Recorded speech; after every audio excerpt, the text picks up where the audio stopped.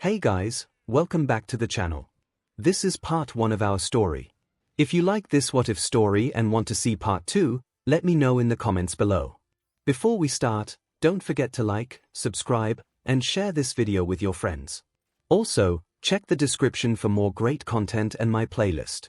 Now, let's start. Chapter 1, Tell me again, why haven't you two become a couple yet? And for the last time, I don't know what you mean, it has been a peaceful semester for our heroes. After Shigaraki accidentally got a safe dropped on top of him, the heroes no longer have anything to fear and they can continue with their lives free of the LOV. During those peaceful time, Izuku Midoriya has been more focused on becoming a hero and enjoying his time with his friends. Eri, an additional member of their group, is being cared for by Izuku himself and the little girl has been seeing him as a father figure calling him Papa, so Izuku has been taking good care of Eri. But of course, the little one has to have a mother figure. While it was debatable, the little girl seems to gravitate towards Okiko. This now leads to Ochiko's situation in which Mina dragged her and the other girls to her room to interrogue to ask some questions. Come on. You two are always together, you two go on dates, you two have nicknames, and more importantly. Mina pointed at Okiko herself who was wearing an All Might hoodie. You're wearing his clothes. And let's not forget you two have been taking care of Eri. Toru added, thank you. Mina cheered. Mina, is this really necessary? Asked Momo, rubbing her forehead. Sure, the two are close, but can't we just let them be? Never, yelled Mina defiantly. I can taste the love that's leaking out of the two of them. Gross, said Jiru. Shush, look, Mina, started Okiko. Sure, we are always together, but that's because we're best friends. We don't go on dates, we just hang out. Sometimes we take Eri with us. It's just that. Two friends hanging out. He only calls me Ocha and I call him D-Lies. Interrupted Mina. What? You two call each other babe or honey? If that's not true, then let God strike me where I stand. Momo was about to create a baseball bat but was stopped by Jiru. Shaking her head, she just gave Mina a disappointed stare. No, we don't. Okiko yelled with a blush on her cheeks. That has never happened. Silence, I don't know. Tsuyu, who was quiet this whole time, finally spoke. I have caught you call each other honey that one time. Flashback: a month ago, Tsuyu was going to the laundry room to get her clothes out of the dryer. Before opening the door, she heard Okiko's voice. Look, all I'm telling you is that if we use this conditioner, we'll save more, and I'm telling you that if we use this, it will smell good. Plus it's not that far off from that 1-inch, argued Izuku. It's 5 yen more expensive. Tsuyu raised her eyebrows at the strange argument between the two. She was about to open the doors and come in. Size fine, you win, babe, but can you at least consider it? You just want it, because it's All Might theme. Izuku nervously chuckled at that. But fine, I'll consider it, honey, thanks. Not wanting to ruin a moment, Tsuyu just turns around and walks away. Flashback: Andy? I caught you with your BS. Mina yelled happily. You're really passionate with this, deadpan Jiru. Shush you. Everyone then turned to Okiko, who was a blushing mess. She did not remember calling Izuku honey nor him calling her babe. Oh sure, she remembers that argument. It was one of the funny arguments they had over the past months, but she can't recall ever calling him honey. I don't remember that. Maybe Zu just heard wrong. No, I did not. Well, I don't remember it. Also, everyone turned to Momo. How about that romantic dinner you two had? The what now? Okiko, confused but was overshadowed by Mina. Deet's girl. Well, flashback: 3 weeks ago, Momo was walking down the stairs to get to the kitchen to get some water. She then heard people talking and she slowly walked down. It's been long since we last did this, said a male voice. Last time we did, you burned the noodles, said a female voice, but with amusement behind it. That was one time. Momo pressed herself at the wall and looked around the corner and was shocked at what she saw. Izuku and Okiko was at the dinner table with the lights dimmed and a small lit candle between them. In front of them was a plate of spaghetti and grilled cheese. Yeah, but you still burned it though, said Okiko, taking a bite of the grilled cheese. Coming from you, you almost blew up the oven, Izuku remarked while taking a sip of his soda. Okiko almost choked, but was still able to whisper, that was Kaminari's fault and you know it. Kaminari wasn't even there. Okiko crossed her arms and huffed whatever. Izuku just laughed and Okiko soon joined him. Not wanting to ruin the moment, Momo slowly walked back up. Flashback: end. Mina smiled. That oh-so-devilish smile that she has when her matchmaking senses go off. She slowly turns to 𝐒𝐿𝐼, who gulps at the smile she was giving. She opens her mouth to explain, but Mina grabbed her shoulders and began to shake her. Why aren't you two dating yet? Help. Tsuyu wrapped her tongue on Mina's waist and pulled her to a chair. Momo then created some acid-proof rope and tied her down. You can't keep me tied down forever. I will escape. The truth. The love. They all must be revealed. Mina began to thrash around wildly. You need a boyfriend, Jiru remarks -30 minutes later. Okay, I'm calm, Mina said calmly after being released.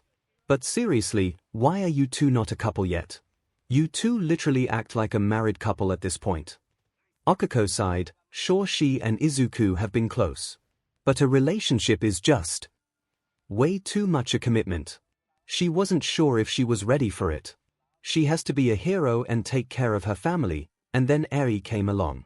That little sunshine just brought the two of them together, and the two have been inseparable since. Were they together though? Nah, they were just very, very, very close friends. Look Mina, we're just close friends. Bullshit. Knock knock. Mina. Have you seen 𝐒𝐿𝐼 anywhere? Izuku's voice came behind the door. I'm here. She opens the door to see Izuku standing there. Seeing her, he smiled. Hey, you still good for tonight? Of course. Can't actually say no to a movie marathon. Okay. See you tonight, babe. See why, honey. She gently closed the door and turned back to her friends, who were giving her deadpan looks. Even Toru, who she couldn't see, gave off the feeling.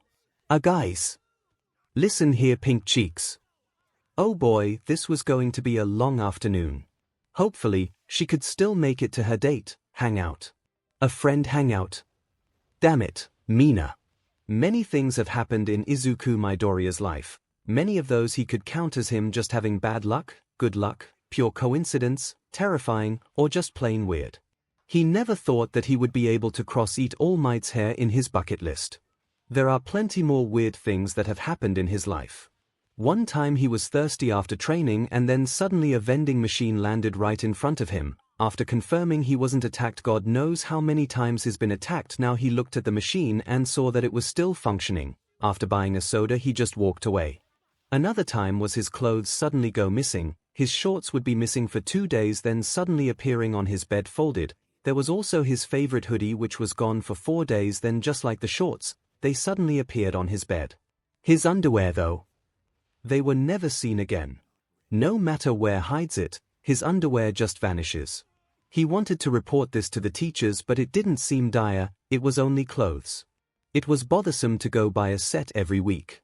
We're getting off topic here. The point is, many weird things have happened to Izuku, but this has got to be the top one of it all. Izuku just woke up so that he could go to his morning run. Lifting the covers and headed to the bathroom, he faced the sink to brush his teeth, only to stop and look at his reflection. This just couldn't be. Was he still dreaming? Was he hallucinating? Was this a prank?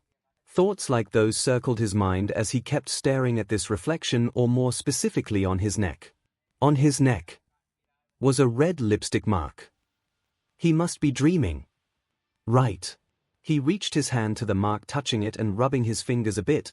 Bringing it to his face, he could see his fingers a bit red.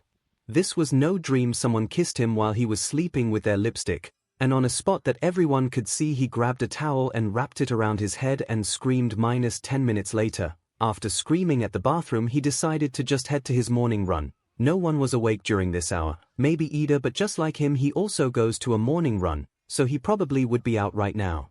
Faith, of course, just gave him the middle finger. As he approached the common room, he could hear the voices of multiple people. His eyes widened and he turned around and was about to walk back up the stairs when suddenly, "Good morning, Midoriya-kun. I hope you slept well."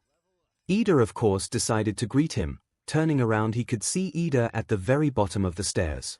He sighed and decided to face the music. "Gee, good morning, Ida-san." He waited for someone to just comment on it and then would just spiral to another yelling competition and someone shaking him for answers. He waited and waited. He blinked. He looked at Ida, who was on his right. He was talking about how routine exercise is beneficial and is a great example for their future. The mark was on his left and Ida was at an angle that the mark could not be seen from his side. Looking around, he could see the rest of his classmates were busy and was not paying attention to him. He briefly sighed, maybe he could get out of here safely. Midoriya ubisas that a lipstick mark, screamed Mineta, whose cereal was now all over the place. Never thought I would say it, but, Gurmit Minet sorry Gataganabai, he yelled as he just sprinted out of the dorms. Later that night, thankfully he was able to remove the stain before class starts so that there wouldn't be any more issues and no rumors to spread. Locking his doors and windows, he was about to go to sleep, but his mind was still on the lipstick mark that was left on him. Who kissed him? Why? And how did they get in? He shrugged, maybe it was just a prank. There's no way a girl would want to kiss him anyway. He closed his eyes and fell asleep, not noticing his door slowly opening. The next day, Izuku's eyes opened and he sat up, stretching a bit to get that last bit of sleep out of him. Once he was in the bathroom, he stopped, afraid that another stain was on his neck. Taking a deep breath, he prepared himself. He looked at the mirror and sighed in relief. No kiss stain, no lipstick, nothing. Smiling to himself, he then brushed his teeth and went back to his room. Taking off his shirt, he threw it into his laundry basket. He then looked at the mirror that he has in his room. He balked at what he saw. On his chest and abs were not 1, not 2, not even 3, but 6 green lipstick stains. How his voice was so hollow that he didn't know if he said it. Later that night he was going to do it. He was going to catch whoever this was. He already drank 2 mugs of coffee and 2 bottles of energy drinks. He sat down on his bed cross-legged and waited. And waited. And waited. And waited. He looked at his clock and saw that it was now midnight. He sighed, his stomach grumbled a bit hungry. Here you go, someone behind him said, and gave him an energy bar from behind. Thanks. He grabbed it and opened it. He moved the snack to his mouth but stopped. Eyes widen in realization, he moved to turn around, but the person was quicker and wrapped an arm around him while a hand was pressed to his face. He inhaled and then realized that the smell of chloroform hit his nose. His eyes were then heavy. The only thing that he remembers was something soft pressed on his back. The next day, Izuku's eyes snapped open and he stared at the ceiling for a moment. He slowly sat up and looked around. Nothing was out of the ordinary, everything seems fine. Did he dream all of that? Maybe. He moved his feet off the bed, but was startled when his foot pressed on something. Looking down, he saw an energy bar on the floor. He didn't dream it. It was real. Someone knocked him out. He bolted to the mirror and took off his shirt, almost ripping it. What he saw made his eyes almost bulge out of his skull. His torso, his neck, and his cheeks were covered in ruby red lipstick. He screamed so loud that he, Kirishima, and Tetsu were in a screaming match. Later that day, Izuku groaned awake. He looked around and found the familiar room of the nurse's office that he got acquainted with. He sighed as he remembered what happened.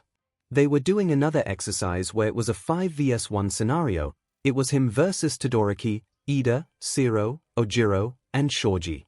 He won the match, all tired and bruised, but he won. He was dragging the 5 students with Black Whip because they were all unconscious.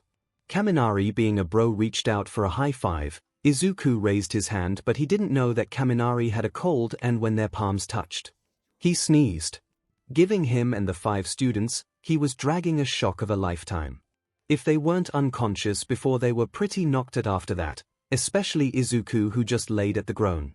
The teachers might have dragged them back to the nurse's office after that, and now here he was. He sat up and went out of the bed. Recovery girl noticed him move and checked on him, saying, "Good thing you didn't broke any bones. If you did, then you'll be getting a bonk in the head, young man." He pretty much just translated it to, "Glad there's nothing serious. Be careful next time." He went to the locker room to change and take a shower. He was removing his suit as his mind began to think of the recent events that were happening, specifically the kisses. The unknown Atakakissa always went to his room and kissed him in his sleep. If he was awake, then they will just knock him out. Should he notify the teachers? Nah, this was his problem. It's not like the whole school is in danger. Whoever this was only focusing on him. It was pretty harmless though. It was still an invasion of privacy, but he will solve this problem. Maybe whoever this was just wanted to kiss somebody. Maybe for a quirk. If it was, then he would be happy to help even if he had to kiss them. He slapped himself after removing the top part of his hero costume. If I can help them, then I will. He lowered his arms but stopped as he noticed something that was at this point was familiar to him. On his forearm was a pink lipstick stain. He went to Aoyama's locker. Fortunately, it was unlocked. He will have to apologize later for invading his property, but he knew that his classmate had a mirror in his locker.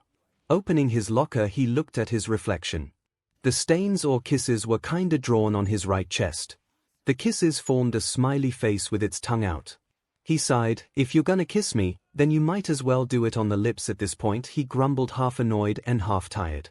He went to the showers, not noticing the door of the male locker room open and close by itself. Later that night, Izuku was prepared. He was not getting kissed tonight. Earlier he asked Mai to make him a sort of cheap duplicate of him, something simple. In return, he would return for her experiments once a week. She agreed instantly and proceeded to make it. Scratch that, she didn't make anything, she just went to a closet and pulled a cheap copy of him. Why she had a cheap copy of him, he didn't question it.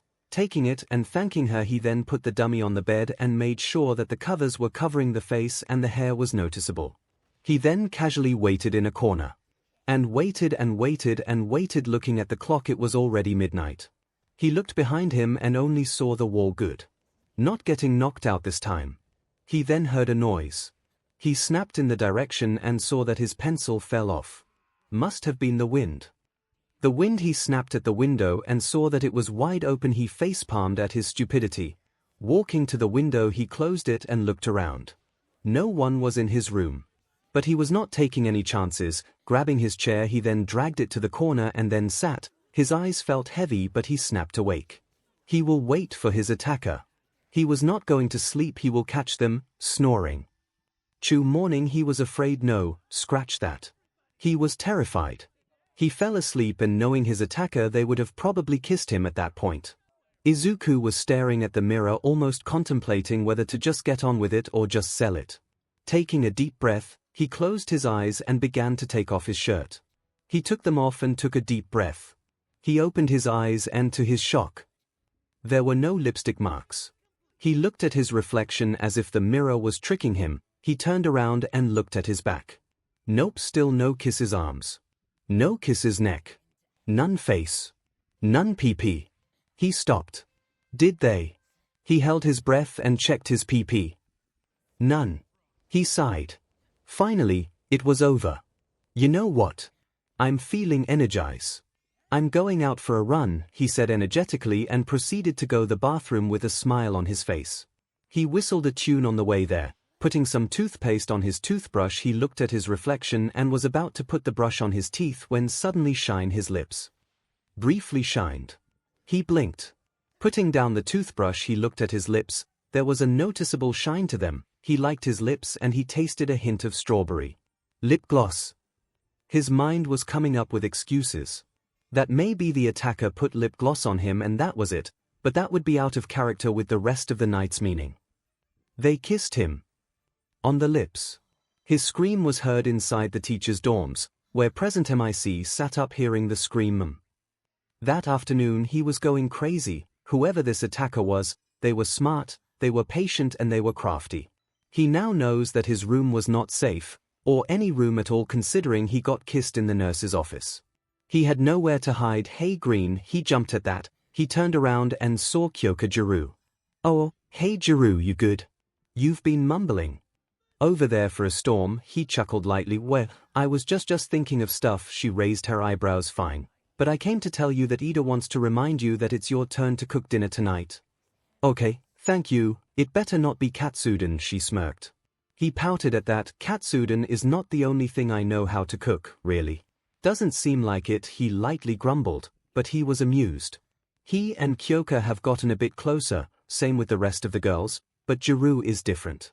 It was refresher earth to green.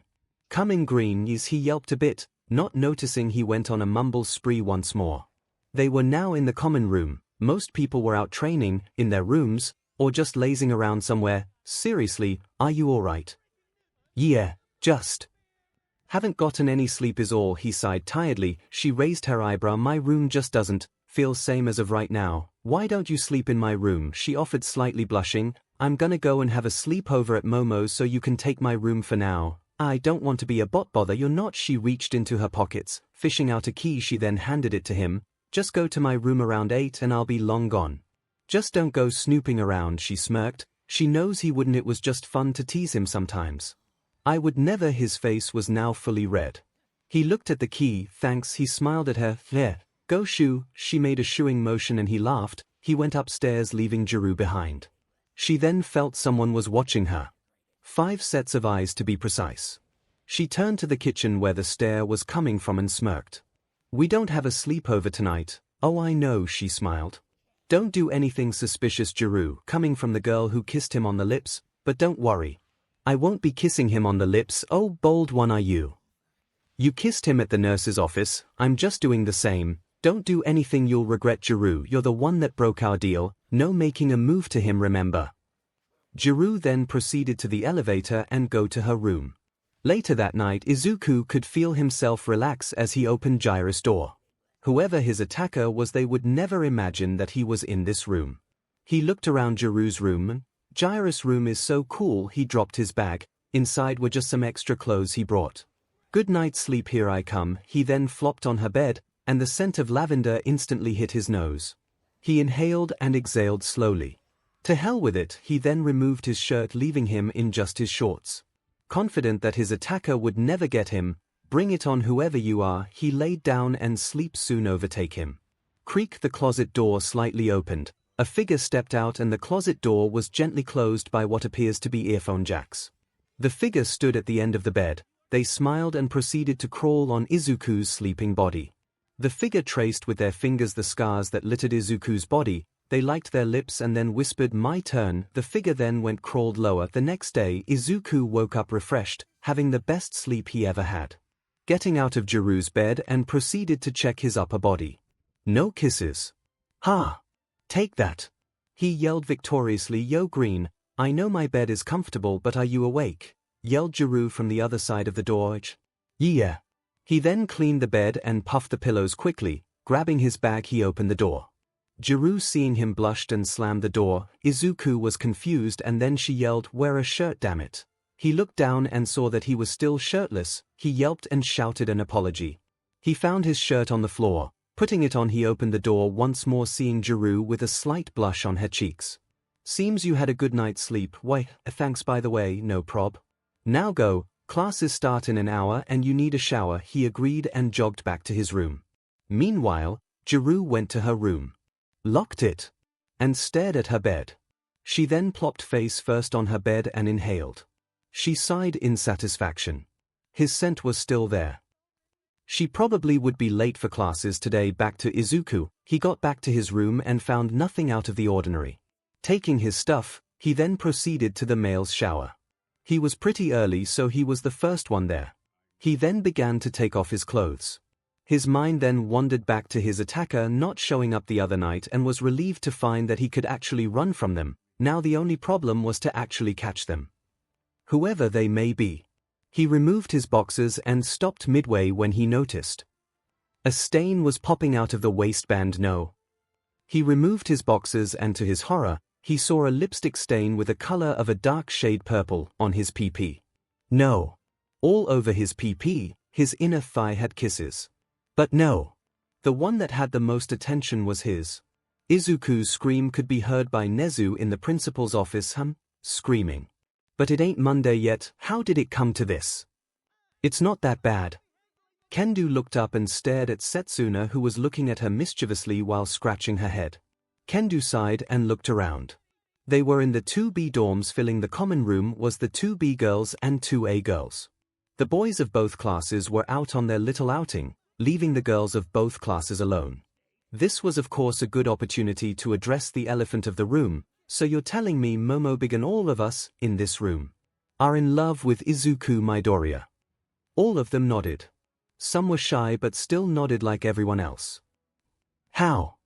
You see, it all started all those years ago when a baby suddenly glowed.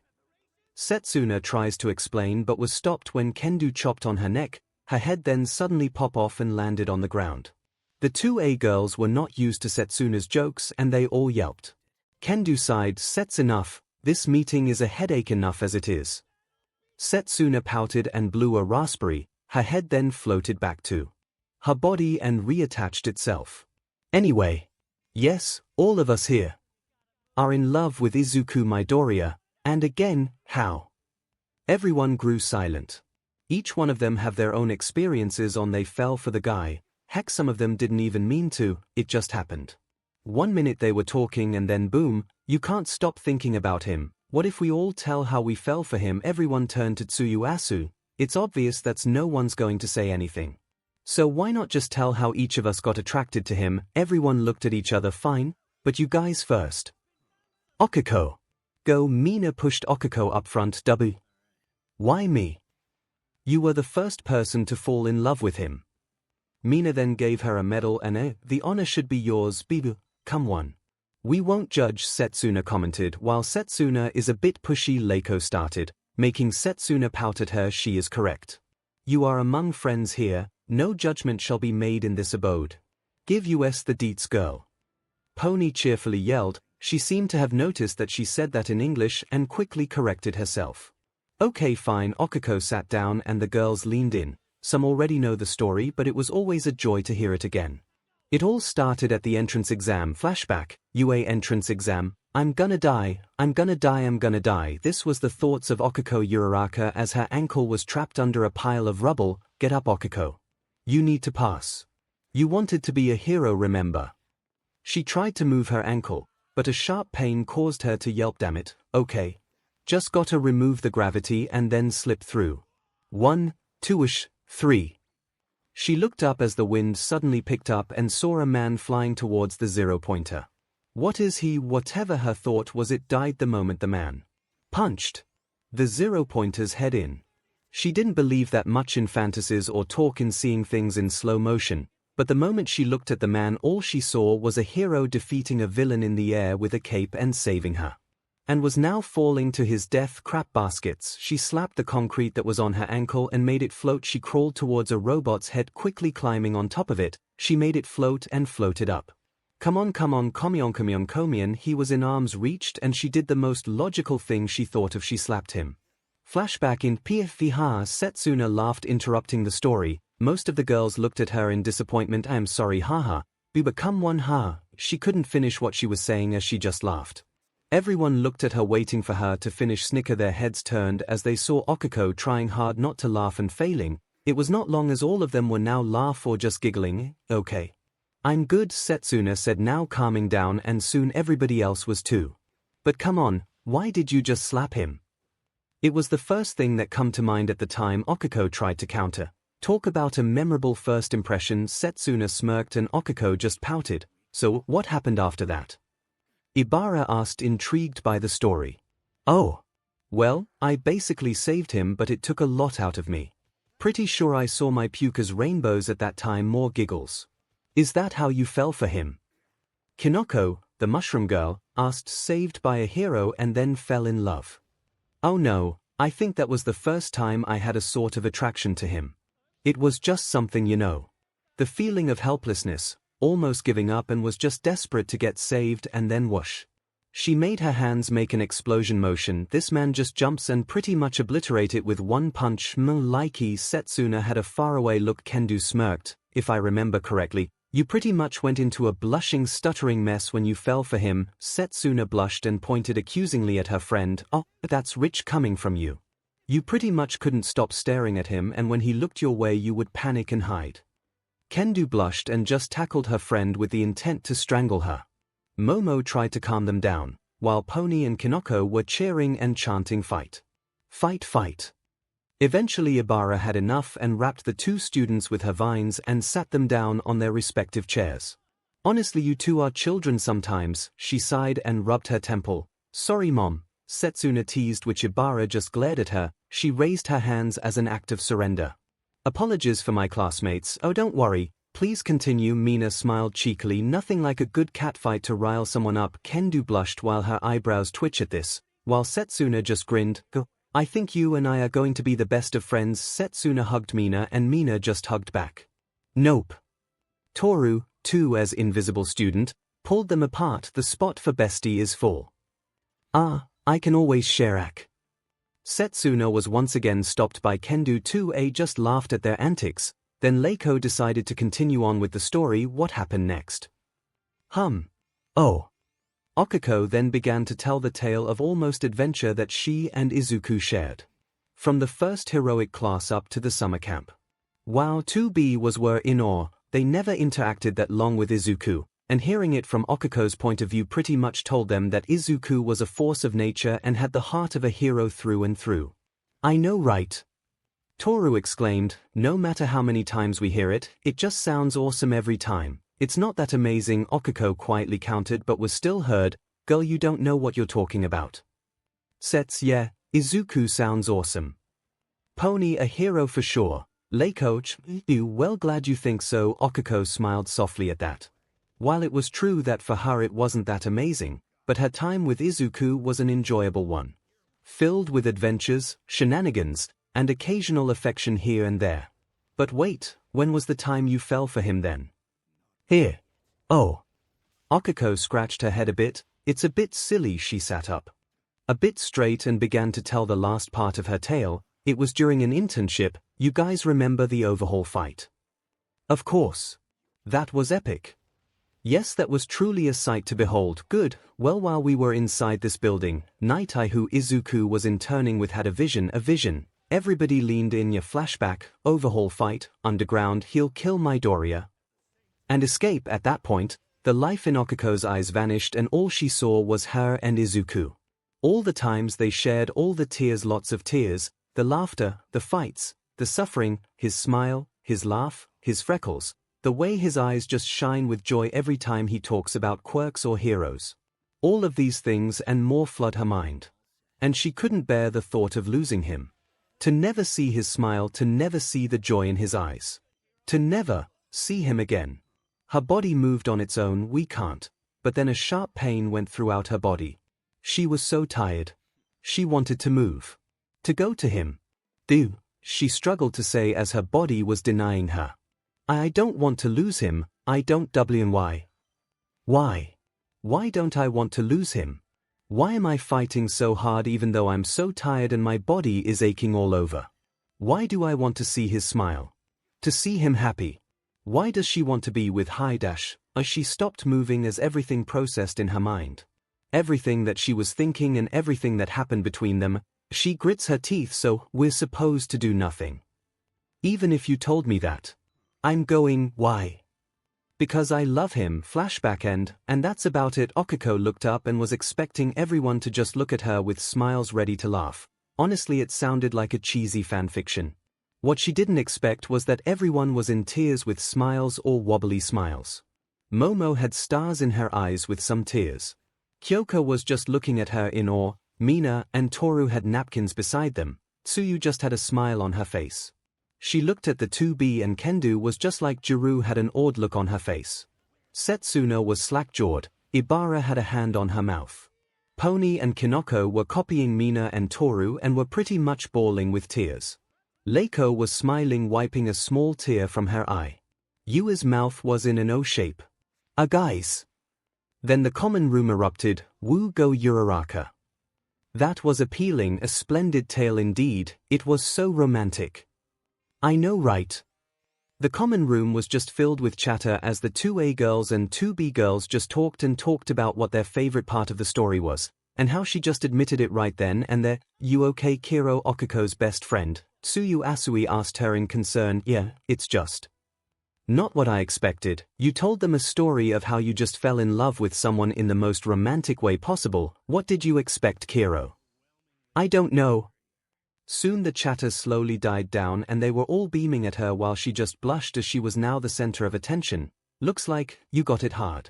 But if you think I'm gonna back off, then you're wrong. Setsuna declared with a challenging smile. While I don't agree with challenging someone, Kendo started sending a small glare to her friend. I agree on the part I'm not backing off. My experience may not be as strong as yours, but I know that what I feel for him is true. She confidently declared, and the girls just whistled and clapped. Kendo blushed, replaying her words in her head. Me too. Me 3, me 4. And me as well, each girl of 2B declared, while 𝐼𝐽 and the rest of the girls would feel threatened. They all came to an agreement long ago. If that's true, then there's no need to fight. There is a compromise, Momo stated. Compromise. Tsuyu suddenly raised a boombox and pressed play. It then played the Russian anthem. No, I mine. Some would assume this would be Setsuna, but no, dear readers. This was not Setsuna. This was Yui Kodai. First you must pass the initiation test, Mina said suddenly, wearing a suit and shades. What is it? You must like Izuku's sweaty abs. Oh god, yes. Momo, can you make me a bat? Asked Kendo, feeling tired from dealing with Setsuna. She did not have the patience for a corny, I'm only kidding. Mina dropped the shades. Or you now sounded sad and everyone just looked at her. How thirsty are you, woman? Very. Cough. Momo coughed at her hand to at least have some sort of control over the situation. As much as this is enjoyable, I believe it's someone else's turn to tell their tale, right? We are burning daylight here and the boys are not gonna be gone forever. So, who's next? The question lingered in the room and everyone looked at each other, obviously not too keen on going next. Okiko meanwhile got behind Mina and with a fierce aura and glowing pink eyes were prepared to push her to get her revenge. I'll do it. They turned to see Tsuyu, who was now walking to the chair that Okiko won Saturday. It's only fair since Okiko went first. I'll go next. Kendo raised her hand. You also raised her hand. Sigh. Fine, let's get this over with. I'm next after Kodai. Gyro raised her hand, her jacks slightly twitching out of nervousness. Well then I shall go after Gyro. Momo volunteered. I'm next after Momo. Mina raised her hands. I'm next after my bestie. Toru emphasizing the word my and facing the direction of Setsuna, who just rolled her eyes. Girl, I'm going to steal her from you. Oh no you don't, girls. Come on, there's enough Mina for the both of you, Mina teased while trying to calm them both down. The two girls looked at each other, then at Mina. Nope, Mina cried, and the girls laughed. After a few minutes, this was the order they chose. Tsuyu would go next, then Kendo, then Yui, then Gyro, then Momo, then Mina, then Toru, then Setsuna, then Kinoko, then Pony, then Leiko, and lastly Ibara. Okay Frogo, enlighten us with a tale of romance, Setsuna said dramatically with a bow. Some of the girls giggled at her, while Leiko was annoyed a little bit, her eyebrows twitching. I somehow feel offended for some reason. I'm not sorry anyway. Zu started. I officially met my Doria-chan on the first day of school like anyone else. For me, he stood out like a sore thumb. Kiro, for a plain-looking guy he sure stands out a lot, Pony commented, but under that cute face is a body of a Greek god.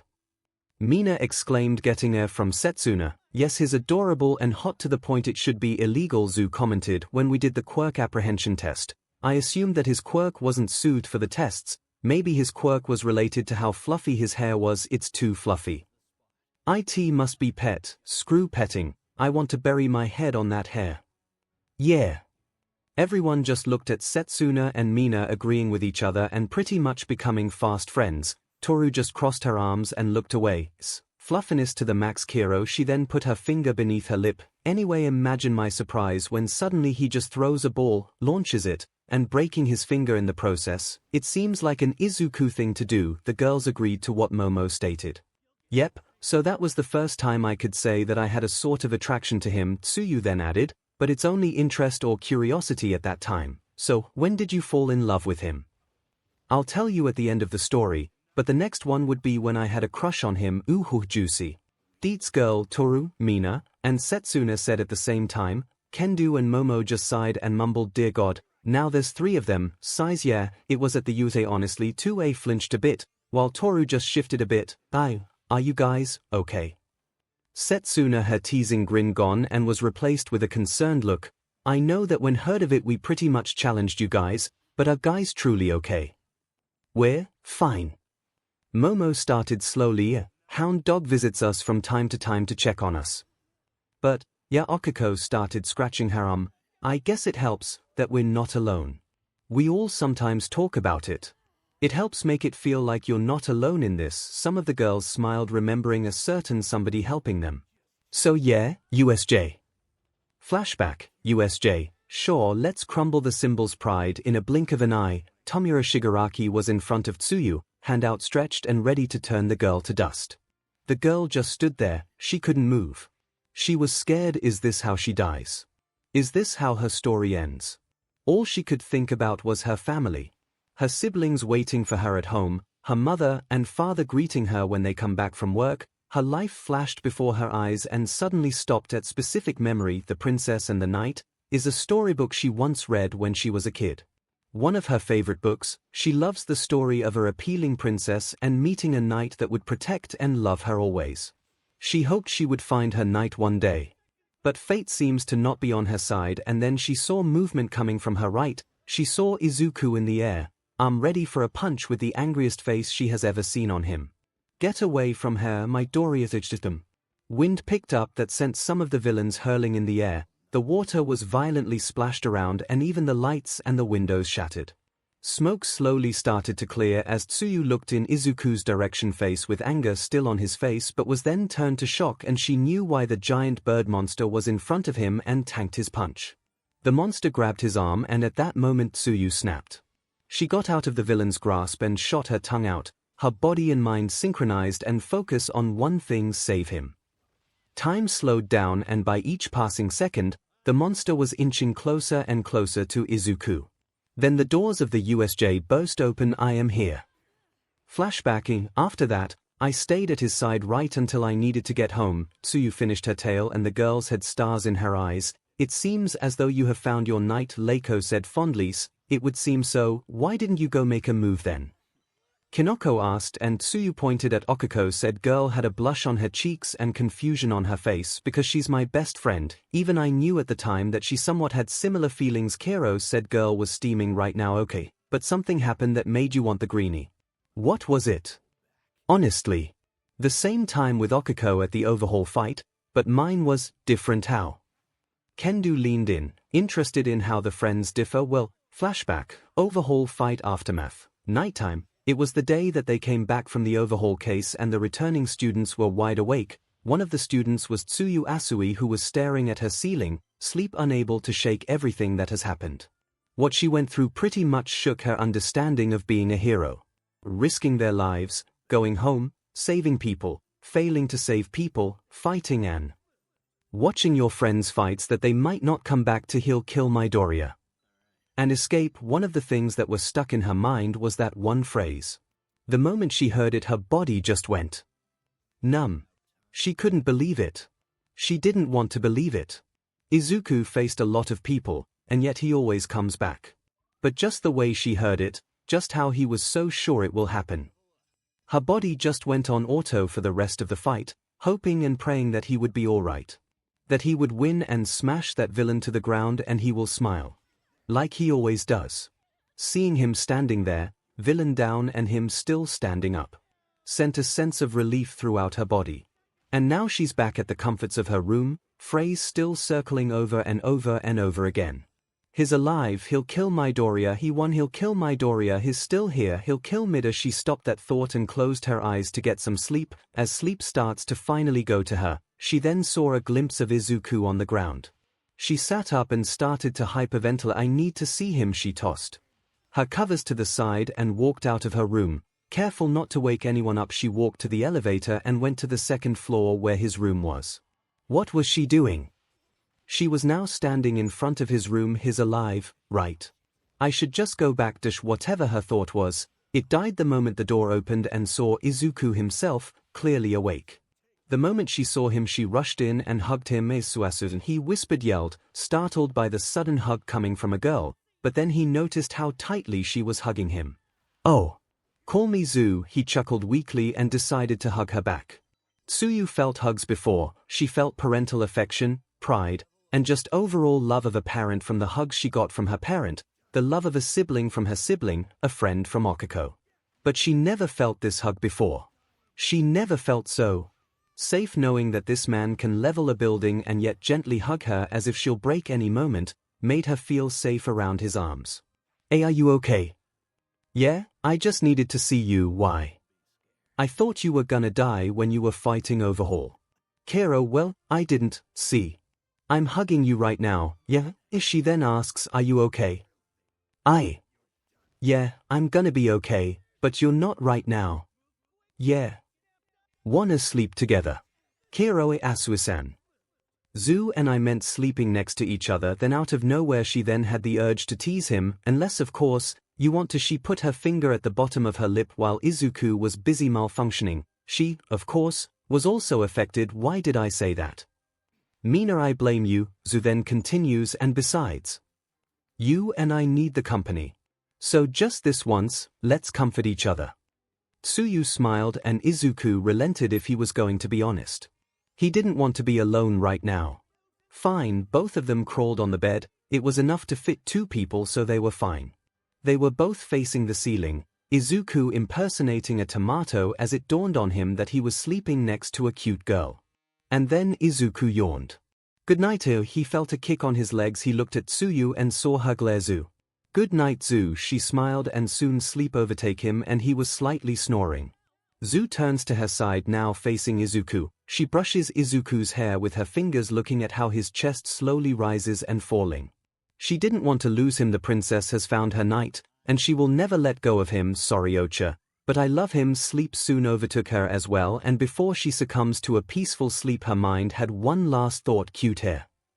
Flashback in, and that's about it. Tsuyu finished her tale and looked at everybody, and just like before, some of them had tears in their eyes. Mina then points accusingly at her. No fair. You cuddled with him. I also want cuddles. Mina, you could just ask him, Toru suggested, and Mina looked at her suspiciously. You're speaking from experience, aren't you? Toru let out a small "ee." Now Mina, there's no need to kill your friends for the fact that you haven't hugged Izuku yet. Momo tries to calm her down. You hugged him too, haven't you? Mina pointed an accusing finger at her, and she also let out an eep. Has everyone already hugged him? Several hands were raised, and she balked. She then saw Yui and Ibara not raising their hands. Fine. Ibara and you guys are now my best friends. Hey, yelled Setsuna and Toru. The 2 looked at each other and nodded, forming an alliance as they tried to pry Mina from the 2 girls. 10 minutes has passed and everything was normal. I must say, Asuzu, your story is quite wholesome. Leiko commented, yeah, Asuzu, your story was like a fairy tale. Being saved by a hero and never ever want to leave him. Pony Asuzu, they could have imagined it, but they could see Zu holding a gun while saying that. Zu, that was quite a story. You and Uraraka basically are the same when you realized you don't want to lose him. Yep, so anyway, that was my story. Kendo, you're up. Kiro. Tsuyu stands up and heads back to her seat. Kendo coughed lightly and went to the confession chair. So, my story is a bit tamer than the first 2, Kendo confessed. I'll start with when we actually met. Frankly, a lot of 2B just met him in the sports festival, saw him take first place at the race, the cavalry battle, and then the finals. 2B smirked, remembering that was pretty much the only time they saw Izuku in full action and felt some sort of attraction. While the rest may have felt a crush or something, I only felt admiration for him. She remembers how he fought Todoroki. No matter how much his body breaks, he just keeps going, refusing to give up. When I saw him fight and break his bones in the process, I thought, this kid is crazy. 2A laughed. That was their Izuku, all right. I thought that was it. After shattering his fingers, then I thought he was done, but then he went plus ultra. 2A said simultaneously with a knowing smile. Yeah, he just keeps going, and that inspired me. Kendo's eyes changed to something akin to a determined look. No matter what, he just doesn't give up. No matter how much his quirk hurts him, he refuses to back down. It was at that moment that I wanted to be like him. That's our Izuku, all right. From shy boy to an inspiration to all, Mina said, all so knowingly, and the girls in the room agreed. So, Setsuna started with a grin that yells at, gonna tease you now. When did you have a crush on the greenie? Where is the juicy deets? We will. It's actually at the forest training camp. Flashback. Forest training camp. It was nighttime and the students were resting after a long day of fighting the beast monsters. Majority of the students were now in their rooms, some but not all. Itsuka Kendo was laying down outside surrounded by trees. She was close to the lodge, so she wasn't hard to find. She just needed some fresh air and to look at the stars for a moment. She couldn't help but feel she was kind of useless when they were fighting the beast forest. Sure, she helped like everyone else. She used her quirk and led her class to the lodge. But she couldn't help but feel that she kind of bland. Her quirk was John Fist. That's it. She makes her fist bigger and it helps her in a fight. She uses it in offense and defense and pretty much honed it to the point that she mastered it. But seeing everyone performed, she couldn't but feel like she wasn't enough. She shakes her head. What was she thinking? She was in UA, earned her seat, and is now training to be a hero. She deserved to be here. Right. Suddenly she heard rustling behind her. Years of battle instinct took over and she got up, turned around, and went to a battle stance.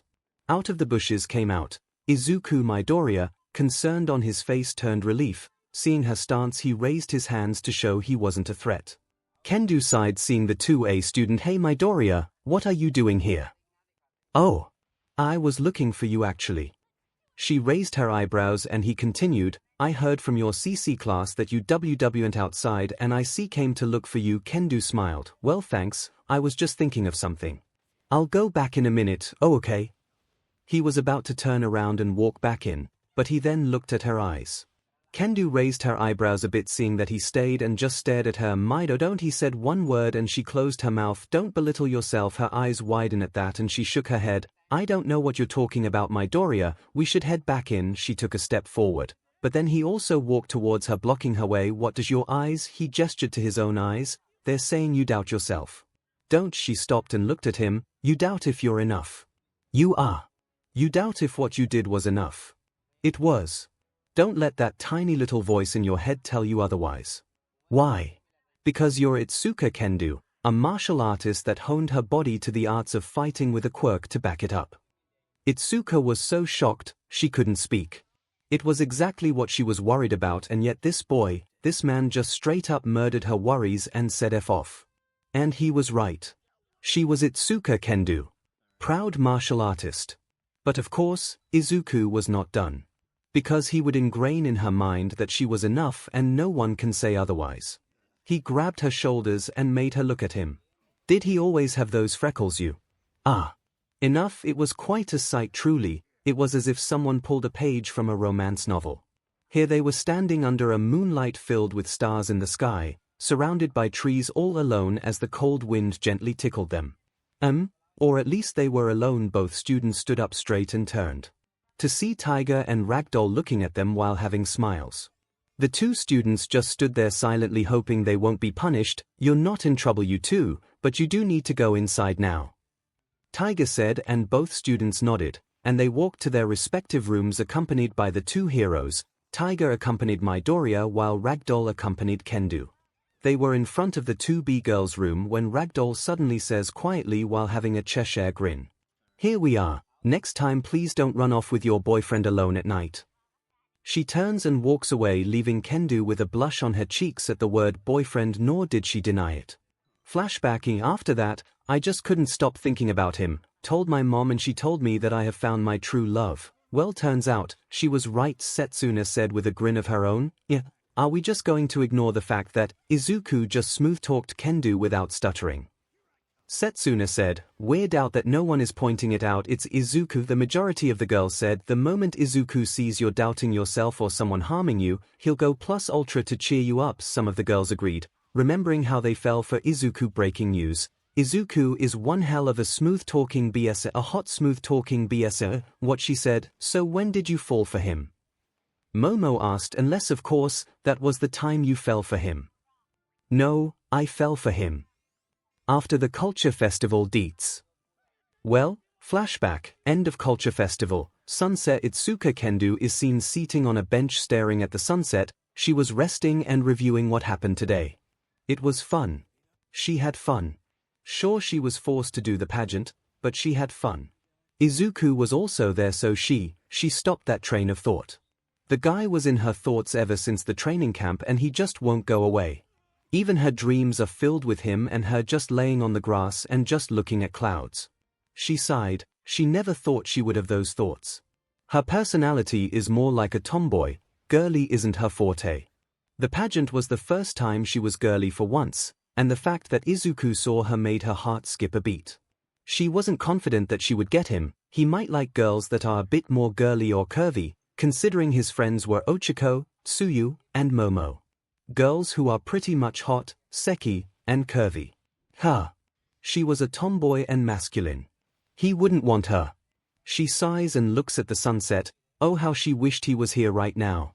Fortunately or unfortunately for her, fate was of course a matchmaker sometimes and would proceed to be so, as suddenly in front of her was a treat. A candy apple. Following the arm to the owner, she found herself staring at the man she was wishing to be by her side. Want some? He smiled. Why was that smile so damn good? She nodded and grabbed the snack. Taking a bite, she smiled at the sweetness. Call her childish, but sweet will always be a joy for her. So, what's wrong? Was she really that obvious? Your eyes are telling me something's bothering you. Okay, maybe she could turn this around. What's with you and my eyes? Are my eyes that pretty for you to keep staring at them? She heard from Momo that he was easy to tease and turn into a blushing mess. Hopefully, this would get him to back off a bit. Yes. Yes, they are, he said without missing a beat and still with that DMN smile of his.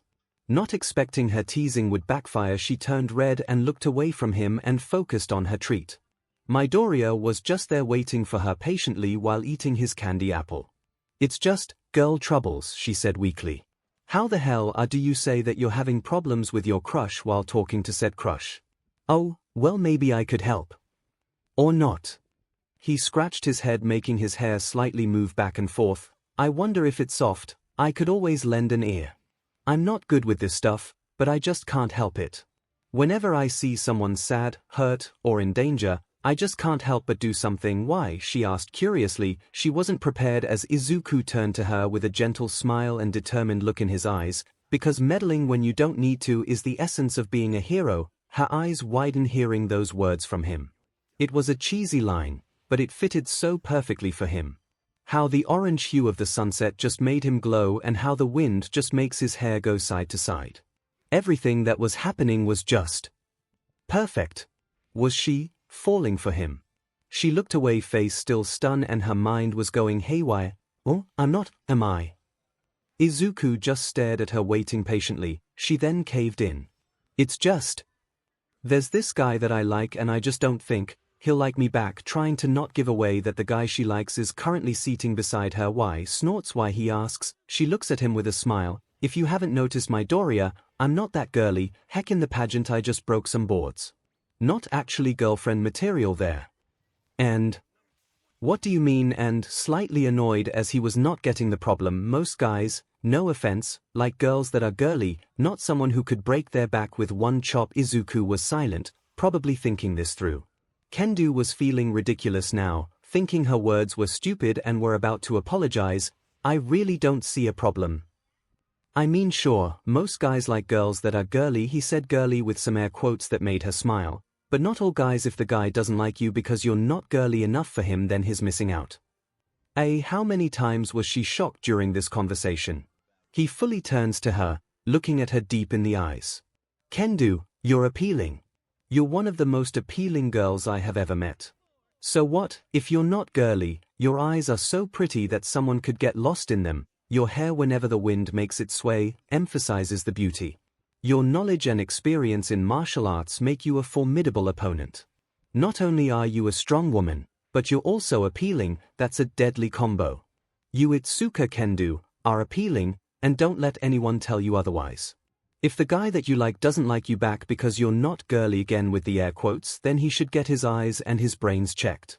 After all, you are the real deal and no one should pass up. He was done with his rant. Not noticing mid-rant, he held both of her hands in his hands. Itsuka was, well, she died. Her face was so red and hot someone could fry an egg. Her brain was fried and was trying to calm itself down and failing. Itsuka Kendo. His eyes determined and with a smile that could rival 1,000 suns, asked her, will you be my girlfriend? Flashback. Interrupt. Bullshit. Setsuna, Mina, Gyro, Okako, Pony said the same thing at the same time, interrupting Kendo's story. Kendo blushed and Setsuna pointed an accusing finger at her. I refuse to believe that's what he said. That's what it felt like at the time. Kendo sighed dreamily and had a faraway look. Boo, tell us the truth. Fine. Flashback continuation. Itsuka Kendo, his eyes determined and with a smile that could rival 1,000 suns, smiled and said, a man will be lucky to have you, and if he doesn't appreciate you, then know that someone with enough common sense will. She looked at his smile, the same smile that comforted her. and find no lie to whatever he just said. He was telling the truth. And she, Itsuka Kendo. I fell for him, has fallen truly in love with Izuku Midoriya. Flashbacking, and there you have it. It seems that everyone is in a teary mood as the majority of the girls were holding tissues. That was appealing. Okako yelled, eyes watery and biting a napkin. It sounds like a fairy tale, Kinoko commented, drying her eyes. This just in. Izuku is a smooth-talking beat, is Setsuna wiping a tear from her eyes. Meanwhile in Dagobah, Izuku sneezed, stopping mid-push-up. Oh bro, you okay? Kirishima asked. Yeah, you've been sneezing all day. Oh yeah, just felt like someone was talking about me. Let's continue, right? It is seen that Izuku is doing push-ups while Tetsu and Kirishima were on top of him, trying to push each other off. Back to the dorms. I think we established that the majority of the girls agreed. Welp, you're next. Kendo got off the chair and you went and sat down. She then pulled out her phone and began to type.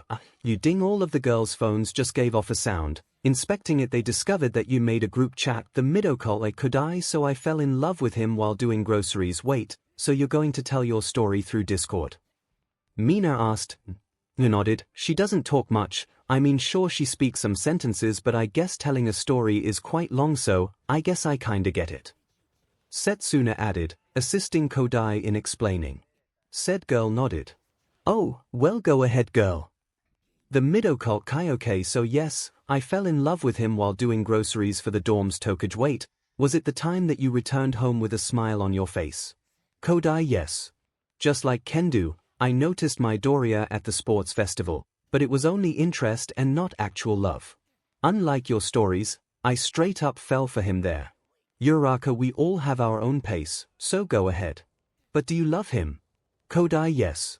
I want to be with him, I want to support him, I want to see him smile. It's when he's there that I can feel Shiozaki safe. Komori happy. Yoirozu yourself. Kodai, yes. To all I mean Kendo, oh wow, what happened? Kodai, well, flashback, 3 months ago. Carrots. Check. Flour. Check. Eggs. Check. Coffee. Check. Mushroom mix soup. Check. It was a Saturday afternoon and at the grocery store was Yui Kodai of 2B. It was nearing the end of the month and it was her turn to get groceries. Normally Yui wouldn't like to have a lone student going for groceries, but the place was surrounded by heroes on patrols and the store was one of Yui's partners, so she was safe. But just to be sure, the staff of the store was notified that a student would be going to them, and to notify Yui when said student enters and leaves the store, she showed her badge and the staff smiled. And now here she was about to finish her list. All she needed were some cereals and she would be good to go. She went to the aisle and looked for the cereals she was looking for. Setsuna, why is your cereal so hard to find? Who names their cereal Denim XXX? While she was thinking of this, she didn't notice who was in front of her, causing her to collide with the person. She wasn't going fast, so the person wasn't in danger, hopefully, but she quickly recognizes her fault and about to apologize only to stop as she saw who she hit. It was Izuku Midoriya of 2A, her may or may not crush. Oh, sorry cousin, I didn't see you there. He laughs sheepishly. I'm sorry, it was her fault anyway for not looking. Oh no, I'm okay. Barely a mark. He showed his hand where the hit was and true to his word there were no marks or bruise anywhere. Still, I'm sorry. Hopefully she was giving him a look of concern. It's fine, he chuckles. So what are you doing here? Groceries, she said simply. Damn it, can't she say something more?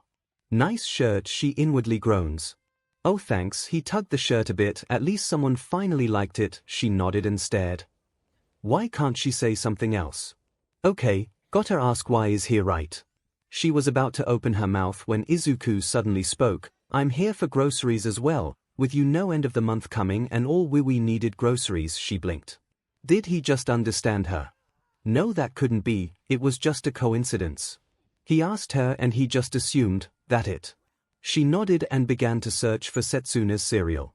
Izuku did the same and he went oh when he finally found his, she had to stifle a giggle to see it was an All Might cereal. She looked down to see his list, her eyebrows raised a bit, the cereal in his hand was nowhere in the list. She looked at him with eyebrows raised. He catches her look and flinched a bit. I know it isn't on there, my list, it more of a EP personal stash. And I'm using my own money, so, she didn't stop her giggling at that point and she covered her mouth with her hand to help muffle it. He just chuckled with her. Well, he did share his secret, might as well share mine. She shuffled a few things from her cart. Once she finds what she's looking for, she presented it to Izuku. It was a box filled with 3 shortcakes. Inside there was also a character on the box. The character had a sort of diamond on the center of its chest and the costume closely resembles Yui's costume. This is mine. Izuku looked at her and then the box and she couldn't help but cringe. She should say something.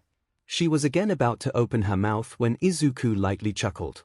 Guess we both have a guilty pleasure food, he grinned, and at that moment it dawned on Yui. He could understand her. She didn't need to open her mouth because he understands her. How? Before she could ask, a shout was heard. Everyone hands up. This is a robbery. Asked a robber wearing a mask. There were 3 guys there too. One had pointy teeth, the other had tiny spikes on his fist, the other had claws for hands, and the last robber, the one that yelled, was relatively normal. Really? There are at least 4 heroes outside and this robber thinks they can get away. Plus her and Izuku were also heroes. They have their license already and can go on duty when the need arises. She was about to turn to Izuku to ask for his opinion but was shocked at what she saw.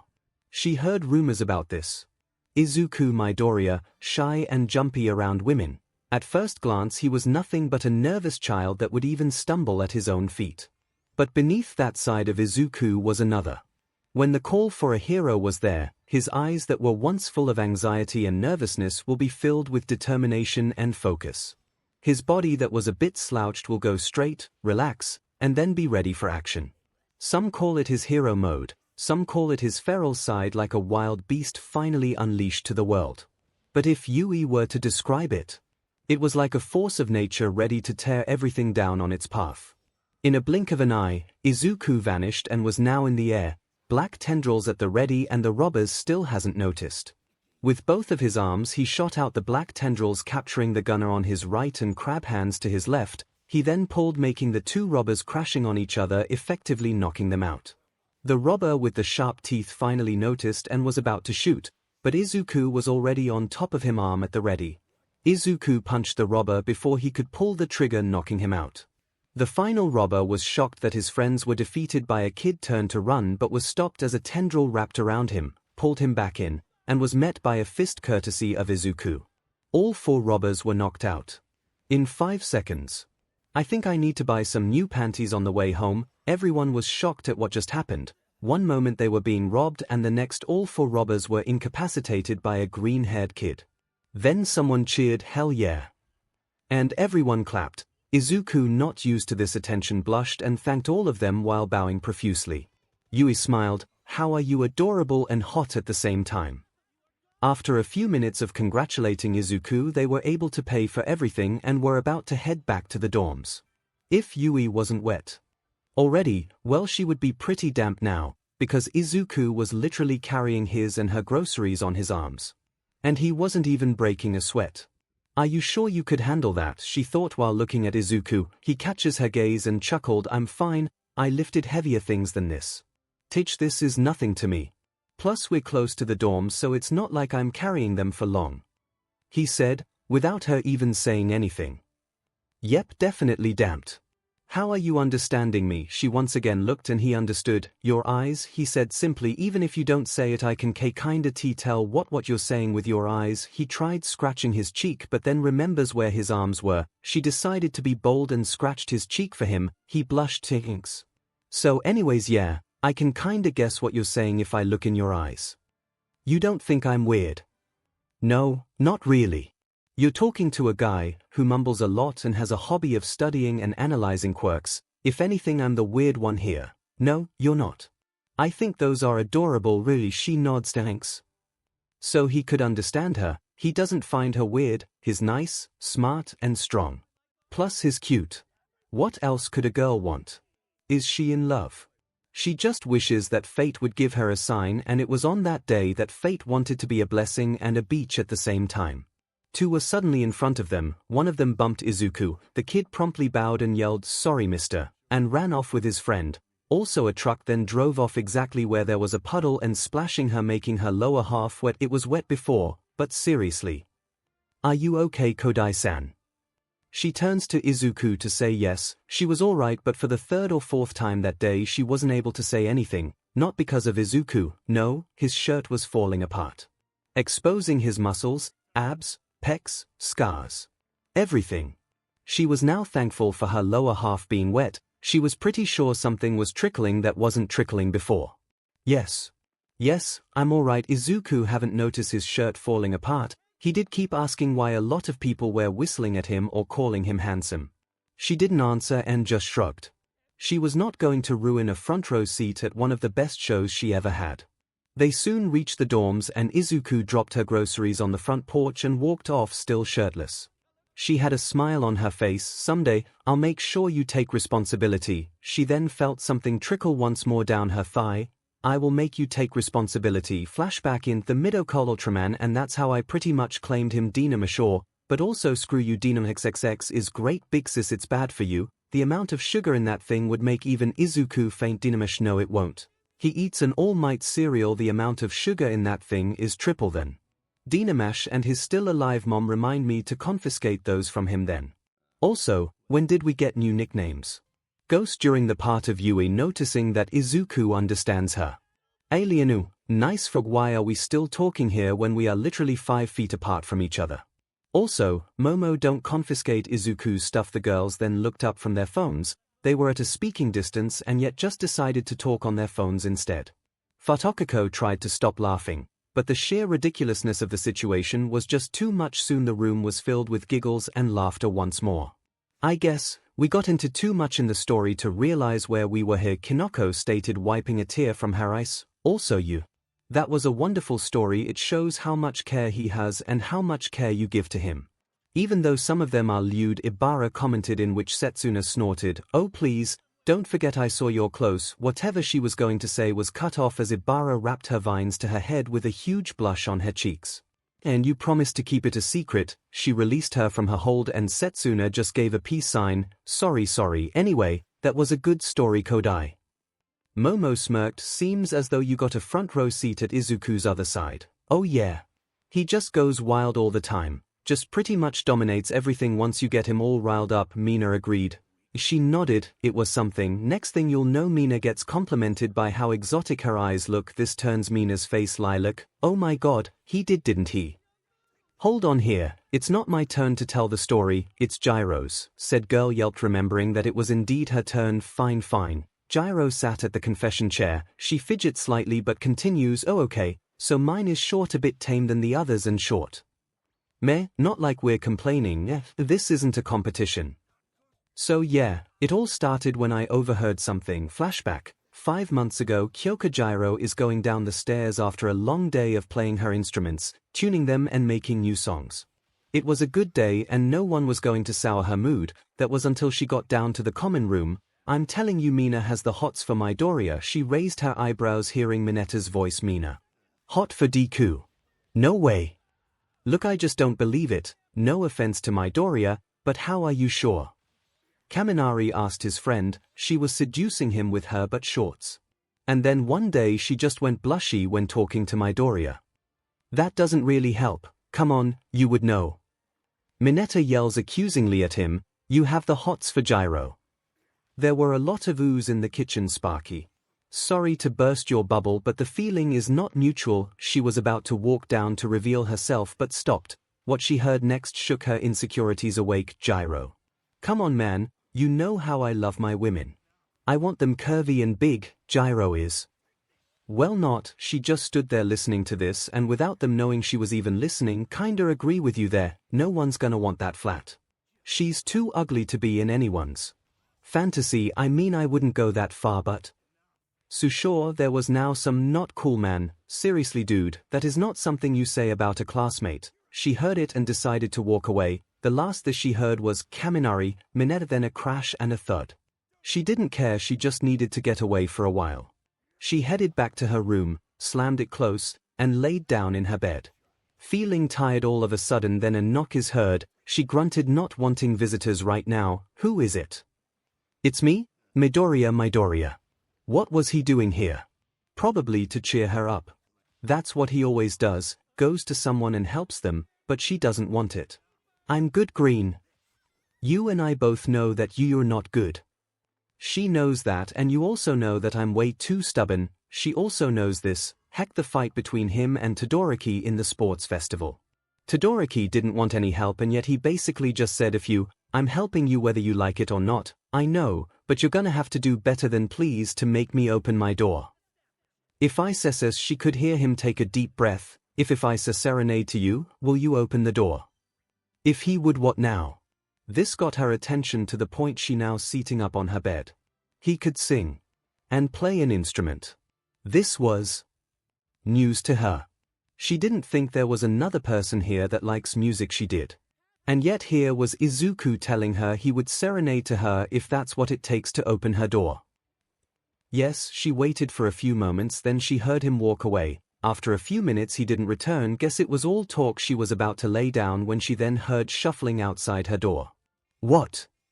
Kofsu? Yeah, anyway, she heard him say. She could practically hear his heart hammering in his chest. Here's Wonderwall. She then heard a guitar being strummed. It was appealing. Today is gonna be the day that they're gonna throw it back to you, she gasped hearing him sing. His voice wasn't bad at all. It sounded deep but also inexperienced. Was she complaining? No, absolutely not. By now you should have somehow realized what you gotta do. I don't believe that anybody feels the way I do about you now. She didn't realize it, but she was now in front of her door, ear pressed on the door to listen to him better. Backbit. The word is on the street that the fire in your heart is out. I'm sure you've heard it all before, but you never really had a doubt. I don't believe that anybody feels the way I do about you now. His voice just sounded so heavenly. She didn't know how he was doing it, but she felt safe. In her mind, it was just him and her, and she liked that. She liked that a lot. And all the roads we have to walk are winding, and all the lights that lead us there are blinding. There are many things that I would like to say to you, but I don't know how. She could just stay here forever and she would be fine. What was she upset about again? Because maybe you're gonna be the one that saves me, and after all you're my Wonderwall. He then slowly stopped drumming. The sound of him breathing soothed her somehow. Hearing his heart beating was also another soothing factor. She glanced at her door. She blushed remembering her promise. He did sing, so might as well. She opened her door to see Izuku with a green guitar that had stickers on them. One of the stickers was a unicorn and a smiley face. Hey, he was slightly breathing hard, clearly out of breath. Hey, she leaned at her door. Didn't know you could play, didn't actually tell anybody. Well, I guess Kaken knows, she hummed. She then felt 5 sets of eyes on her. She saw Toru's door slightly opened and she could feel all of their glares. Why are they glaring at me for? She then grabbed Izuku and pulled him in, ignoring the intensity of the glares. She locked her doors and turned around to face Izuku, who was setting his guitar down. Okay, Green, what do you want? She honestly forgot why he was here. Are you okay? She feels fine. What was he? Oh. Kaminari and Mineta. And just like that her insecurities were back, not as strong, but they were there. I'm fine, Green. No, you're not. I'm fine. They're right anyway. No, they're not, he said stubbornly. Right, I'm just ugly. I'm flat and no one's gonna choose me over a girl who has the curves. The melon slam. She stopped as a hand slammed beside her head. She looked at Izuku and gasped. She has never seen Izuku this angry before. Listen here, Gyro, and you better listen. She didn't know what compelled her, but she nodded. You're appealing, and if you ever deny it again, I'm going to make you look into a mirror and describe to you how appealing you are, how the shade of your hair fits perfectly under the night sky, how your eyes just dart around whenever you talk about music, how your blush just basically highlights the beauty and structure of your face, how your neck is just exposed whenever you wear your deep dope shirts, how your hips would perfectly fit in someone's hands, how you're cute but is just grabbable while someone is kissing you, how your long legs just emphasize your features, and you Kyoka Gyro. His face then went closer to her. She tried to back away, but the door was just behind her, stopping her. He then held her chin and make her look up. He is practically looming over her. She never felt so helpless before. The fact that he could just take control and pretty much dominate her scares her and turns her on. Wait, what? Is just perfect, he finishes as they just stood there, him grabbing her chin as they stare at each other. His face then transitioned back to shock. He looks at his hand and the hand beside her when he just slammed it to shut her up, then back to her eyes again. He jumped away and bowed. I'm sorry. I don't know what came over me. She took the time to breathe. She was holding her breath for how long, she doesn't know. After calming down she looked at Izuku who was still bowing, she gulped, "It's okay Green. I'm stuttering now. Seriously. You gave me one heck of a pep talk, so yeah," she twirled her jacks around her finger. "Why? SS, sure." He looked up, "Yes Green, I'm sure." He stood up straight and massaged his back a bit. "So are you okay?" "Why, I guess it still bothers me a bit, but again you gave me one hell of a pep talk, so I think I'm good," she said reassuringly. He did well. She was feeling better than before, some still lingered, but she can bury it later. But of course, that was not enough for Izuku. He wanted to kill the demon thing. "Then what's wrong? You can talk to me. I'm all ears," she chuckled. "Relax Green, you healed it. My appearance and Melon's and but they both blushed at that are now secure, so no worries. It's not like anyone would dream about me," she finished jokingly, "but there was one problem there. She was talking to my Doria." "I would Oh okay, I guess that would be wrong. I've fantasized about you." This broke her. What was he saying? Dream the F, she screamed, backing up to her door, ignoring the fact her heart was beating in excitement. "Yeah." He scratched his head at that embarrassment clear on his face. She was scared to ask, but she asked anyway. What did you dream about?" "Using you, I fantasized about using you for my pleasures, breaking you to the point you wouldn't walk for weeks." He walked forward. Gyro felt trapped, scaring and 𝐭𝐻𝐿𝐽 hair. "I would imagine you bending you over and just straight up P&D you, leaving you a screaming and gasping mess." He was now in front her once more. "I would dream about lifting you in the air, grabbing that cute butt of yours and having my way with you." "Okay. Who the F is this? This can't be Izuku. It just can't. Izuku is not this crazed, lustful, hot piece of hunk, damn it." And by sheer bravery or stupidity, she asked him a question. "If you like that but so much, why don't you grab it?" He stared at her and she stared back, and in a quick motion, his hands moved. She let out a loud eep, but she didn't feel anything. She looked down and saw that his hands were just simply hovering, as if asking permission or giving her a chance to back down. "Mina, I blame you for corrupting me." She gently grabs his hands and gently placed them on her butt. She then snaked her arms around his neck and pulled herself in. He then squeezed and she snapped from whatever daze she was in, effectively pushing herself off of him. She opened her door and tossed him out, screaming, "Thanks 𝐒𝐿𝐽, and slammed the door close. Her breathing was hard and heavy as she leaned in at her door.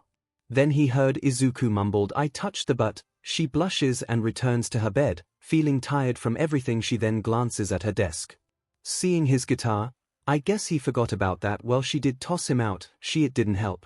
She got out of bed and grabbed it.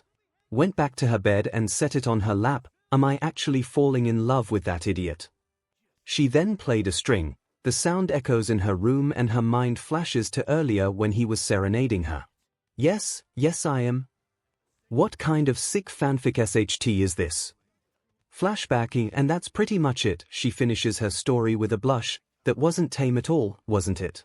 She looks up. The girls were strangely quiet. Both 2A and 2B girls were looking at her with wide eyes, unresponsive. Guys. Well, I guess this would call for a bathroom break or a snack break. Momo said frantically. Good idea, Momo. That was a lovely story. But I think a break would be good. Right, girls? Right. Kendo said also frantically, and instantly agreeing. The girls also agreed, giving their excuses except for Kyoka, who looked at them with her eyebrows raised. So be back here in like 15 or 30 minutes or so.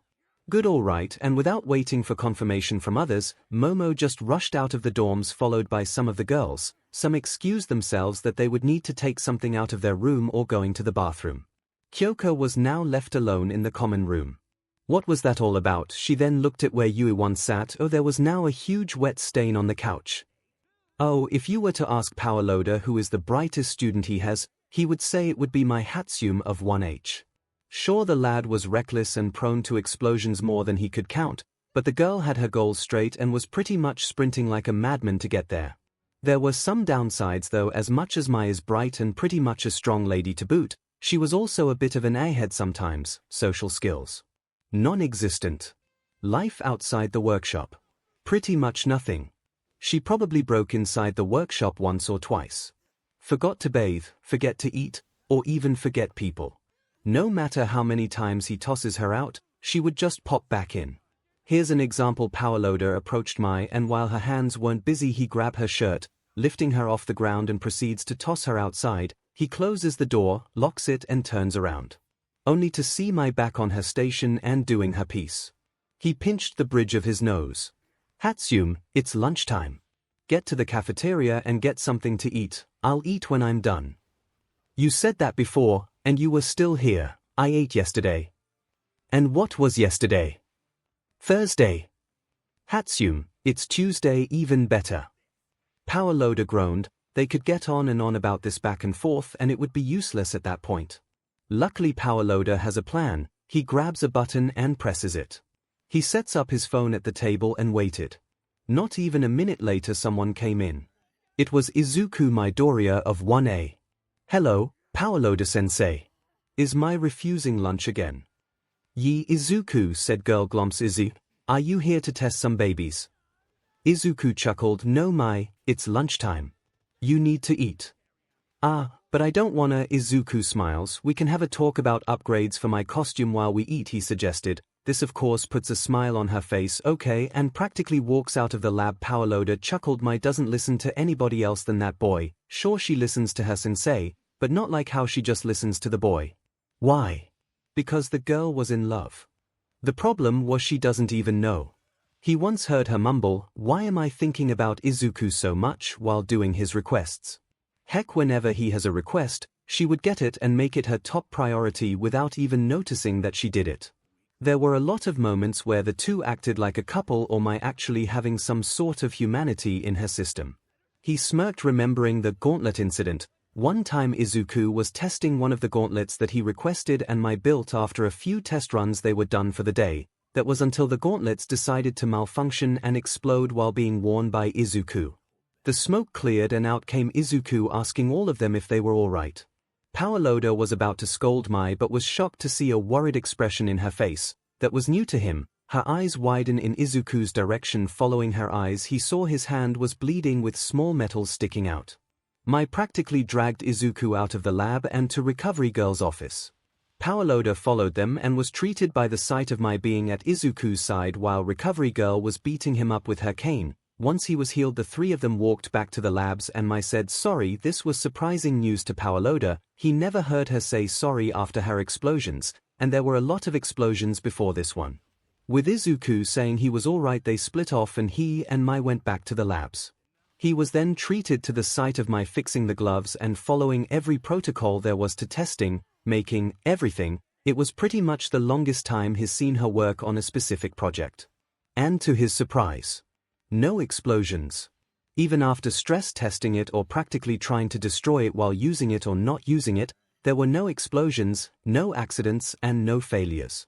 And he then knew why. He heard her mumble, "Not letting this baby hurt him again," in the sincerest voice he heard her all year. He chuckles at that memory. He walks over to her station to inspect her work. It was an upgraded hood for Izuku. Shocker. Based on the notes, it works like a hood, but the fabric would toughen up to protect the user from bullets or any kind of blunt attacks. The notes also had, "This baby would protect him, head injuries are fatal most of the time, gotta protect him, make sure he comes back alive." He smiles. Mai is one of his brightest students, all right. Though he wouldn't say that to her face. Aizawa is paid enough for this kind of bullshit.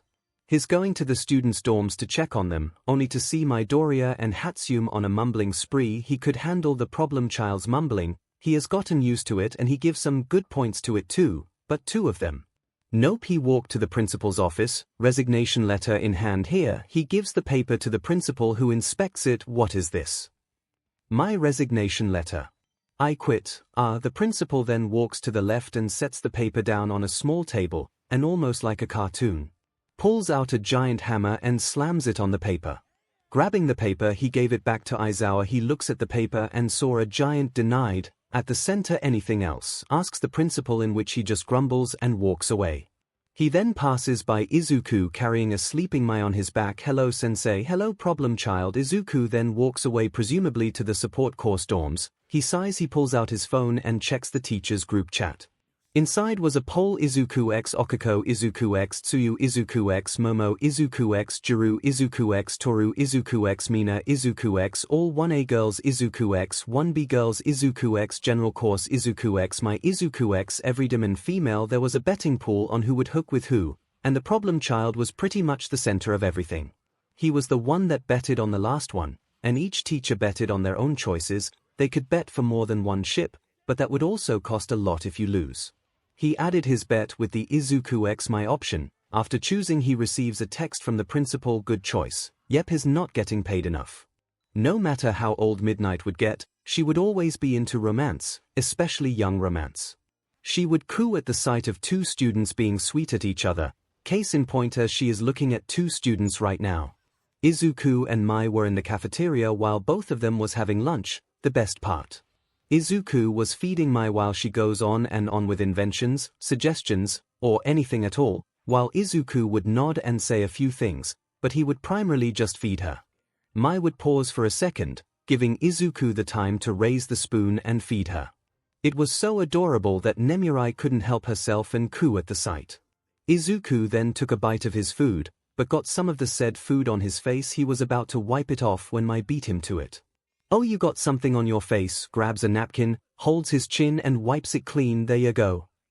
Izuku blushes but said thank you nonetheless. Nemirai just coos at the sight. Her co-workers just looks at her weirdly.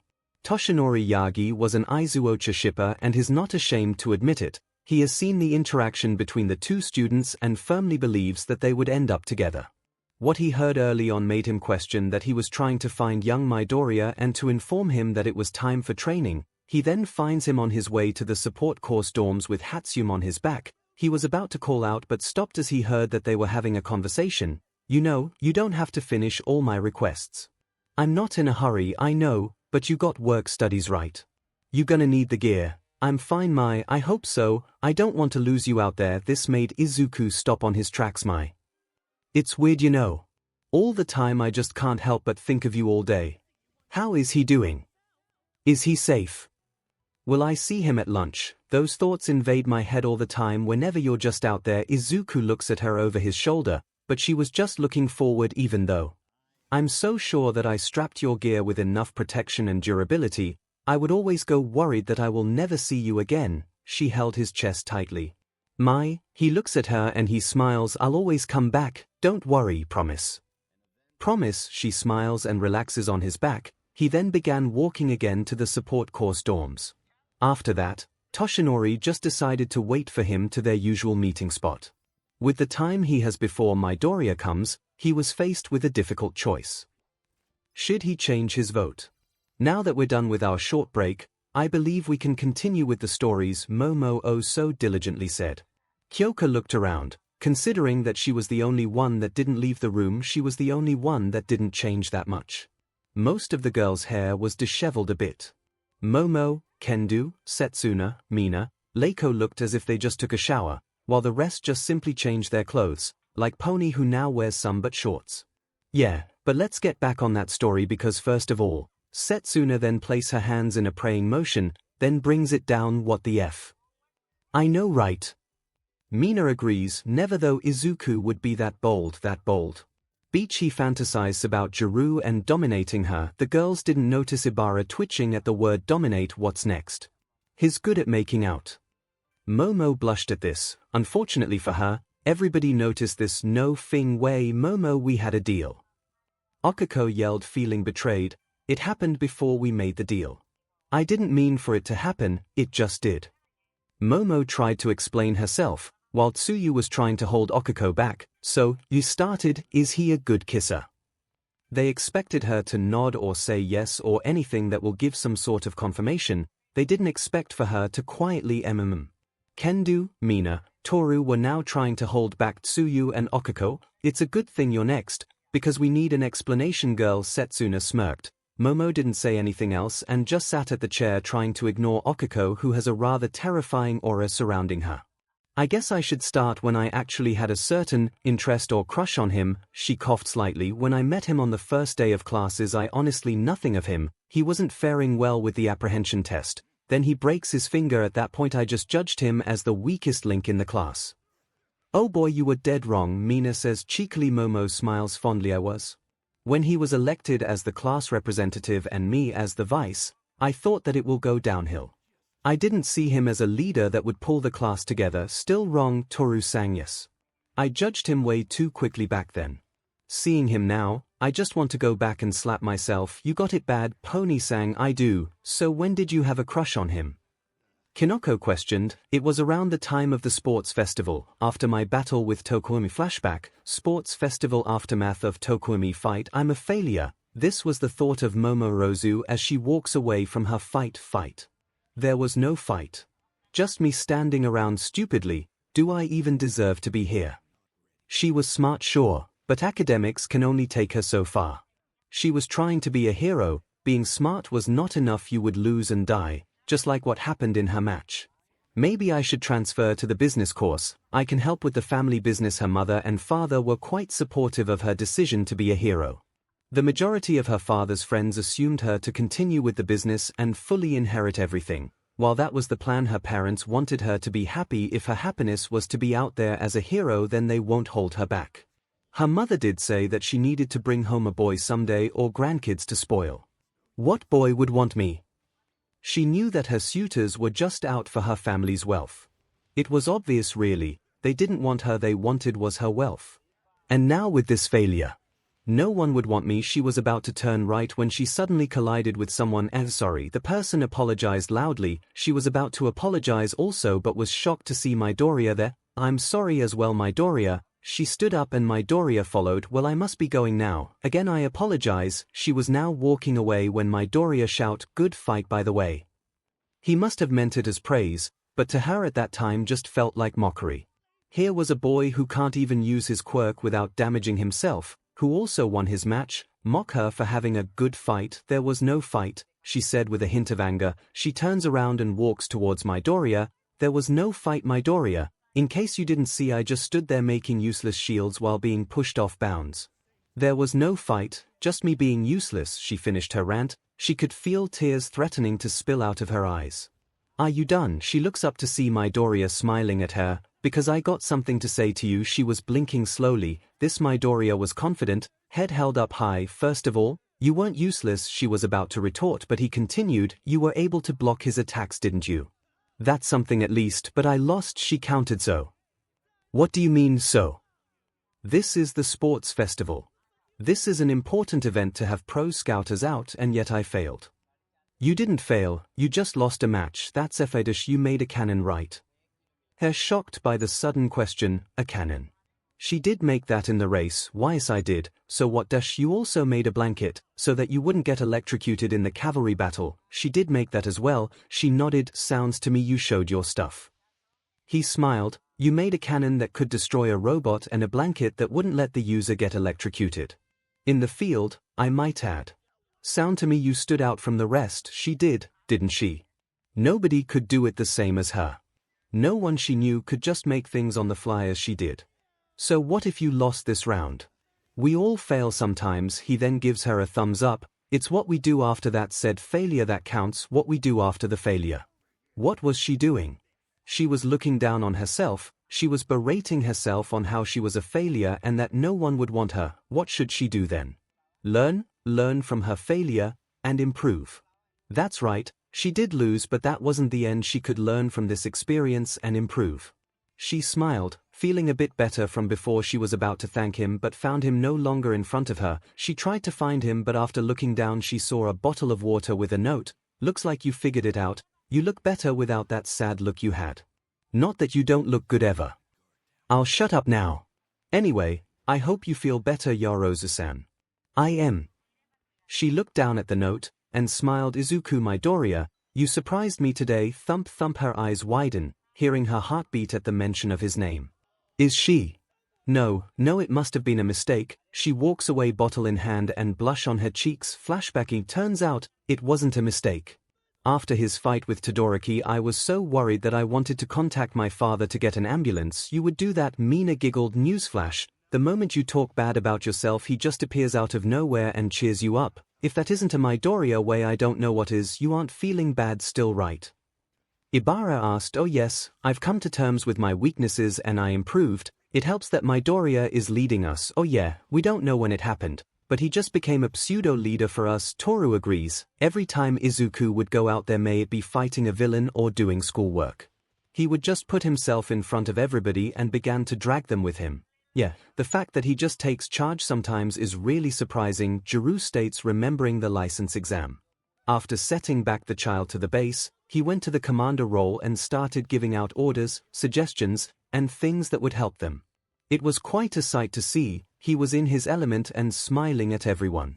Sure, it's not because you would like for him to take charge of you, Setsuna teased. Jiru blushed but then countered with, what, and you don't? Setsuna balked at that, also blushing, remembering certain things that Izuku said to her. Shoo, shut up. Good job, Jiru, you made her stutter. Kendo and Jiru high-fived. So, what happened next? Leiko inquired. Next would be, Momo gulped, blushing, the kissing part. The girls then leaned in. Okiko was now calm. For now, flashback. 8 months ago, Momo was on her room's balcony staring at the moon and stars in the sky. A couple of days ago, her mother informed her that there was another suitor that requested an audience. They talked, but her mother noticed her speech pattern was off. She basically squealed with delight, screaming, "My baby girl has found her man." Momo blushed at that, denying anything related to that. Her mother passed the phone to her father, and after her mother told that she finally found her man, which she still denies, of course, her father had just asked, "So, are we preparing for a wedding soon?" She wanted to end the call there, but she knew that her father was just teasing and had told her to be well and come home soon to visit, in which she agrees. And now here she was lost in her thoughts, finally found a man here. There was only one man she could think of, one that was stuck in her mind ever since the sports festival. "Penny for your thoughts," said a voice. She jumped and looked left. It was Izuku Midoriya, the boy that had been plaguing her mind ever since he cheered her up, who also was upside down, his black whip making sure he doesn't fall. "Can I land here?" he asks, and she nodded. He landed gracefully on her balcony. So sorry for dropping on you like this. I got carried away with training." Training? At this time? SSO, what's the matter? What makes you think there's something wrong?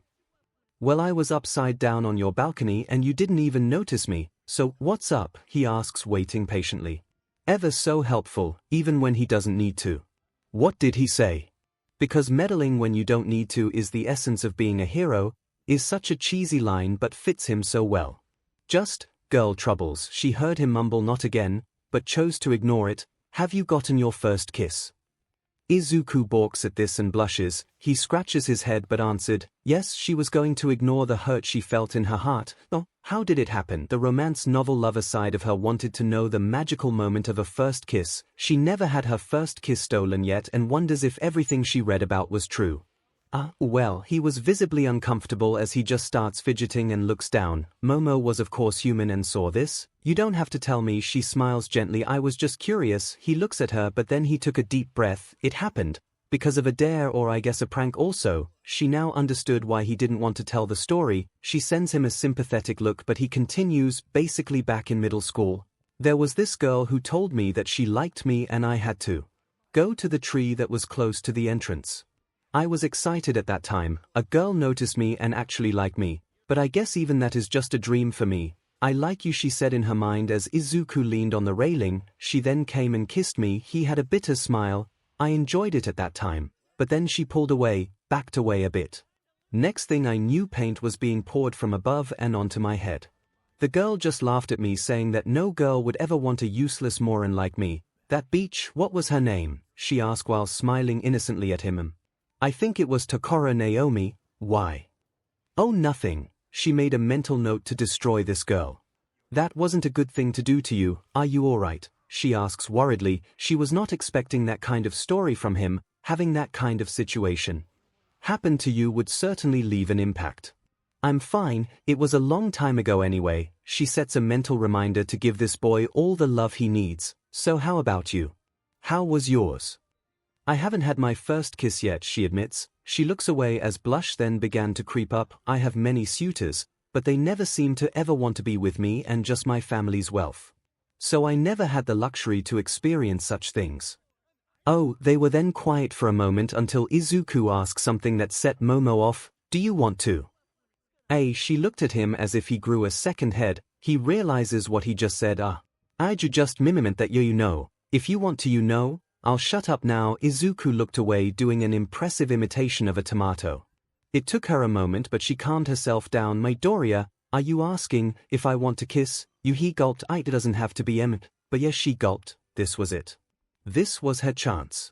Okiko, I'm sorry, but I want him. She walked forward, cupped his cheek, and leaned down. She was taller than him after all. When their lips met, it was magical. The novels didn't do this experience justice. It was as if you were floating in an endless void while also having something sweet in your mouth. Izuku put his hands on her waist and deepened the kiss, and after a moment they pulled away. She was slightly breathing, and so was Izuku, but both of them looked at each other's eyes and knew they wanted more. Their lips met once more, but this time Momo let her instincts take over her as she asked permission with her tongue. He paused a bit, but he opened his mouth and they were now making out. Tongues battled for diamonds and Momo won. For a moment, once Izuku got used to the situation, he was now the DMNT1. His hands traveled to her thighs and she purred at his touch. She tried to take control once more, but he squeezed her thigh, making her MMM and him gaining the upper hand. He surprised her once more as he lifted her using her thighs and pinned her to the wall. She gasped in pain slightly, but that didn't let it hinder their session. They pulled away, saliva trailing, but the look in his eyes said that he wasn't done yet. More sheamed out and he happily obliged, carrying her to her bed. He dropped her and took of his shirt. Momo purred, seeing his shirtless chest, all those scars from his battles, all those muscles. It was hers for tonight. He leaned down and captured her lips once more. Try as she might, she can't get back the control. Izuku was in control and she wasn't complaining. His hands then explored her back, but he then growled, "God, that was hot," he commanded. "That's even hotter." Following his command, she took off her shirt and leaving her beatus out in the open. She was still wearing a BR, but she was almost naked. He growled and leaned down once more, capturing her lips and continuing her makeout session. She didn't want this to end. Knock knock. Fu fate. Hearing the knock snapped the both of them back to their senses. Izuku panicked and jumped out the window. Momo frantically grabbed a shirt and put it on.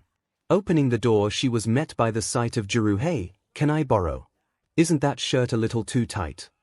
Momo looked down. In her haste to grab a shirt, she didn't notice she grabbed Izuku's shirt. Yes, I was just reorganizing things and I found an old shirt.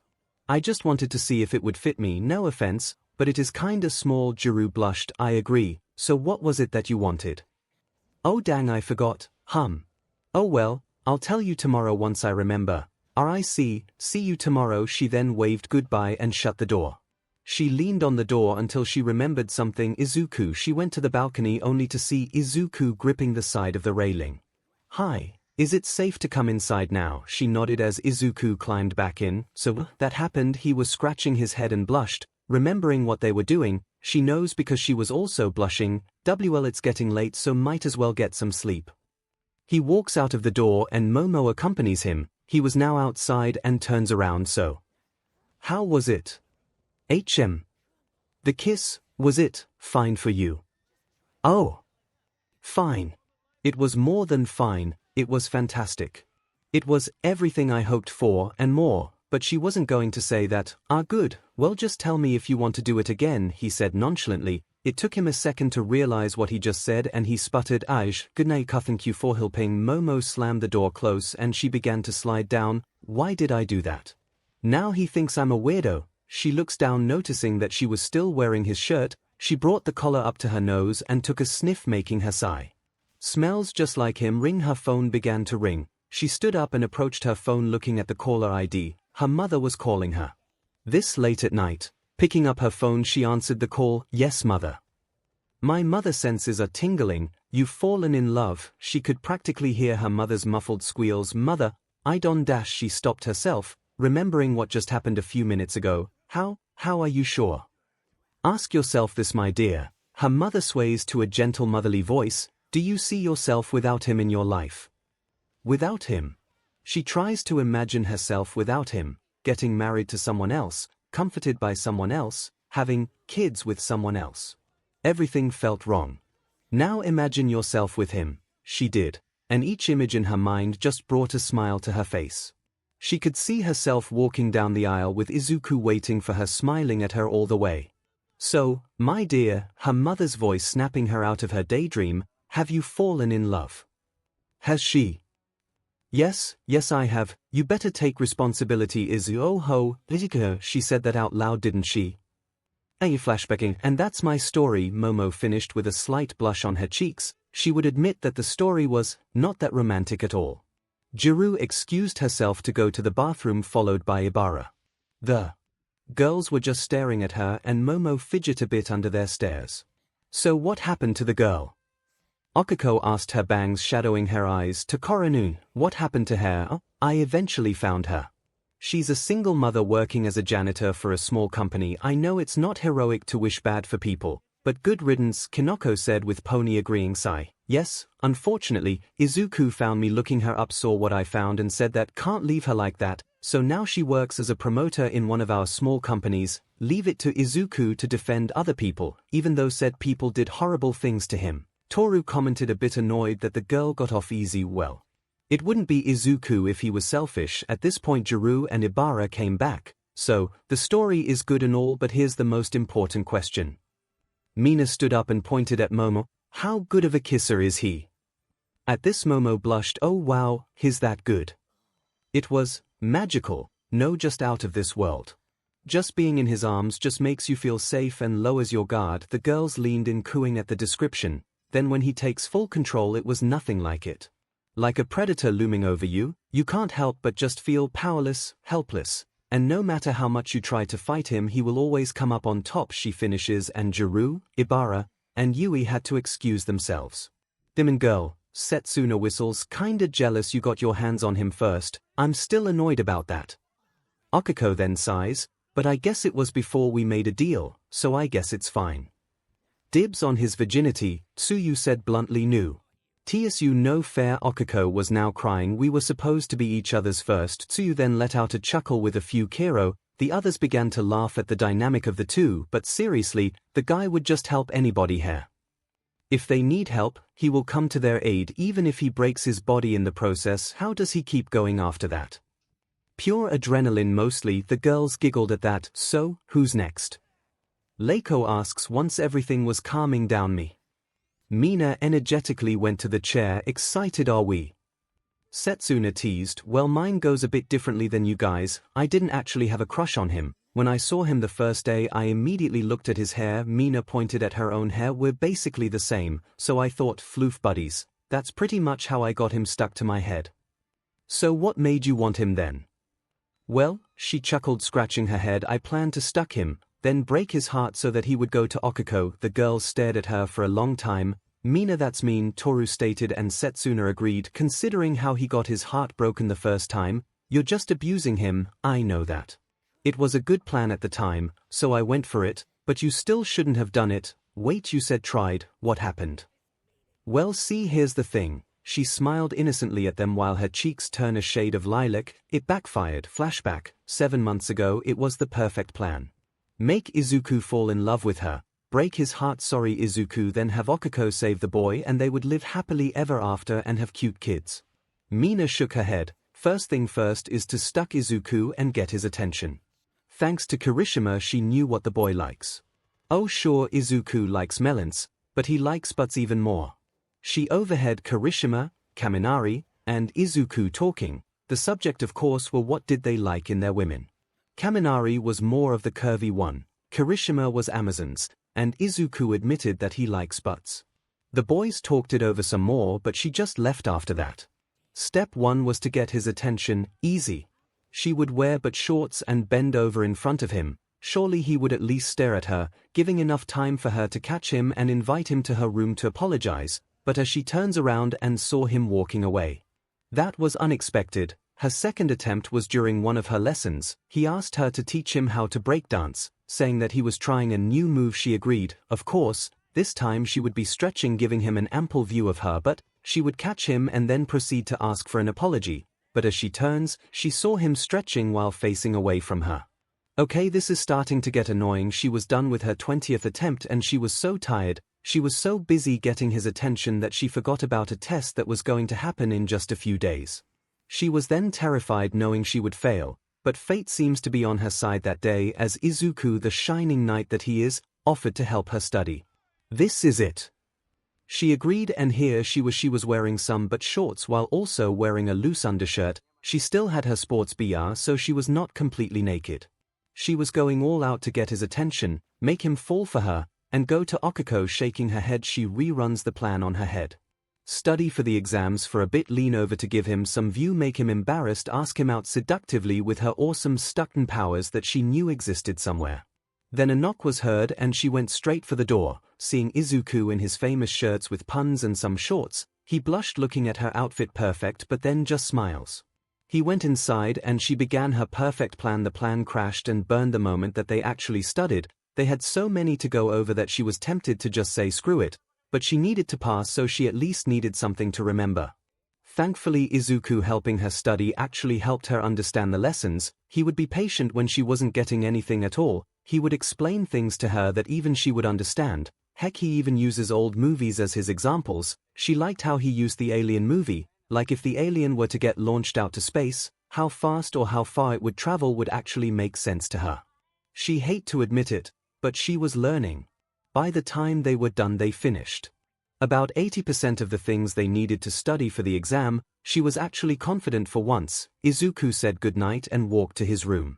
She was tired herself. Who knew studying would actually be this exhausting? Not even bothering to change, she crawled to her bed, went under the covers, and closed her eyes with one last thought in her mind: Izuku was kinda cute and helpful, plus he was patient with me. Wouldn't mind dating him. Sleep soon overtook her and she finally rested. Her eyes snapped open in realization, a flashbacking. Oh, is right, Setsuna laughing maniacally. That backfired on you so hard. I do admit that I find it funny. Mina Momo tries to stifle her laugh. You went through all that effort and you ended up falling for him. Yeah, it still irritates me how he's so lovable. Oh, we know, the girls agreed. So hisn, but man, they turned to see you looking at Mina. He likes butts, you said, or thighs, said Tsu, noticing the look. She simply explained, I noticed him looking at my thighs when we were training Kiro. Well, but if it's butts then you got you beat. Setsuna pointed at you. This girl has a butt that Greenie would like. You think you got a better butt than me? Mina challenged and you smirked. I don't think. I know I have better butt. Leiko coughed. I believe I also have a better butt. Didn't Izuku said that Jiru had a cute butt? Said girl blushed remembering her time with Izuku. He did. But Tsuyu has the butt, hips, and thighs. So clearly she's the best. True. But 𝐒𝐿𝐵 has the butt that would be comfortable to sleep on. Kendo just rubbed her forehead at the conversation. If it's the best but then it's mine. He pretty much kept grabbing it whenever we trained. She looked up and saw the girls staring at her. I said that out loud, didn't I? When did that even happen? I think we should let Mina continue. Kendo tries to make an excuse. We're not done yet, woman. So anyway, after I realized that I had a crush on Midori, I tried to just deny it or like bury it, because I really wanted for 𝐒𝐿𝐵 to have him. Mina explained, while 𝐒𝐿𝐵 was just staring at her. So 2 days after the exam, which I totally passed by the way, I told Izuku that I would teach him ballroom dancing. Ballroom dancing? Why? Momo asked surprised. Well, I kinda just wanted to talk to him while we were close to each other. But I told him that it was so that his body would relax and not actually be in the middle of the stress of breakdancing. He fell for that. Yep, if you tell him that it was key to being a hero in some way, he would go full steam ahead. Anyway, this is how it went down. Flashback, 6 days after Mina's realization, she wasn't going to fail this time.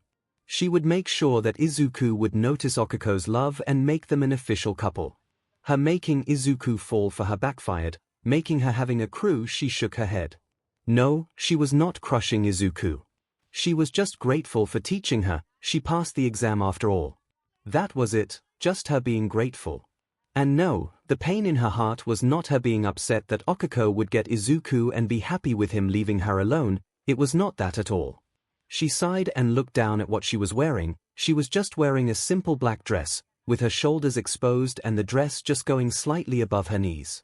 Hopefully, she could make Izuku realize 𝐒𝐿𝐵's feelings, otherwise. She didn't know. Hearing the doors of the stadium opened and she turns around, expecting Izuku to just wear a plain white dress shirt with jeans and his red shoes. What she saw made her jaw drop and a blush went to her cheeks. He was wearing a green dress shirt and over that was a black vest and a red tie. The dress shirt was folded showing his forearm and his scars. He was wearing black slacks and black shoes. His hair was also slightly combed to the left. Overall, he looked hot mood. Why are you doing this to me? She whined in her head as her heart then began to hammer. Hey Ashido. Sorry, this is what I only had in my closet. He rubbed his head and chuckled weakly as fine. Let's just start. She pressed play on the boombox she brought and music filled the stadium. She began instructing him on what to do, where to step, where to hold, etc. But something was bothering her. Do you know how to dance? She asked. She expected that his moves to be sluggish or amateurish, but even as she instructs him, it almost feels like he already knows what he's doing. No, not exactly, he admitted, and they continued dancing with his hands on her hips and hers on his shoulders. My mom used to be a CH champion in ball dancing. I saw her watching her old videos and she taught me when I was a kid. Mina giggled, imagining a kid Izuku just trying to dance, so I guess I kinda picked it up from her. But it was so long ago that I danced that I don't even remember some things. Well, you seem to be a natural at this. Care to take me up for a spin? She challenged. She was a dancer through and through, and hearing that a classmate was also a dancer. Well, he just pushed all the right buttons. Izuku gulped but smiled. Any chance you watch DJ Ice? Her eyes widened hearing that. She absolutely loved that. Letting go of her, and ignoring the side of her wanting his hold back, she watched him go to the boombox and chose a song. He pressed something and then Cheap Thrills began to play. No Fing Wei. He approached her, smiled. Wanna dance? His grin was not out of nervousness but full of confidence. She grins. They then danced to their heart's content. She smiled seeing how Izuku just swung his feet and how just expressive he was. She laughed when Izuku just basically danced to get to her other side. She was just having fun. No matter how she swayed her hips, how excessive she kicked, or even how she would be spinning the whole time, she would just be smiling the whole way. She was nervous when she was going down, but there was nothing to worry about because Izuku just catches her. She just keeps laughing how he just expresses when he dances. It was a side no one got to see, and yet here she was. Everything just felt right, the way he holds her, the way they just synchronized with each step, the way he smiles, the way he laughs, the way his eyes just shine so bright.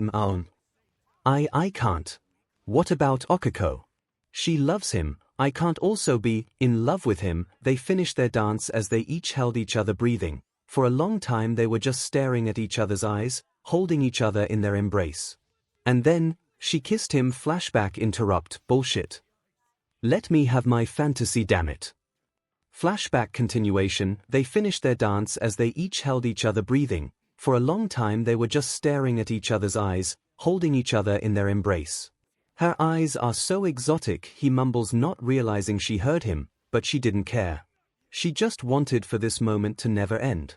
Clap, clap, clap whistles. They jumped out of each other's embrace and looked at the entrance where there were a large group of students and teachers. All of them were clapping and cheering.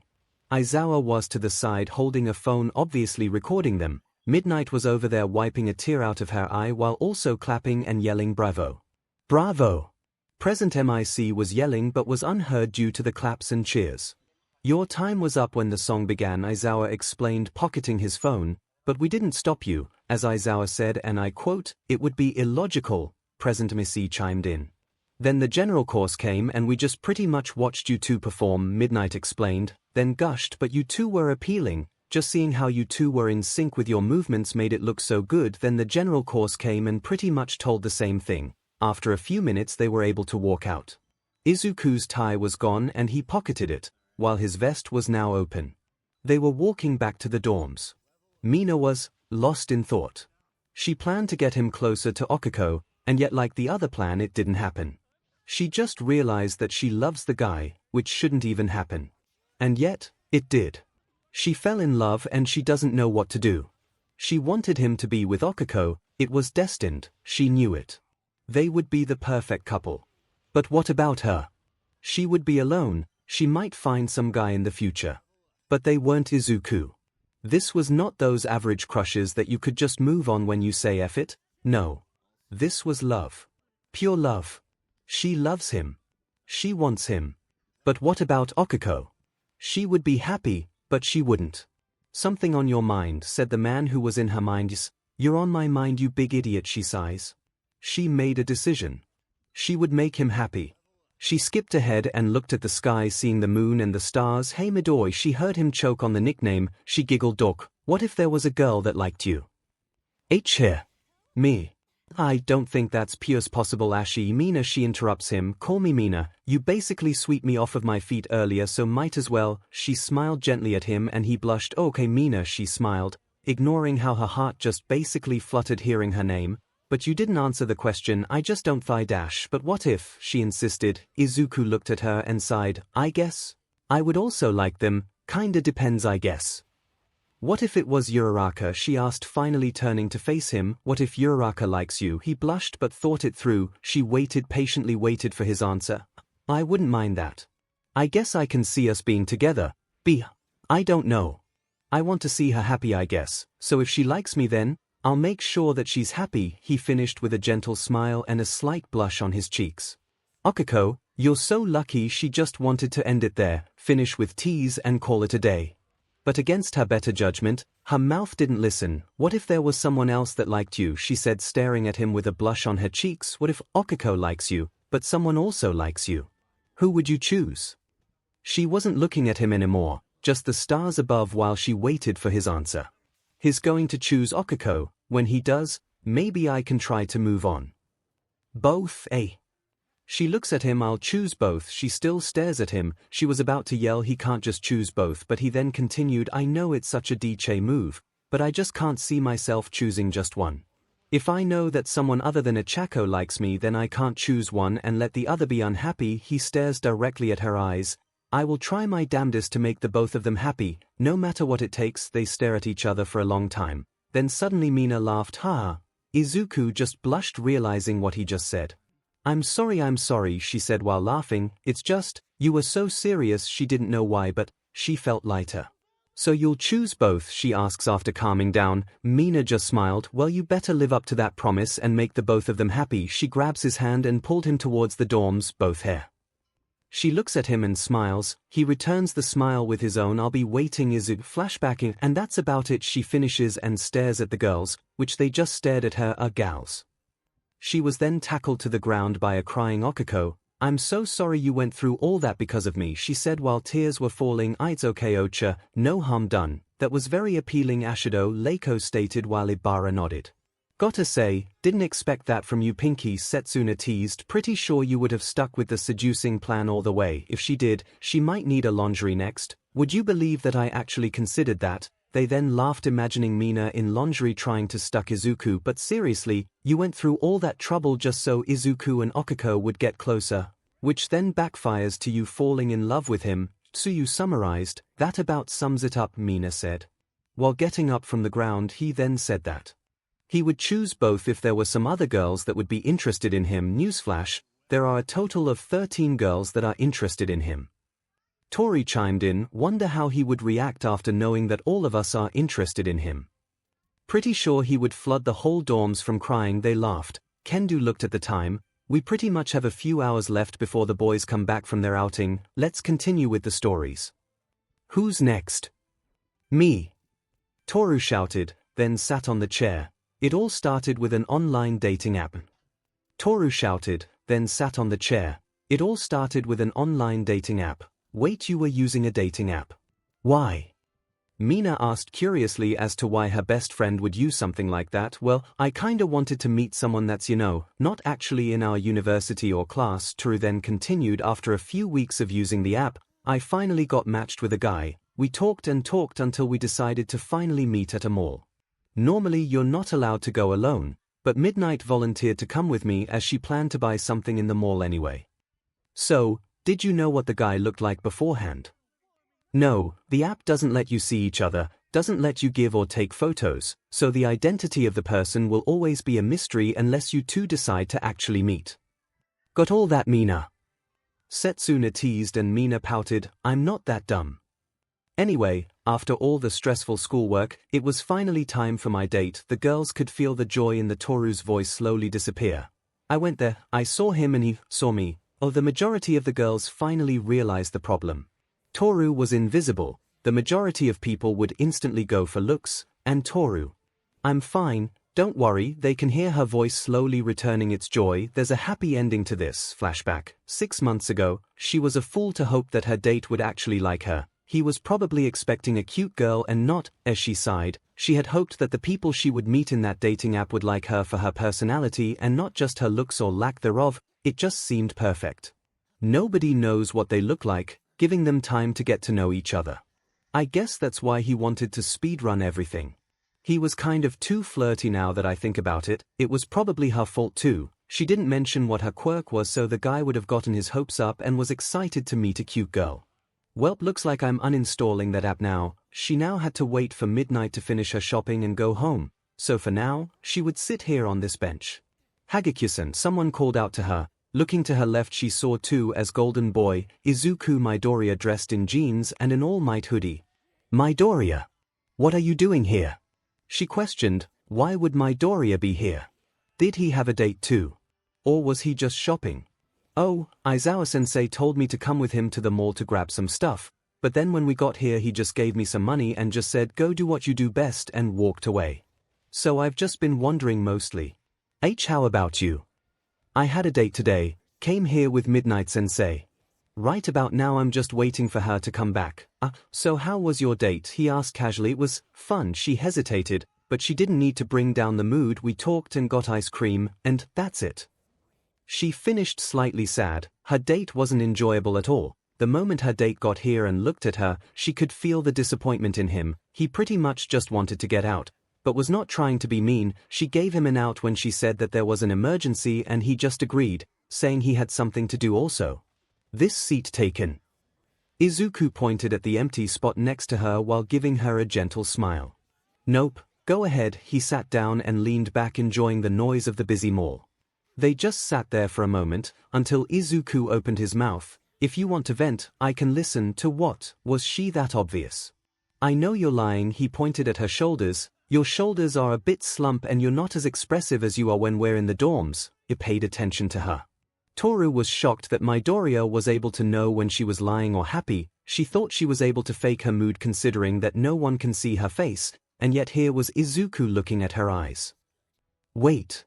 She looked at his eyes and noticed that they were looking at her. Yes, not through them, but actually looking. Can he see me? Izuku seemed to have taken notice of this.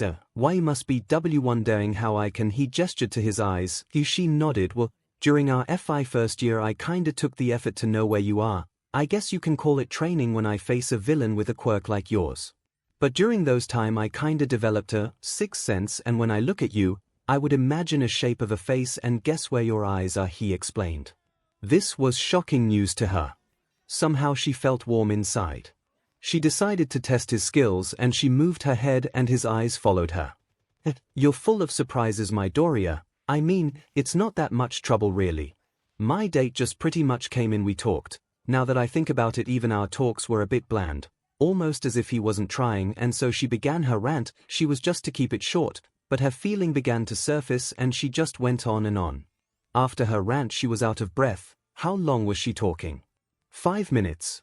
15 minutes, said a voice. Looking to her right she saw Izuku Midoriya smiling gently at her with 2 drinks in his hand. While you were mumbling, he handed her a drink. It was a caramel-flavored drink. You might be thirsty, so I bought you some. She took the drink and drank him. Caramel, how I love you so. So, you had a bad date, Izuku summarized, and now, you're just waiting for Sensei to come back, pretty much. She was feeling better after ranting her feelings out. It's a shame though, I was really excited for this date.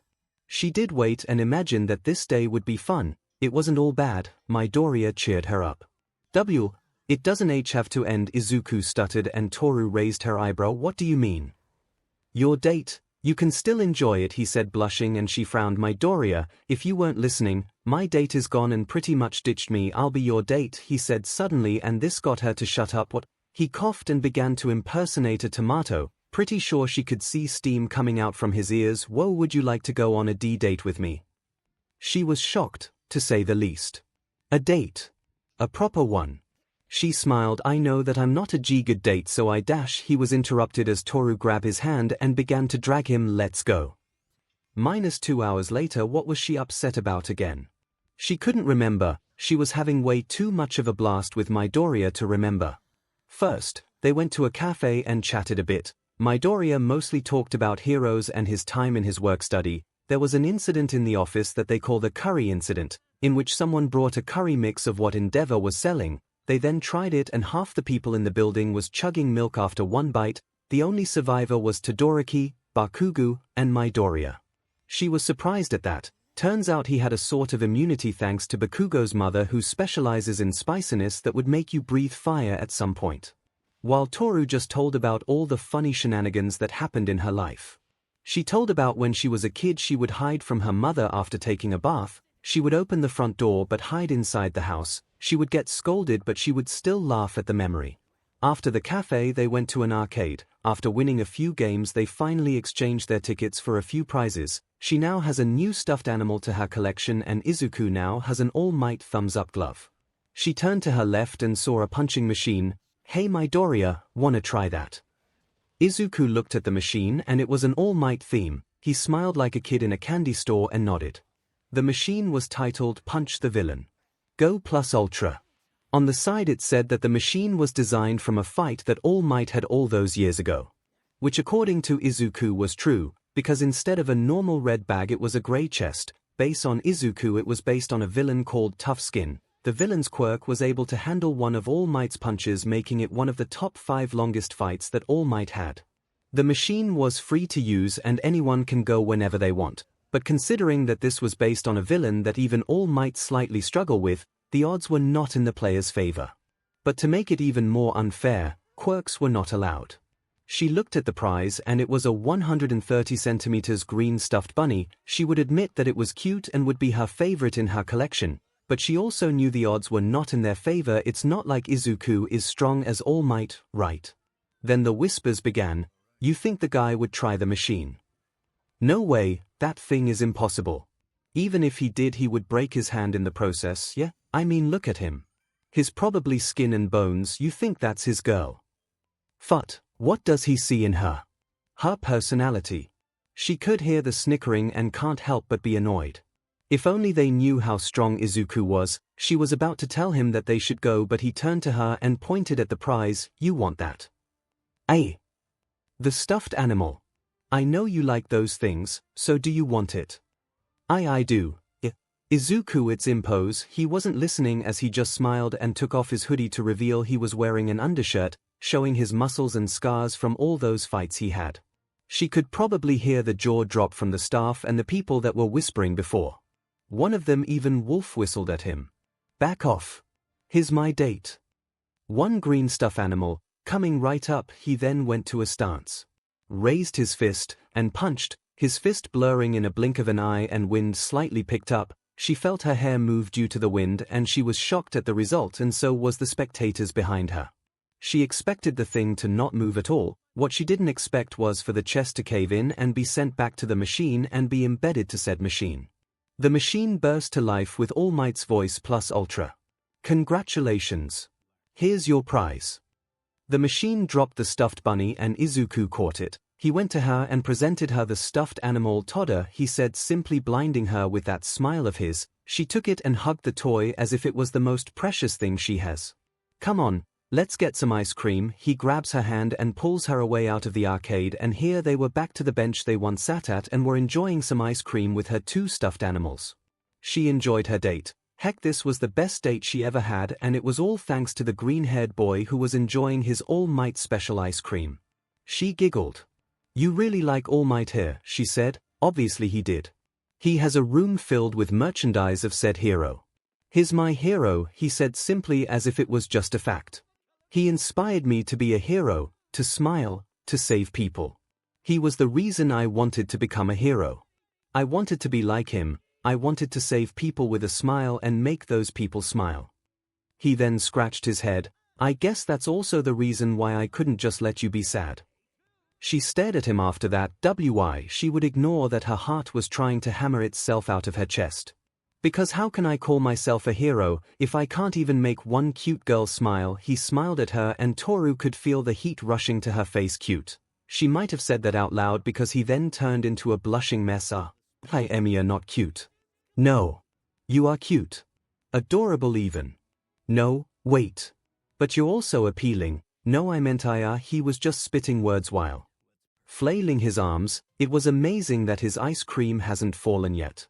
But Toru was now focusing on what she was feeling right now. There's no way, right?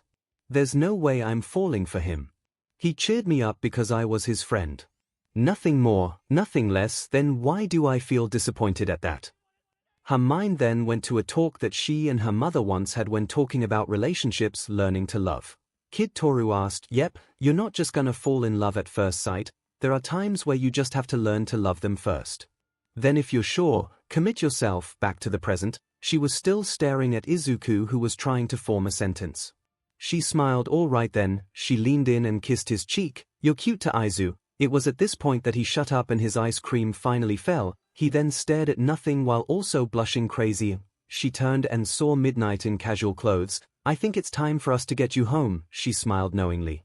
Toru then stood up and picked up her stuffed animals. "Okay." She then saw Aizawa behind Midnight with a wheelbarrow. She raised her eyebrows but shrugged. She and Midnight then began to walk out of the mall. "Had fun?" asked Midnight. "Yes, sensei," hugging her stuffed animals tight. One day Aizu, she turned around and saw Aizawa putting Izuku on the wheelbarrow and proceed to carry him to the other exit. "I'll love you." Flashback. In the end, Toru finished, her arms wide and joy in her voice. The girls clapped. "Wait, was it that same day that I informed you of my plan?" Zu asked, finger at the bottom of her lip. "If by informing me, you mean you knocking on my door and playing the Russian anthem, then yes." "I'm not sorry, Kiro." "Okay, first off, Kendo started whoever your first date was. He was a PP and I'm glad Izuku came to the rescue." The girls nodded in agreement. "Second, he punched the machine without a quirk." "Yeah, his usual lightning thing didn't appear, so I guess he didn't." Toru thought back. But Setsuna jumped in. "Okay, I'm with Prez on this one." "Setsuna, you're telling me that Broccoli pretty much destroyed a punching machine designed from one of the longest fights that All Might had, but then Kinoko butted in with her counter and you're surprised?" They couldn't see it, but they could feel the girl's eyes were raised. "Are you forgetting the joint training? AKA the day that you fell in love with him, AKA the day that I realized I have Dom and Daddy Kainka." "Too much information, Kinoko." Kendo scolded, but she had blush on her cheeks. "Don't kinke shame me, woman." Kinoko pouted but then pointed an accusing finger at Kendo. "And don't lie, Ms. Harder." "Harder? Oh God. Break me. I could practically hear you from my room. And I'm 4 doors away from you." It was at this point that Kendo lunged and Kinoko yelped and ran away. Kendo then gave chase at the mushroom girl, while the rest of the girls just laughed. It took Kendo 5 minutes to catch Kinoko. All through that time, the redhead was laughing and was just having fun. "Did you really have to call me out like that?" Despite calming down, Kendo was still blushing. "The truth will set you free." Setsuna, Mina, Toru, Pony, and Kinoko sang. "Fine." Kendo huffed. "I want to be dominated. I want it rough to the point I'm just a gasping mess." "They're happy." She looked away. Some of the girls cheered, while some just said mood. "I mean, if we're confessing, then I guess I'll go next." Setsuna raised her hand dramatically. "I used to be a dom, but after meeting Green the first kinda had an epiphany." "How so?" "Well, I still like to be a dom, teasing and just taking control, but now I guess I like it when someone puts up a fight and wins. It's weird, like I want to be a dom, but I'll turn to a sub if the said partner was, would put up a fight." "That is interesting, but I do not know what the right term for that." "Momo, maybe a SW6. Maybe." Setsuna then made a dismissive motion. "But enough about that, how about you guys?" Silence. "Nothing would leave this room, correct?" said a low voice, but can still be heard. They looked at Ibarra as she just fidgets in her chair. "Of course, Kendo, nothing will leave this room, Ibarra. Whatever you confess, it will stay right here and no one will speak of it outside of our group." She smiled gently. "Look, if this is about what I walked in on," Setsuna said, making Ibarra blushed. "Don't worry, I'm not judging. It was surprising, sure, but I'm not going to judge you for that, correct? But don't take this as peer pressure, Ibarra. Feel free to share this with us when you want to," said Leiko. And the ghost girl just gave her friend a thumbs up. "Yeah girl." Okako gave her 2 thumbs up. "Don't worry, we'll keep it a secret." "Right, Mina," said girl balked. "Of course. I love gossip, but I know where to draw the line." The rest of the girls nodded and waited patiently for Ibarra, who gave them a look of thanks. She whispered lowly. The girls weren't able to hear it. "We didn't quite catch that." Ibarra took a deep breath. The girls blinked. Ibarra fidgeted. "Wow, that Kendo was not able to form words. The majority of the girls were in the same boat. They didn't expect this from the Christian girl. "It's disgusting, I know." Ibarra looked away and the girls panicked. No. It's not. It's just, surprising is all, Pony admitted. Yeah, it just wasn't what we expected. Mina chuckled. Didn't know you were into that. I'm not into public humiliation, or being hurt physically. Ибара clarified, taking a deep breath. I'm just interested in, being tied up, BLNDFLD, edging, dirty talk. Spanking. Ye had to wipe a drool that was coming out of her mouth while also feeling safe that my partner wouldn't go far and would know my limits. I still would like to feel the touch and warm feeling of his arms around me, as a man that can break me can still love me with his gentle kindness. Ибара looked up and the girls were just slack-jawed with blushes on their cheeks. Did I say something wrong? Ибara blushed. Oh my, I shouldn't have said any of Tijdash. Ибara, that was appealing. Kinoko cheered. Hell yeah, girl. Pony also cheered. Well, that escalated quickly, said Setsuna with a drink in hand. I think you pretty much described Izuku there. Okiko stated, her hand on her chin. A man that can break you and yet still gentle. That's Izuku right there, the majority of the girls agreed. Don't think it's weird? Ибara questioned. Nah girl, as long as you're not hurting anybody then it's fine. The girls nodded. Thank you. All of you. Ибara sighed, a massive weight off her shoulders. Anybody else wants to tell their 𝐭𝐴 𝐿𝐼 raised her hand. Cosplay, she said simply, and the girls nodded at the simple word. She then smirked, and using the back door the bit Okiko started but stopped herself and just looked at her, and so did the girls. 𝐿𝐼 just smirked wider, making the girls blushed at the implication. You brave woman, Zu said. I hope you have a wheelchair ready because you're not gonna walk after he's done with you. That's even hotter. And 𝐿𝐼 said at the same time. Wait, Setsuna realized something. How do you know that? Zu just stared at her, but they could all feel the smug smile she was surely giving.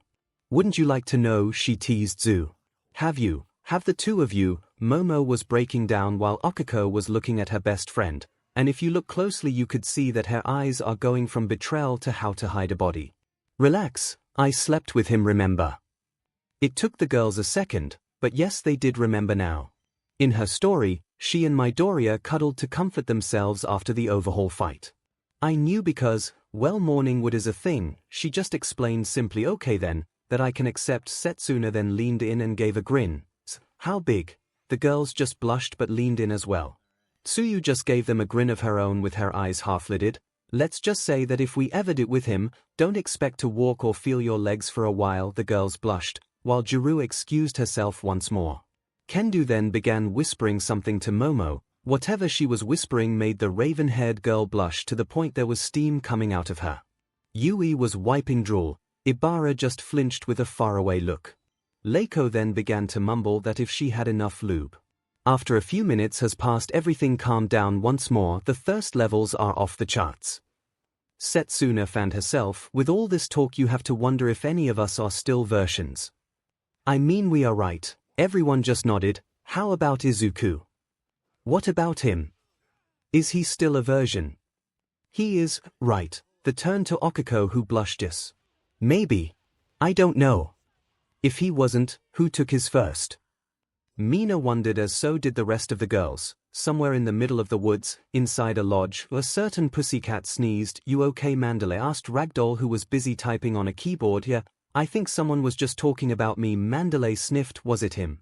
It has been a long time since I've seen him. Maybe it's me. Duo where Ragdoll sang and Mandalay blushed. Maybe not. Surely he's busy. Ragdoll hummed, giving her friend a Cheshire grin. Shush you, you're thinking of him too.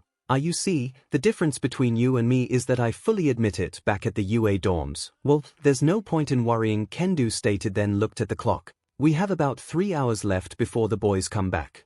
So how about we take another break and finish later after a bite to eat? Yeah.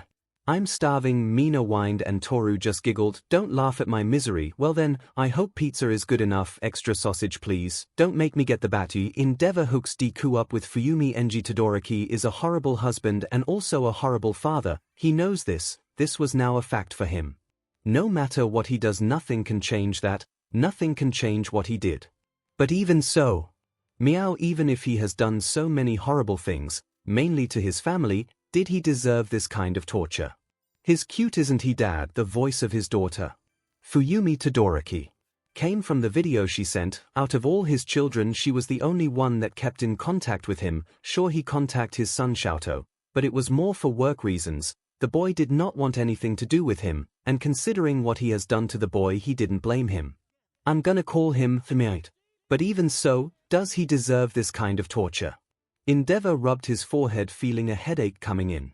This was the 5th cat this month, and this is the third time in a row that she named it after the previous number. He opened the messaging app and began to type to his daughter, Todoroki Fuyumi, you need to get wedded soon. Todoroki too busy with work, plus can't seem to find the perfect guy. Todoroki surely your co-workers are suitable for you. Todoroki they're not my type, some of them are just way too rowdy. I want a family man. Todoroki how about from online apps?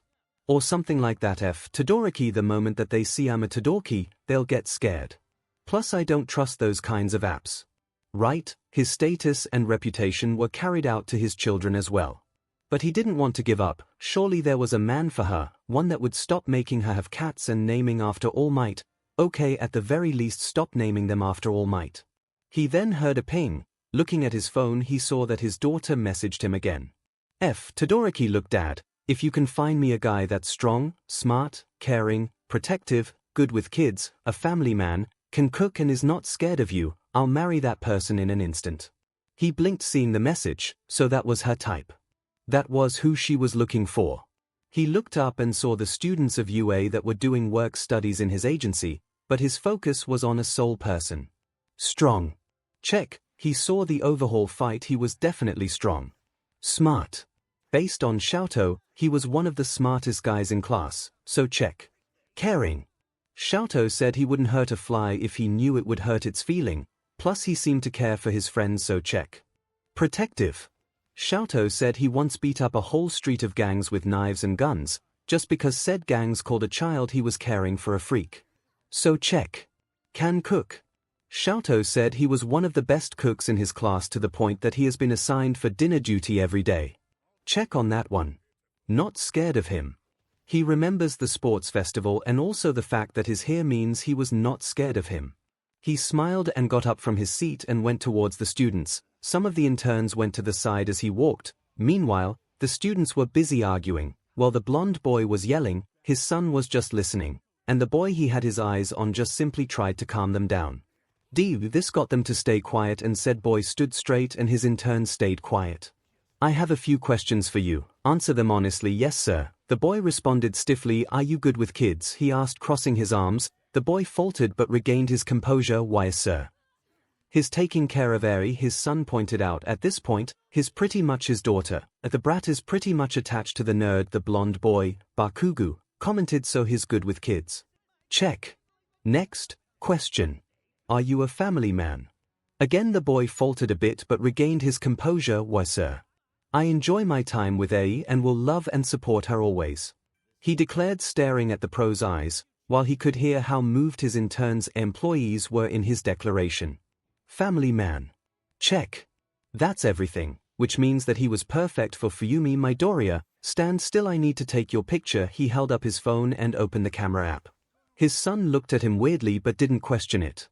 He took the picture and sent it to Fuyumi. He then typed, found your husband. Pocketing his phone, he put his hand on Midoriya's shoulder. Midoriya, I have a task for you. This task is of grave importance and you are the only one I can trust that can fulfill this task. Midoriya swelled with pride hearing his words. While Bakugu was just steaming in anger, his son raised his eyebrow. Why yes sir. I will do my best. Excellent. Your task is this. He then pulled out a picture of his daughter and showed it to Midoriya, and everybody else leaned in. You are to marry and impregnate my daughter. The echoing sound of it was heard from Fuyumi's room, who was staring at the picture her father sent her. I mean, he is cute. Kamu Woods hooks Deku up with Mount Lady Shinji Nishia aka Kamu Woods knew some great things about his friend's co-workers. His friend Death Arms funnily enough, was scared of the dark, which was also ironic considering most of his missions fights consist of abandoned factories or warehouses. His other friend though was something. Now don't get him wrong, he respects Mount Lady to some degree, but her antics and her choices in life just made him question her sometimes. To the majority of the people, she was a hero for the fame and money. To some of him perverts of him she was a hottie and had a nice piece of butt, but he and her friends knew better. She was just acting, sure to the public she was that, but she still had the will to be a hero, a caring nature, and some professionalism, for the most part. No, one of the things that made him question her was her love life. There was a rumor that he and she were dating, but that was that. Just a rumor. They were friends and co-workers, nothing more and nothing less. Besides, her eyes were set at a younger age. Specifically a certain green-haired hero in training. It all started at the sludge incident. If the said event would be questioned or brought in any way, then she would go into a rant about how he just stole the show, but in private she would go in a blushing mess while mumbling 𝐒𝐭𝐚𝐲. Next was the sports festival where his fighting side was shown. He could still remember the drool she had that day, making him shudder. Her crush on him was evident, and only he was the only one that knew because of their sort of partnership. Why hasn't she made a move yet? Well, as much as she likes to tease men in front of the cameras or how much she flaunts her body, she of course, when the said hero in training is nearby, will transform into a shy schoolgirl constantly hiding in alleyways, dumpsters, or would just simply run off. It annoyed him to the point he just wanted to bind them together until Mount Lady herself would ask him out. But until that day comes, he would just have to tolerate her antics and rants about how cool he was. He sighed as they turned the corner. Right now the two of them were asked by Endeavor to look out for some UA students that were interning at his agency. They were sent here to do patrol, and the two pros were tasked to look out for them because they knew the area. Can't believe we have to babysit some kids, whined his partner. He sighed. Hopefully they are capable, so we don't have to hold their hands for each patrol. Maybe they are interning with the current number 1 hero after all. Hopefully, it's just a drag that we have to look out for them. Can't someone else do it?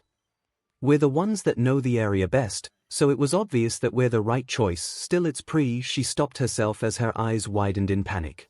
He knew that look. It was his here, I need to hide. But what's he? No way. Kamu Woods turned to the meeting point and found a blonde boy yelling at another boy with a scar on his face, and of course Mount Lady's Prince Charming at the center.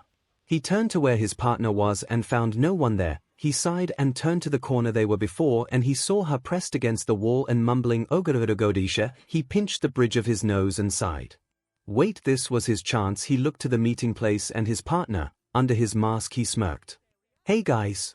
Over here, he called out, and the students looked up. He could see the blonde boy say finally, and the green-haired student turned to Joy, seeing who called to them. Meanwhile, his partner looked at him with betrayal and tried to run away. He acted quickly and trapped her with his quirk. He knew she could break it if she went big, but doing so would make her stand out, and he knew she didn't want that. He saw the students jogging towards them and released his hold. Sorry we're late, we got held up by a villain, he explained. His partner slipped on her professional persona. It was as if she wasn't a blushing mess earlier. Anyway, I'm Kamu Woods and Mount Lady, the green-haired student gushed out. You two made your debut on the same day and the same place. Kamu Woods specializes in capturing villains and making sure they don't get away. He then turns to his partner. You specialize in big villain fights, and using your size you use the strength that comes with it as an advantage in fights that would benefit you size. He then produced a notebook out of thin air. Can you sign this? If he had a camera he would picture this moment, because the boy was literally fanboying and his partner was a blushing mess. After a quick introduction, they then walked around the neighborhood explaining the ins and outs, the most area that's full of villains and the area that have fewer villains. They were now taking a short break before going on a real patrol. Look, the areas here are big, so we need to split into 2 groups. His partner flinched and looked at him. You'll thank me later. So I suggest that Bakugo and Todoroki are with me, and MT Lady and Midoriya would be the second group. Can I ask why? Todoroki asked, but he was prepared for this. Easy. While the two of you are skilled fighters, most villain fights require capturing villains or making sure that the civilians in the area are not harmed during a fight. That's why we're going to the area in which there are more villains. He then looked at Do while you Midoriya, SEK at social practices. The kid balked but didn't deny the statement. While some heroes are just for fighting villains and you just like these two excel at that. The problem is your interaction with people. You stutter and blush and can't even form a coherent sentence. Civilians won't feel safe with a hero they can't even interact with. This got the boy's attention. You don't have to talk to them, like have a conversation. A simple smile or thumbs up would be fine. My partner here, he gestures to Mount Lady, excels at that. Mount Lady decided to butt in. Hold on here, Deku here has those black tentacle things. Wouldn't those actually work well with capture? She countered, but she's not going to chicken out on this one. While yes it is, but Endeavor already trains him in that department. While I can teach him, I don't want to distract him with something else if he's already being taught by someone. Mount Lady sighed in defeat and accepted her fate. With the group finishing their break, they began their patrol. Before he even managed to swing away, he heard his phone go off. Taking it out, he saw a message from his partner. Mount Lady, I hate you but thanks. He smiled and pocketed his phone. Hopefully, you'll ask him out soon, because I got the strangest feeling that you're not the only one that wants him. 𝐒𝐲 gives her boss a piece of the Deku. Her boss needed a boyfriend. This was the thought of 𝐒𝐲 Hado as she walked the halls of UA. While she respects her boss in dedicating her time to hero work, she needed someone to love and hold her. How was she sure of this? Well, one time when she was scouting the area around the agency, she decided to surprise her boss by flying to her window and knocking at her window. What she didn't expect was her watching soap opera on her large TV and whispering about how she wished a man would sweep her out of her feet and take care of her. She didn't see much because 𝐒𝐿 turned and saw her. She got scolded and told to never tell anyone about what she saw and heard. She kept her promise, but it was still in her mind, so she decided to do her boss a favor and try to find a boy. There was only one problem. There was no boy she knows that would actually fit 𝐒𝐿. Sure, there were some handsome boys in her class and other class, but being handsome was not enough. 𝐒𝐿 needed someone to understand that she wanted to be a hero, meaning dates and times when they were alone or see each other will be rare. She didn't need someone who would hold her back or make her think that being a hero was a burden. The second would be the guy had to truly care for her. 𝐒𝐿 was appealing, rich, and famous. She was the whole package. Meaning some guys wouldn't care for her and actually just want the fame and money that came with her. No, it needed to be a guy that would actually care for 𝐒𝐿. And try as she might, there was no guy. Are you alright, 𝐒𝐲-senpai? Asked a voice. Turning to her right, she saw Izuku Midoriya, one as Golden Boy. Yes, I'm just thinking of something, she said as she got into a thinking pose. What about? It's Abo. She then realized who she was talking to. Izuku Midoriya. The rumored guy that can make any girl fall for him. She knew because she was one of them. And Yu was one of them. She practically has a shrine in her closet. Then the gears in her head turned and then clicked. She grinned. 𝐒𝐲-Deku. What do you think of 𝐒𝐿? Do you think she's appealing? Do you think she's a fantastic hero? If you were given a chance to date her, would you take it? If you two were to have children, would you name them after me? Say, what kind of women do you like? She gave him a list of questions, but she knew can answer all of them. His hands were flying everywhere, but he still answered, I think she's a fantastic hero. She deserves the number 10 spot despite what she said that she didn't earn it. Why yes? Absolutely. Why yes? And maybe. I don't really have a preference. If they're nice, then I guess that's good enough for me. That's what she loved about Deku. He could answer all her questions no matter how many and how fast they were. Hey, are you free this Saturday? Don't worry, 𝐒𝐿. Deku is here. At the 𝐒𝐿 agency, the pro-heroine sneezed then shuddered as if someone was planning something behind her back. Yo, you good? Asked her visitors. I'm fine. She then sat straight in her chair. So what brings you here, Miruko? 𝐒𝐿 challenges Miruko. I'll run if I were you. Oh, I was just in the neighborhood, she said oh so casually. 𝐒𝐿 squinted her eyes. You and I both know that's bullshit.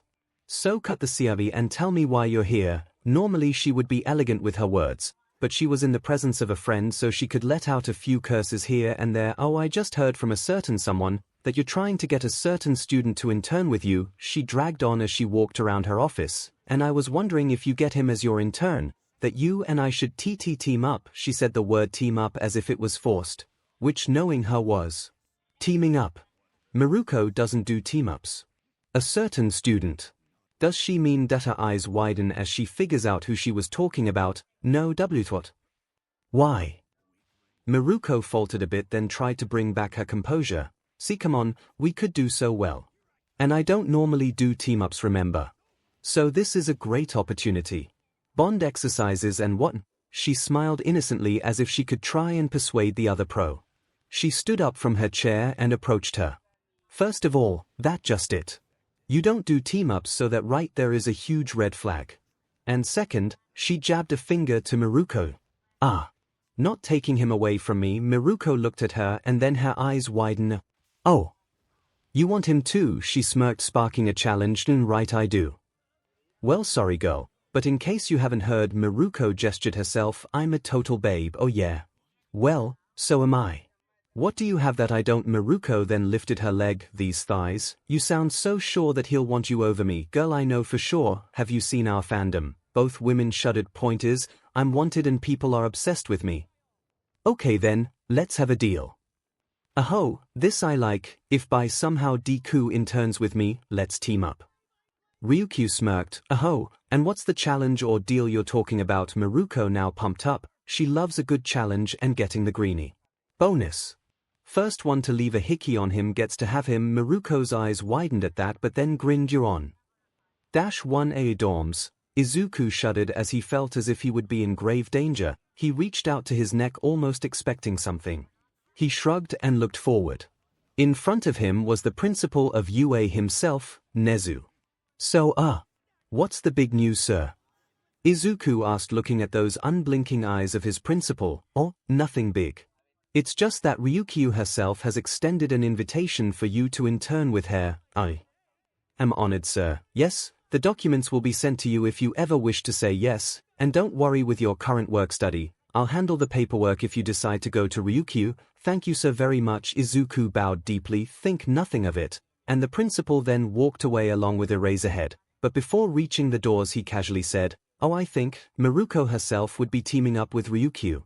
I'm not sure though, it is just a rumor after all. Then proceed to walk out of the dorms, leaving Izuku staring with bloodshot eyes at the news. After walking a few minutes, Aizawa spoke. Sir, didn't you just have a call with Miruko earlier? Pretty much informing her of Midoriya's offer. Oh yes, I do remember that conversation. May I ask why you told her about the offer? Oh, it's all so simple. Aizawa leaned in waiting for the answer. Because it's Monday. Okay, so I hope everybody's satisfied now and we can continue with the stories. They were now done with their snack break. There was a total of 20 boxes of pizza on the floor and 6 boxes in the kitchen for the boys when they come back. Momo insisted on paying for all of it, even though the girls were willing to share. But Momo was insistent and the adorable face she was making was way too hard to resist. Yes, said Momo, who was wiping her mouth with a napkin. I believe it's 𝐒𝐿𝐽's turn to tell her story. Using her quirk, Setsuna flew and assembled in the chair. So I got a crush on the greenie after our first joint training with you guys. Then, as Kinoko said, pretty much fell for him in our second joint training. You mean Izuku pretty much dominating his match? Pony asked. Because I fell for him that way too, although as I was a spectator during the match. Wait, Gyro interrupted. So Kinoko, Setsuna, and Pony fell in love with the greenie at the same event. Looks like it. So are we going to hear the same story 3 times? Mina added, with just, different perspectives. Seems like it. Kendo contemplated. I know. Pony said excitedly, why don't me, Kinoko and Setsuna tell our story at the same time? That way we don't waste time and tell our story with just different perspectives. The girls looked at each other, mainly Setsuna, Pony, and Kinoko. Then Setsuna grinned. Hell yeah. That does sound like a good idea. We won't be wasting time and we could still tell our story.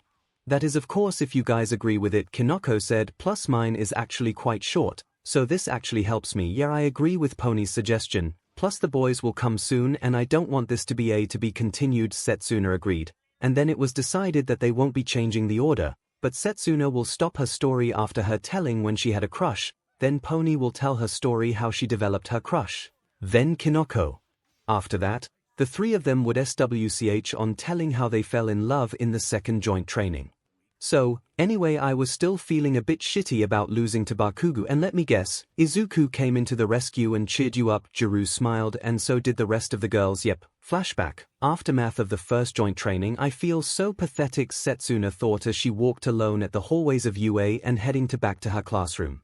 It was probably an hour or so after their joint training with the 1A. A lot of things happened and a lot of students managed to show off. Heck. The green-haired guy, Deku or something, pulled a tentacle things from his arm, wrecked the training area, but still managed to take a win. It was a sight to see. She would admit seeing the guy in action, all serious and diamanty, made things stir in her. Gonna have fun teasing him, she joked inside her head, making her laugh lightly. But no, her mood was soured due to her loss. Their plan was perfect. Her plan was perfect. But it crashed the moment that Bakugo decided to be a team player, and now they lost because she was too confident in her plan. Her teammates forgave her and so did her class. Monoma was his usual dickish self but was still sympathetic towards her and her efforts. But still, they lost because of her. That's a feeling she couldn't shake off. Excuse me, Tokage-san.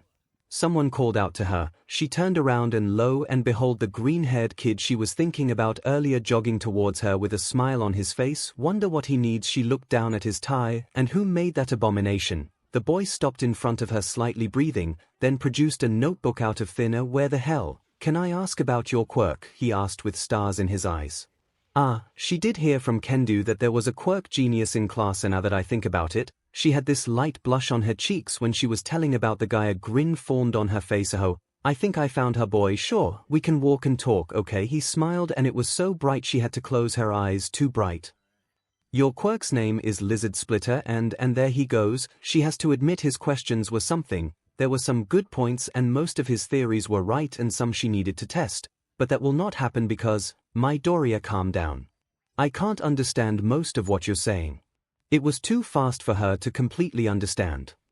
Sorry, he scratched his head. I just get excited when I talk about quirks. Yeah, I noticed. Anyway, why your quirk is really cool. The fact that you can detach yourself and yet still able control and feel your limbs is a great quirk to being a hero. And there he goes with his fanboyness once more.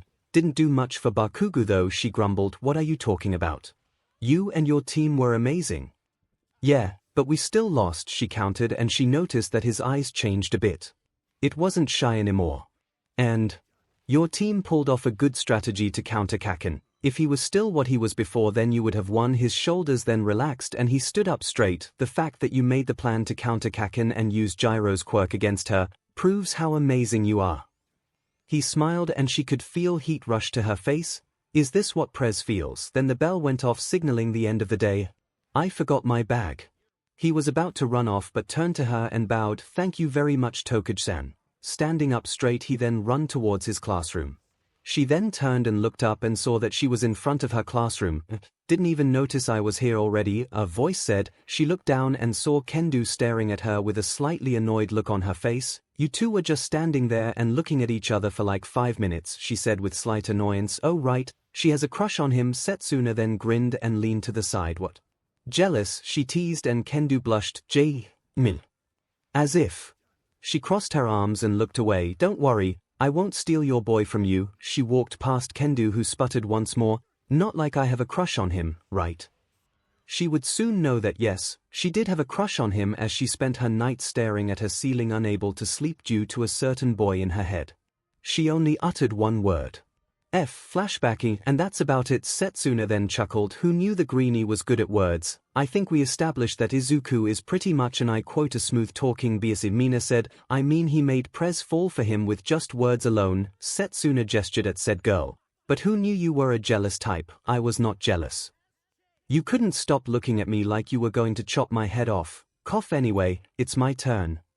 Komori yelled out, lifting her chair and setting it aside next to Setsuna's. So I think it happened during our first years as well. I was going to the cafeteria when suddenly these guys just started bullying me. Meanie, what a bunch of jess. You should have told me. Kendo said. I would have beat them up and told a teacher. No, it's fine. Kinoko smiled. Izuku was there to help. Flashback. 1 year ago-ish. Look at the freak. Bet her eyes are so ugly she has to hide them. Dude, her quirk is so weird though. I know, right? She was so obsessed with mushrooms back in middle school. This was what surrounded Kinoko Komori as she just stood there. She was about to head to the cafeteria to join her friends, but suddenly she was cut off by a group of general studies students, mainly her old classmates when she was in middle school. Man, if freaks like her are in the hero course, the standards might be so low, said a boy that was surrounding her. Then another voice came. Please stop saying those titch things to her. She looked up and so did the other students. She saw a green-haired student standing there, arms raised, and had a look that was very, very nervous. Who's he? Why, shouted a boy, we ain't doing anything wrong. The boy shrugged. Why were you bullying her? You're calling her N names, stuttered the boy. She was glad for the help, but she doesn't think stuttering is going to help. Why, mocked another boy. Guy thinks is tough when he can't even say a sentence right. He and the other boys laughed. Besides, we're just showing her place. The green-haired balled his fist the moment he heard that. Ain't that right, Komori-chan? The boy flicked her forehead, making her yelp in pain. When she opened her eyes, she was surprised to see the green-haired kid was in front of the boy who flicked her, fist raised. Ready to give a punch, and in a flash, his fist made contact with the other boy's nose. She heard a crunch as the boy fell, clutching his nose. "Ah, damn it. That SHT hurt," said boy as he clutched his now broken nose. The green-haired kid had an angry look on his face, which then changed to shocked and then concern. "So sorry. Are you alright?" said the green-haired boy. Then a boy raised his hands in defense. "Oh, we're sorry." "Yeah, we were just having fun," said another boy, while the rest helped the other boy up his feet and drag him to the nurse's office. Once the boys were out of sight, the green-haired kid turned to her. "Are you okay?" he asked. She gave a smile of gratitude. "Thank you for that. So sorry for intruding like that, and my body just moved on its own," he admitted. "Well, still, thanks for standing up to me like that." She gave him 2 thumbs up. "You're a shroom guy." She had to admit that she cringed herself hearing that. Gotta be good at those things at some point. She then heard him chuckle and she smiled. "Kinoko Komori. You are. Might as well know her savior." "Izukami Midoriya," said a gruff voice, and Izuku stood straight. The both of them looked in the direction of the voice, and they saw a man wearing black clothes and a strange scarf with a tired look on his face, as if he didn't get any sleep at all. She saw Izuku started to sweat a bit. Hopefully he's not in trouble. 10 minutes detention. "Why, sir?" Izuku saluted and the man walked past them. But before he could pass Izuku, the man leaned in a bit and whispered. Thankfully she was close, so she could hear the man whisper, "Go for the jaw next time." After the man was gone, Izuku sighed in relief. Kinoko laughed a bit but then noticed the time. "Hey, wanna go to the cafeteria together?" she offered. She wanted to talk to her savior for a bit before they split off and never talk again. Sure. They walked to the cafeteria together, talked a bit. But once they got their food, they split off and went to their respective friends. Izuku Midoriya. What a cute name. Flashback. And that's it for my story. Okay, so whoever those bullies were, they need a good butt kicking, Mina said with an annoyed look on her face. "I agree, but I think Izuku got it handled." Based on the story, his nose wasn't safe from his fist, and that was before he got total control on his quirk.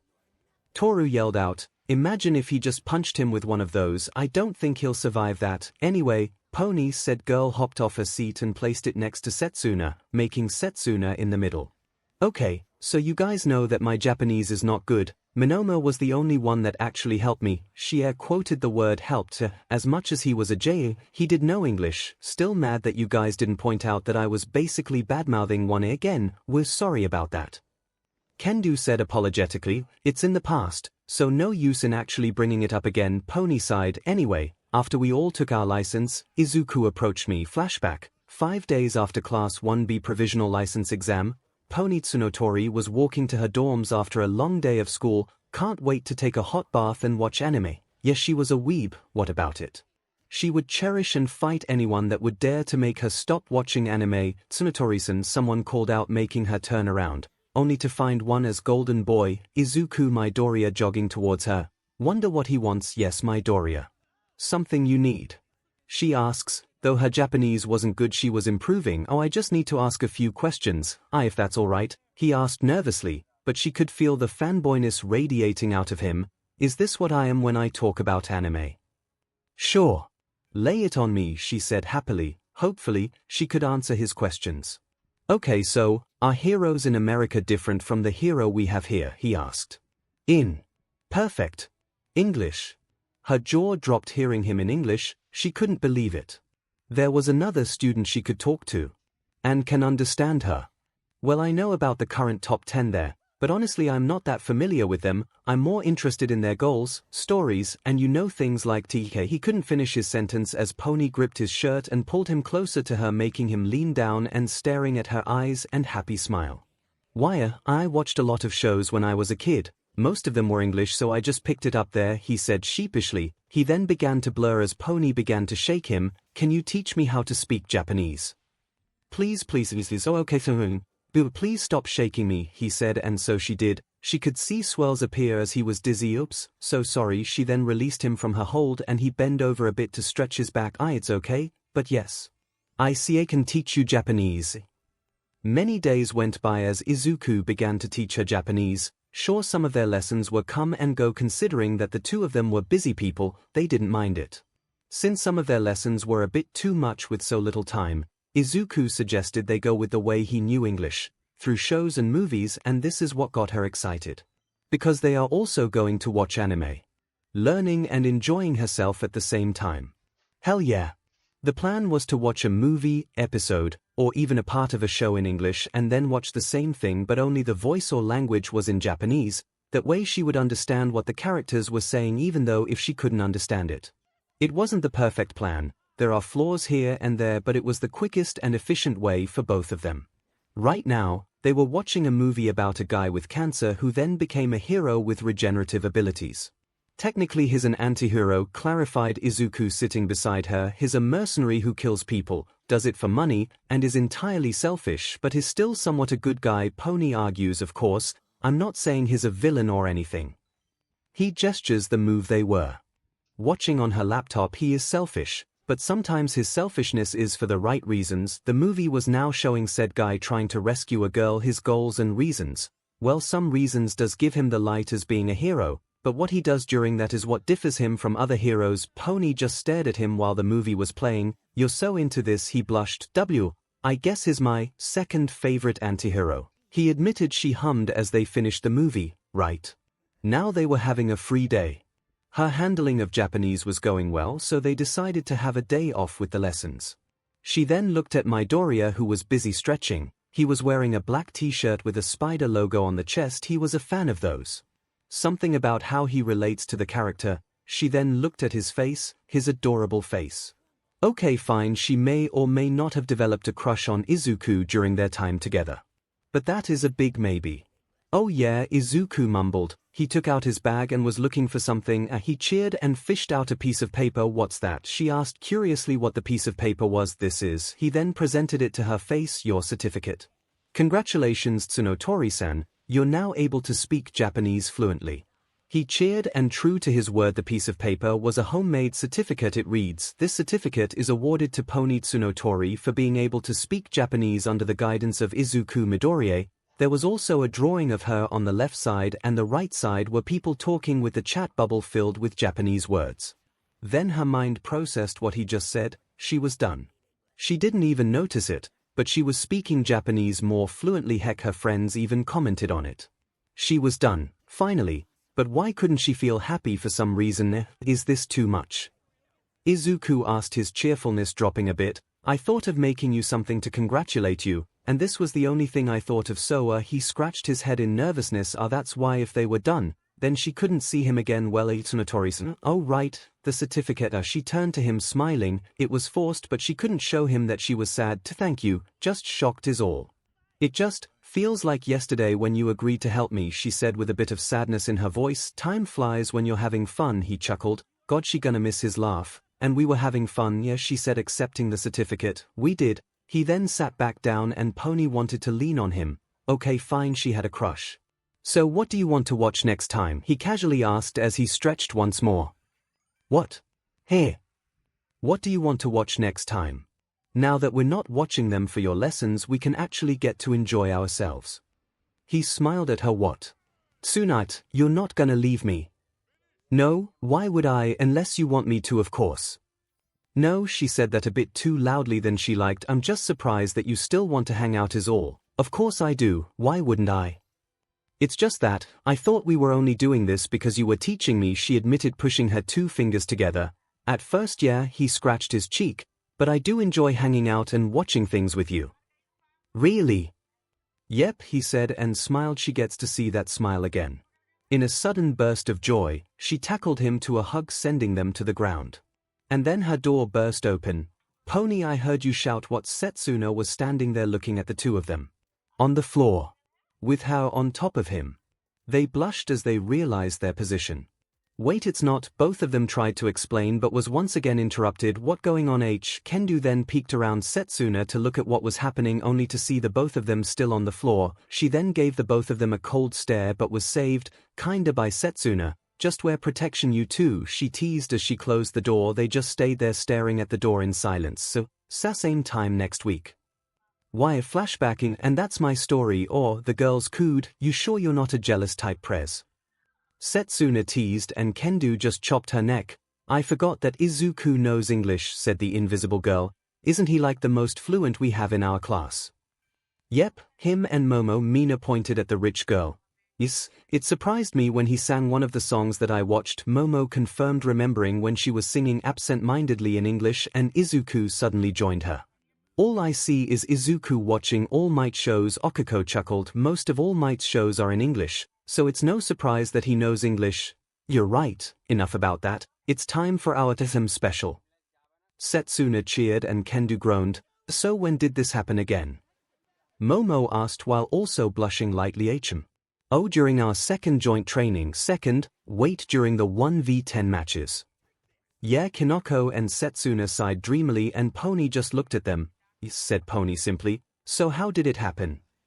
Well, I guess I'll start, so I'm going to start after the teachers announce the event. Flashback, second joint training. Pony P 1v10 matches, screamed the boy with purple ball for hair. He wasn't the only one that was shocked. All of the students were shocked at hearing the event.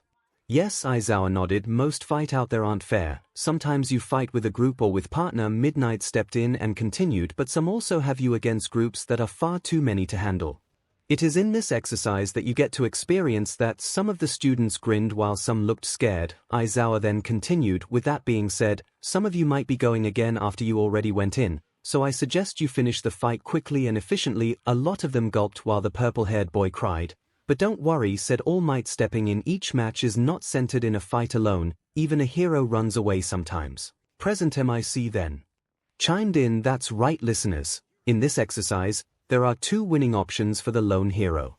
Fight or escape. Pony then hoped she would at least be in a team. As much as she trained hard, she isn't sure that she can survive a fight with 10 other students. I wouldn't be so confident if I were you, said the principal, who suddenly popped out of Aizawa's scarf. Even if you are going in with a team, the lone hero might surprise you. She didn't know why, but Pony looked at Izuku of all people and seeing him calm. Well, he wasn't totally calm. He was still fidgeting, but his shoulders were relaxed and his eyes were just full of determination. With that being said, the principal clapped. Let's draw lots, shall we? The first match was Todoroki, Bakugo, Kendo, Awase, Ojiro, Soto, Kirishima, Ida, Monoma, and Kamakiri versus Mineta. Mineta's soul left his body seeing his name. The students went inside the training grounds, which was the fake city ground beta. The students were given 15 minutes to plan. The students could hear both sides as the 10-man team was just stretching and chatting a bit. Well, Bakugo was yelling while Mineta was on the floor crying. 2A groaned while some chuckled. Pony slowly gravitate towards Izuku. Hey, she greeted in English, getting a greeting in return. You nervous? Kinda, but this is an essential part of being a hero. Even All Might fought over 20 villains in one fight. He said, going to his hero mode. She would always be fascinated seeing this side of him. Then she noticed something. She was slightly looking up a bit than she was before. Hey, are you getting taller? Am I? It's true, said Okiko.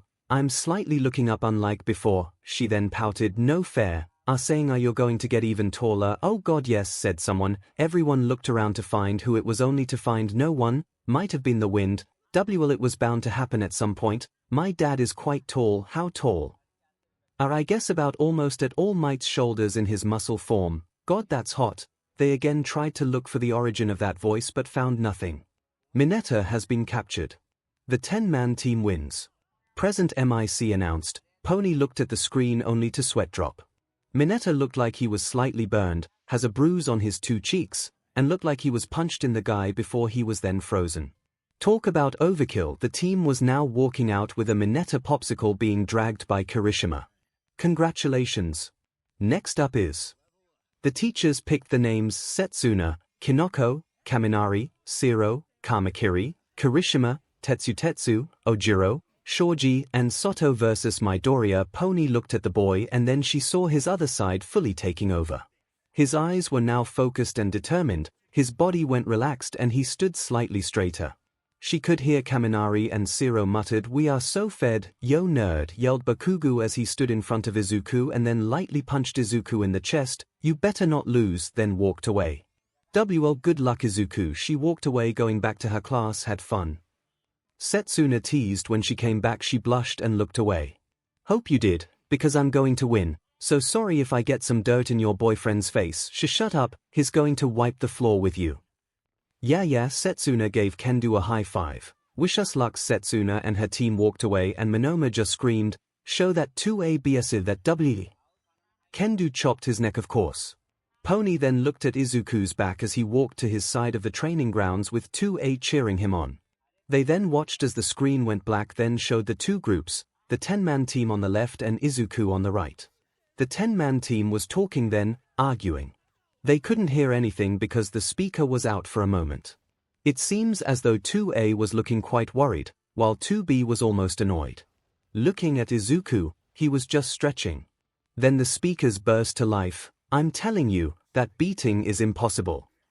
Kaminari's voice was heard through the speakers, almost sounding scared. Oh please, Kamakiri said, there's 10 of us and only one of him. What's the worst that could happen? Bold of you to assume that numbers matters to him, said Kirishima. Pony could hear. Mina gasped, and Mud even Kiri is scared. And did you seriously just jinxed us? Zero said, also looking quite worried. Look, I know he's your classmate and all, and you know him far better than us, Setsuna said, trying to convince 2A, but we do have the number on our side and a balanced team to counter him. How so?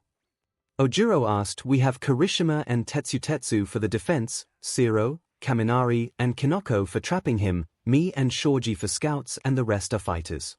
We're completely balanced and a perfect match for him. 2A was still looking doubtful. Look, I'm still not sure about this, but I want to try, Kirishima said, and Tetsu yelled manly. Well, might as well go down like a man. Kaminari then stretched. Agreed. It's a huge disrespect to an opponent if we just sit by and watch, Ojiro said, adjusting his gloves. So what's the plan, Tokuji-san? Asked Shoji. They then began to talk with the remaining 10 minutes. Pony looked at Izuku only to see that he was now mumbling so low that the speakers won't even pick up. She did hear him muttering about taking out Zero first.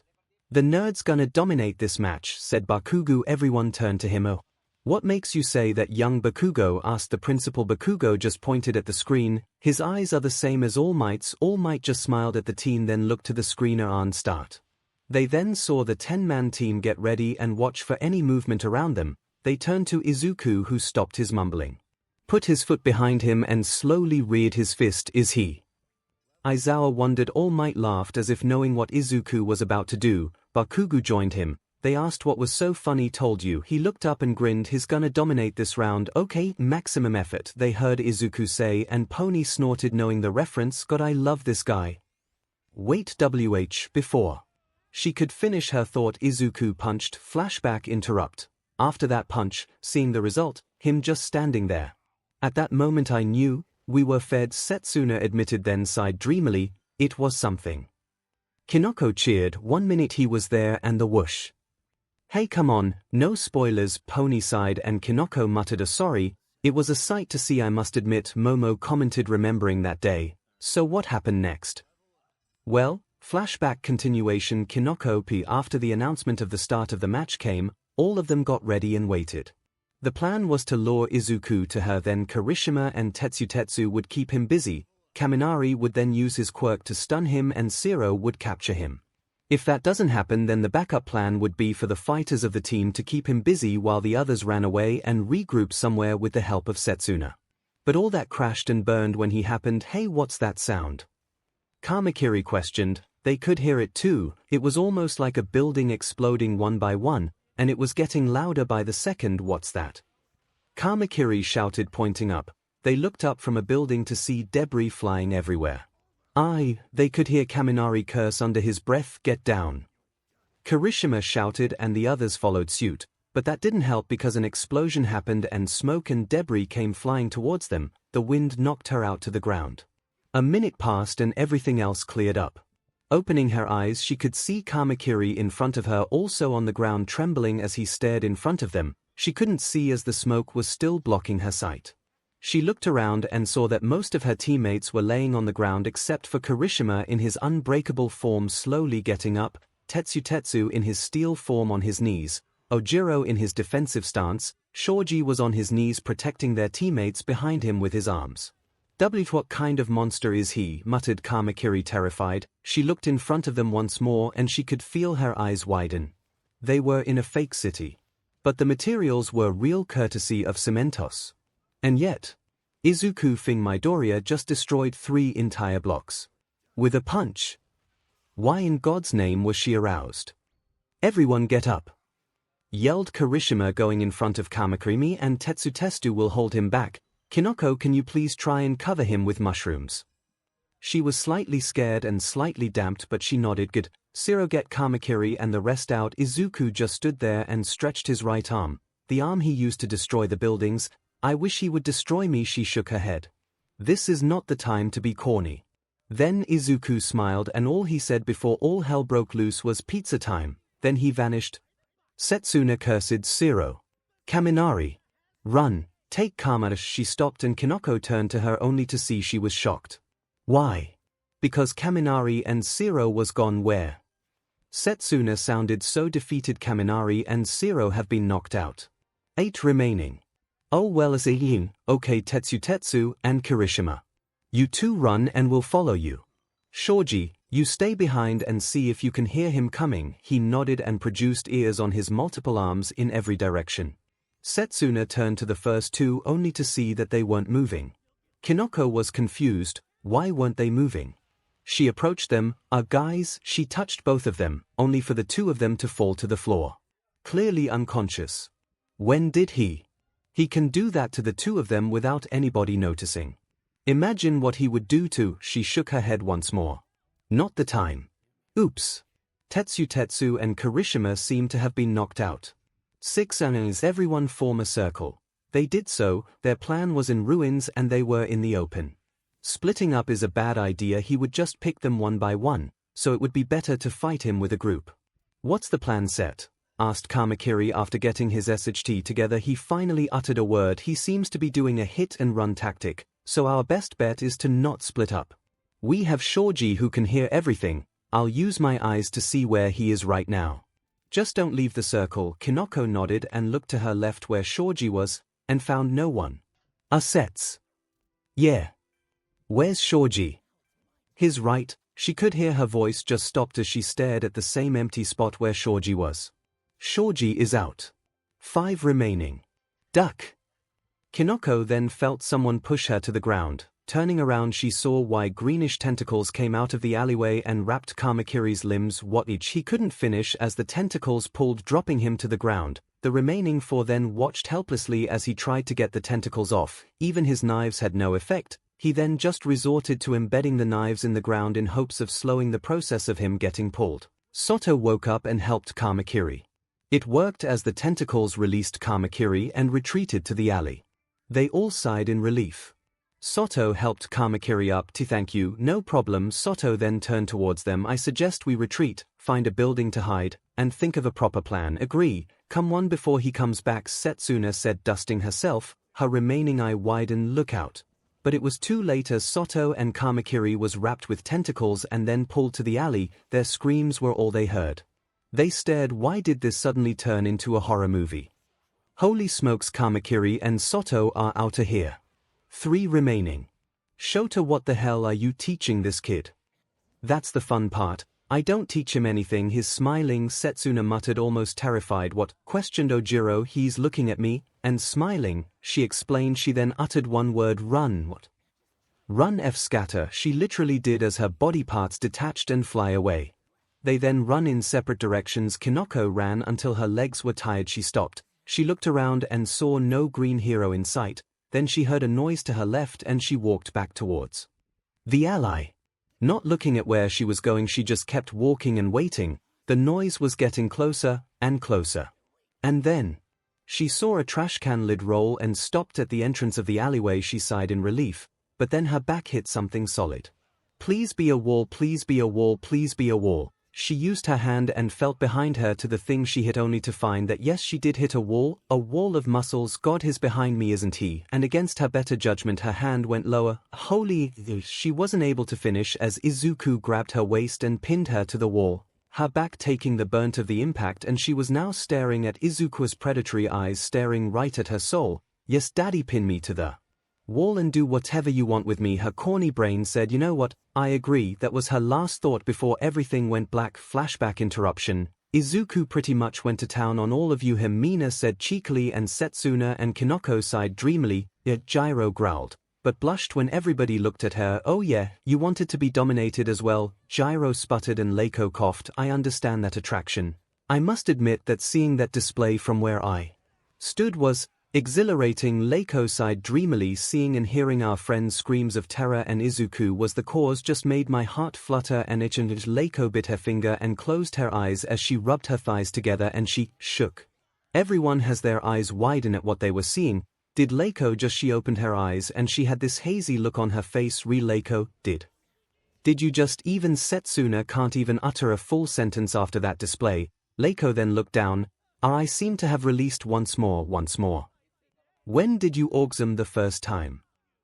Gyro shouted. It was during Kinoko's story. When Kamakiri and Soto was pulled to the alley, she then put a finger to her lips, but I also came during the actual training. Seeing that in action, turned me on. She then stood up, which reminds me, I need to change. She walked away. Let's wait for her to come back, and so she did. 4 minutes later and Setsuna continued the story. Flashback continuation. Setsuna stopped in front of a bank. She was breathing hard.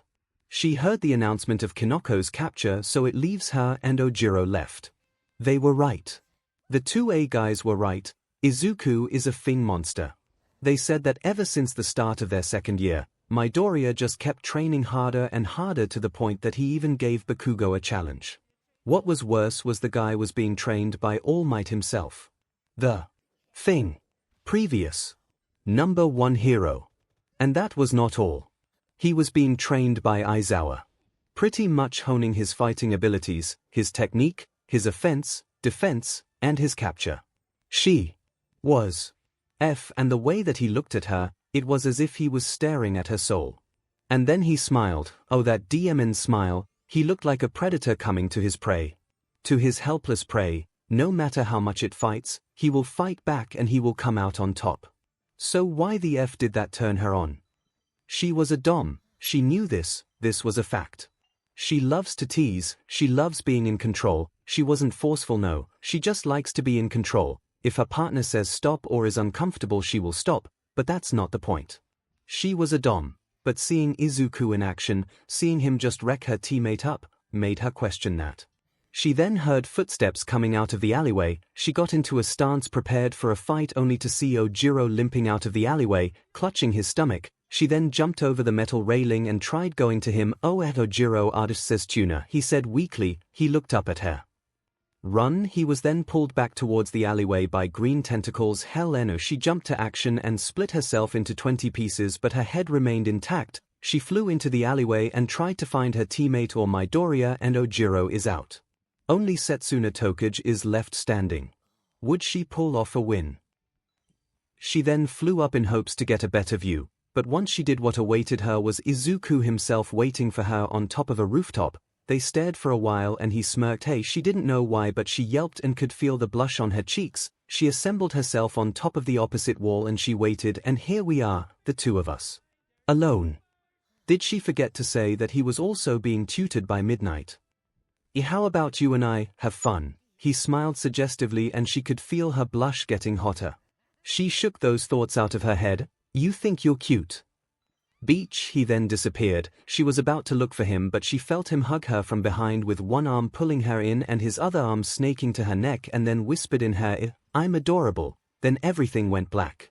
Flashback interrupt. After that, I woke up in the nurse's office. Gyro excused herself to the bathroom, as did Kinoko, Kendo, Ibara, and Tsuyu. I think I killed them. They're fine, said Mina. But didn't girl, you literally got the full feral Izuku experience. She leaned in close. How did it feel? God, she sighed. It was like he had total control, and the fact that I just witnessed him knocking everyone out by himself did not help build my confidence. The way he just pulled me and grabbed my neck. Gyro came back. I was so ready for him to just take me there on that rooftop. Consequences beaten. And Gyro left once more. Soon the girls returned and Pony said her final piece. So after we witnessed Setsuna's team get absolutely wrecked, me and the rest were just shocked. Flashback continuation. Pony. To say she was shocked would be an understatement of the whole year. Her jaw didn't even close the moment Izuku just made Kaminara and Zero disappear. She could hear the principal laugh joyfully as his tea was spilling everywhere. She looked over to Class 2A and saw that they were calm, shocked, sure, but much calmer than her class. She could even see Todoroki handing Bakugo some money. Momo was imitating a fish with the way her mouth was opening and closing. The rest just stared at the screen as they saw Izuku carrying Setsuna in his shoulders and picking up the rest of the team with his tentacle things. She then looked at her class and she could understand their reaction. Kendo had a huge blush on her face, Yui was taking very breaths, 𝐒𝐿𝐽 was trembling a bit, Ibara had her eyes widen and in closer inspection she was staring directly at the tentacles, Monoma's face and body were stuck, while the rest just had a defeated look on their face. Izuku was a monster. And she was in love with said monster. There she said and admitted it. Thank you, young Midoriya, for carrying the teams here, but it would seem that Recovery Girl called and she told me to tell you that the moment you come to her office she would give your head a good hit for making so many students unconscious, said the principal, and Izuku just chuckled and began to make his way to the nurse office. The principal then clapped. With that being said, since we have lost 10 students today, we will be changing the fight to a 3 vs 1 many student side. Coming next would be Bakugo, Todoroki, and Midoriya versus Mineta. The boy who was now free stared at the principal. The principal looked back with a glint in his eye and just said, "Good luck." It was not a fun day for Mineta. Flashback E&D. And that's the end of our story. The three of them bowed and the girls clapped, some even whistled. That was a fantastic story indeed. Seeing Izuku going is something. Imagine what is like in bed, you suggested, and everyone then stopped and thought, and all they could imagine was a smiling Izuku looking down on them. Some imaginations went to extreme levels. They all shook their heads. I mean, no one would know how Izuku would be right. Yeah, nobody. Somewhere deep in the forest, inside a lodge too. Mandalay sneezed. Are you sure you're alright? That's the second time you sneezed today, asked Ragdoll, who was peeling potatoes. Yes, I'll take a medicine later just to be sure, said Mandalay as she whisked some eggs. I have a question. How good was Izuku that night? Ragdoll teased and Mandalay sputtered, almost dropping the bowl. Back at the dorms. Yeah, nobody, Kendo said dismissively. It's not like anyone actually knows how good and rough he is, right? The girls just looked at each other, right? At a certain agency, a certain pro-hero sneezed. Someone came to her worried. Are you okay, Ryukyu? Asked Nejaya in her hero costume, and Ryukyu just nodded. Yes. It just feels like someone's talking about me. Ryukyu wondered who could be talking about her at this time. Maybe it's Deku.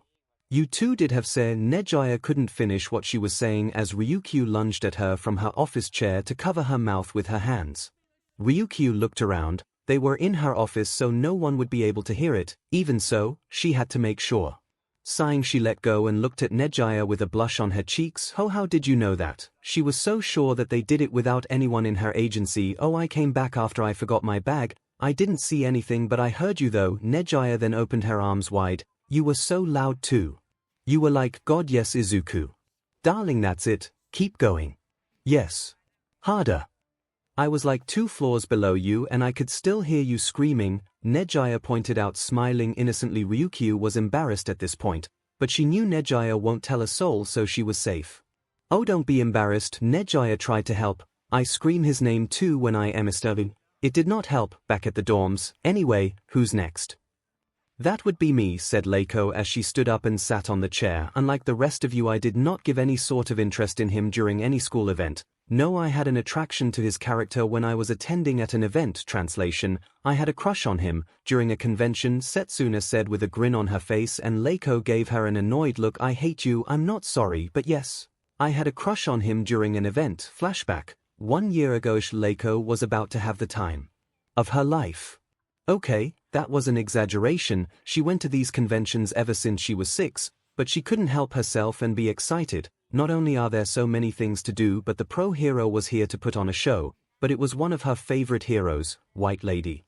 She was going to get an autograph, and no one would stop her. Well, someone did. It was a green-haired kid with a blue and red hoodie. He was wearing shorts as red shoes.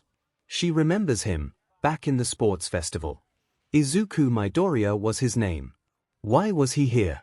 Don't get her wrong, anyone can be here, but he just stands out like a sore thumb. Everyone was like her, a bit gloomy or wearing something that would resemble the paranormal. He was the only normal one here that would actually make him not normal at all. But she just shrugged. She has places to be, a convention to enjoy, and a pro-hero to meet. She was walking away, but she then turned towards him when she heard him mutter, okay, White Lady's show starts in 3 hours. I got some time to kill, might as well wait. He was a fan. Looks like she just found her best friend. Flashback interruption. Hey, yelled Okiko, I do not mean any disrespect, I have not stolen him from your clutches. Flashback continuation. She did not have many friends that would enjoy the things she does. Even her new friends in Class 1B would not like the paranormal as she does, they would say that it was scary or creepy. She longed for a friend that would enjoy the things she does. And seems as so that fate was giving her a blessing. She walks forward to Midoriya-san, said boy jumped but still looked at her. Oh, you're 𝐻𝐻𝐼𝐻 from Class 1B, he said in recognition. Correct. May I inquire why have you come to these haunted lands? Okay, she really has to tone down how she speaks, it was cool but a stranger wouldn't understand her. Oh. I heard that white lady is here, I wanted to get an autograph. From her after her show. Her quirk is so cool. Tragedy sense is a cool quirk, being able to identify what happened, where it happened, how it happened, who caused it, what caused it, and able to identify and describe a murder is a great quirk for a hero and a detective. The boy gushed and 𝐻𝐿𝐼 was amused, it reminded her of herself when she talks about the paranormal age. So sorry, I gushed way too much there, think nothing of it, I find it amusing. She smiled, do you have company with you? No, I came here alone, I don't really have that many friends, to be honest. He laughed as he scratched his head, she could sympathize about that. Do you wish to accompany me? She offered her. I also have come alone, and since you and I have the same interest, I wish for us to enjoy the event together, that is if you want to of course. It took Izuku a moment as he just stared at her, but then he smiled. Was -2 hours and a half later, how many times has she smiled? She couldn't remember. She and Izuku were just having a blast, it took some time for him to adjust, but he was enjoying the convention as much as she did. They went to a haunted house, she thought he would run and be scared a lot but no, sure he was jumpy but he didn't run away from everything at all. Ironically she was the one that kept trying to run away but she didn't, and the most embarrassing thing she has done during the haunted house was to jump into Izuku's arms and tell him to run to the exit, which he did. After exiting she sighed in relief and noticed their position. They both blushed and Izuku put her down. Next would be some shops here and there. Right now Izuku's cheeks were adorned with cute ghost stickers while her cheeks had witch stickers. They both laughed seeing each other. She wasn't even doing her normal pose anymore, she was standing straight and kept pointing at things and began to drag Izuku with her, and they laughed along the way. They then remembered the show and decided to head to the area. They were seated at their designated chairs, which coincidentally was right next to each other. It was almost as if a god was trying to keep the both of them together. A thought for another day.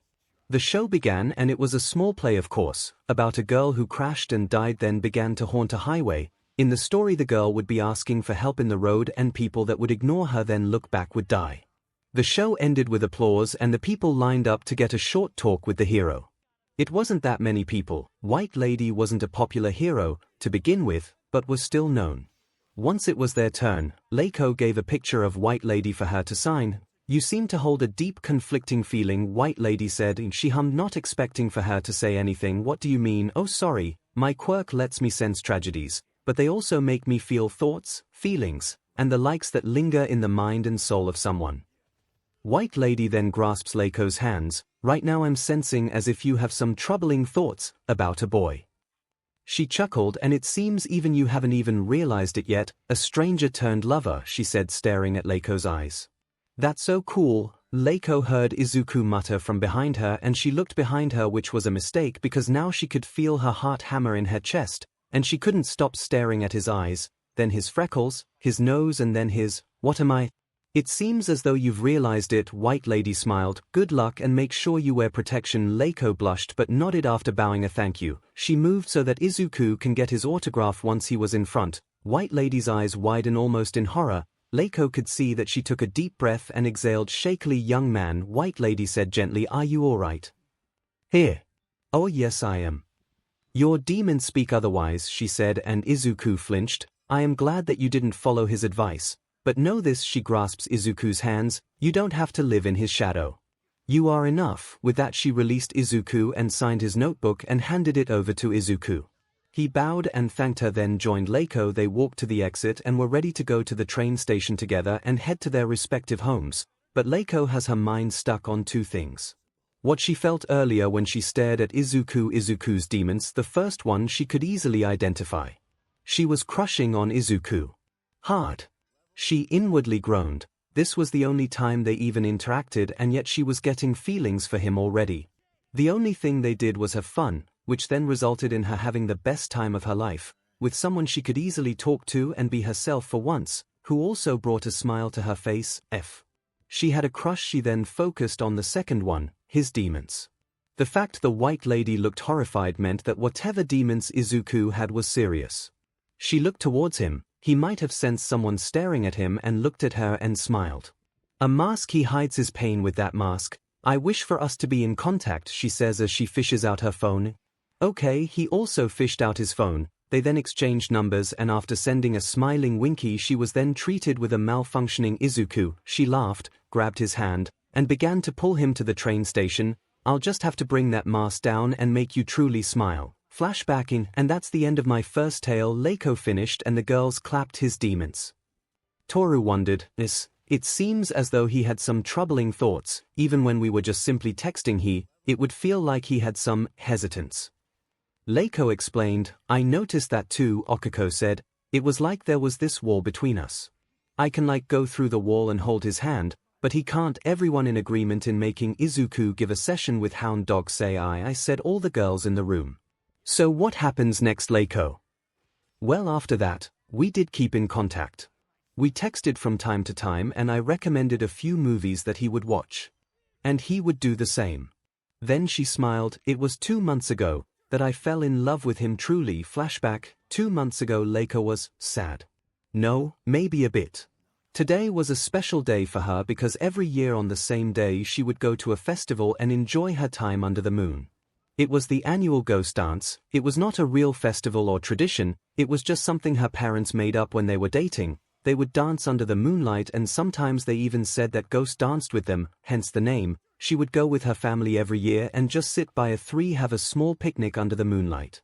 Her mother and father even said that it was the place her father proposed, so even in her family it had a sentimental value. But she wasn't able to go today. Both her parents suddenly got overloaded with work. They apologized and she understood. But it still made her sad though. Might as well just go to the rooftop later and enjoy myself. Then her phone pinged, notifying her of a message. Opening her phone, she saw it was from her crush, 𝐒𝐿𝐼 Midoriya. She smiled. He would always make her smile. Greenbush, hey, excited for your ghost dance festival? Oh right, she told him about that too. Smiling sadly, she then replied, Ghost Girl, unfortunately, there will be no ghost dance this year. My family got overloaded with work so I cannot go. Greenbush, oh, sorry Ghost Girl, nothing to apologize about. There's always next year. Greenbush, but you sounded so excited though. Ghost Girl, I was. But I'm not that petty. I can just go to the rooftop and see the moon. It's no problem. Greenbush, okay, if you say so. Gotta go, need to do something. Ghost Girl, okay. She put her phone down and went to sleep.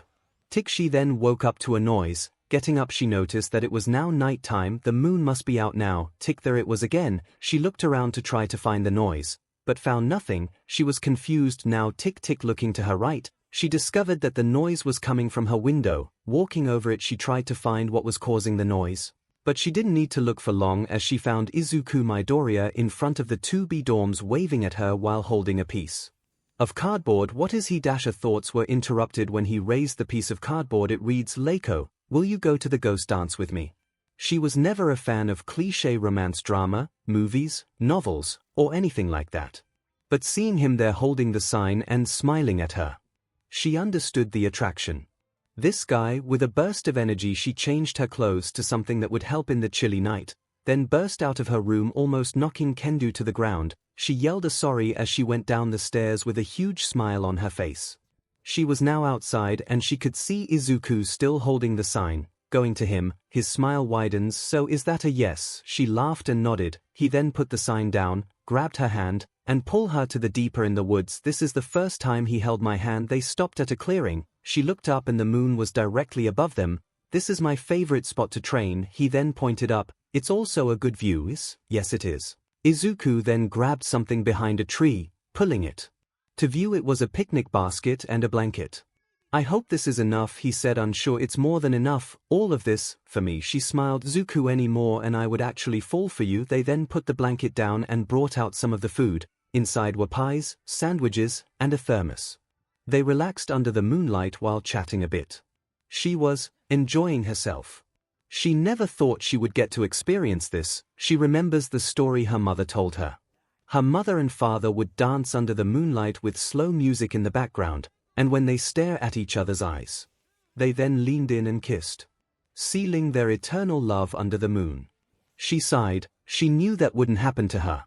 She only told Izuku about the picnic. It was outside the realm of possibility for a dance and a kiss to happen. It's time, Izuku suddenly said, making her visible eyebrow go up. Time for what? She gasped as she got her answer. Soft music surrounded them. No way, can I have this dance? She didn't notice him stand up. Now here he was in front of her, offering his hand. Was this happening? Yes. Yes, it was. She didn't trust her voice and just chose to take the offered hand. He pulled her up and scrayed her to the middle. Then they danced. It was a slow dance. Her hands were on his shoulders and his hands were on her hips. She just kept staring at his appealing eyes as they swayed in the beat of the song. It was only the two of them, under the moonlight and deep in the forest. She didn't want this moment to end. She wants him to hold her close forever and just be lost in each other's embrace. She just wants the man that she loves to stay with her love. Yes, she loves him. She loves Izuku Midoriya. The music began to die down and they slowed to a stop, but hands still firmly attached to each other. She decided to be brave. So, she leaned in for a kiss. Flashback interruption, bullshit. Mina, Tokage, Toru, Kendo yelled out, but Leiko didn't even flinch and just smiled. No way. Flashback continuation. So, she leaned in for a kiss. Her lips made contact with his left cheek. Pulling back, she could see Izuku turn red. She giggled. Thanks for tonight, Izuku. I really enjoyed it. Why, you're welcome. They then sat back down, ate some food. She took out her phone and took a picture of both of them and then sent it to her mother. After finishing the food, they walked back to her dorms. After saying goodbye, she went inside with a smile on her face. Setsuna was the first one to notice. DMN girl. Who got you smiling like that? She yelled, getting the attention of everyone. She didn't say anything and just sighed dreamily and walked back to her room. She then heard her phone go off. Opening it, she saw a message from her mother. Mama Ghost, I want grandkids, little ghost, after I graduate. Mother, Mama Ghost, I'll give you until the start of your third year or else I'm taking matters into my own hands. Little ghost, what do you mean? Mama Ghost, smiling face. Leiko just sighed and put away her phone. She touched her lips and smiled. Love you, darling. Flashbacking. And that's my tale. Leiko smiled and the girls clapped. Leave it to Izuku to give that much effort. Tsuyu commented, never thought he had it in him. Well, if someone is in trouble he just barges right in. Toru excitedly said, he just keeps saying that his body just keeps moving on its own. Let's hope that his hips move too, he commented with a faraway look. Bonk. She looked up and saw Kendo holding a bat labeled corny but meanie. So anyway, I think we only have one more story to tell. They all looked to Ibara, who jumped but still stood up and sat down on the chair. Come on, girl. Take it home.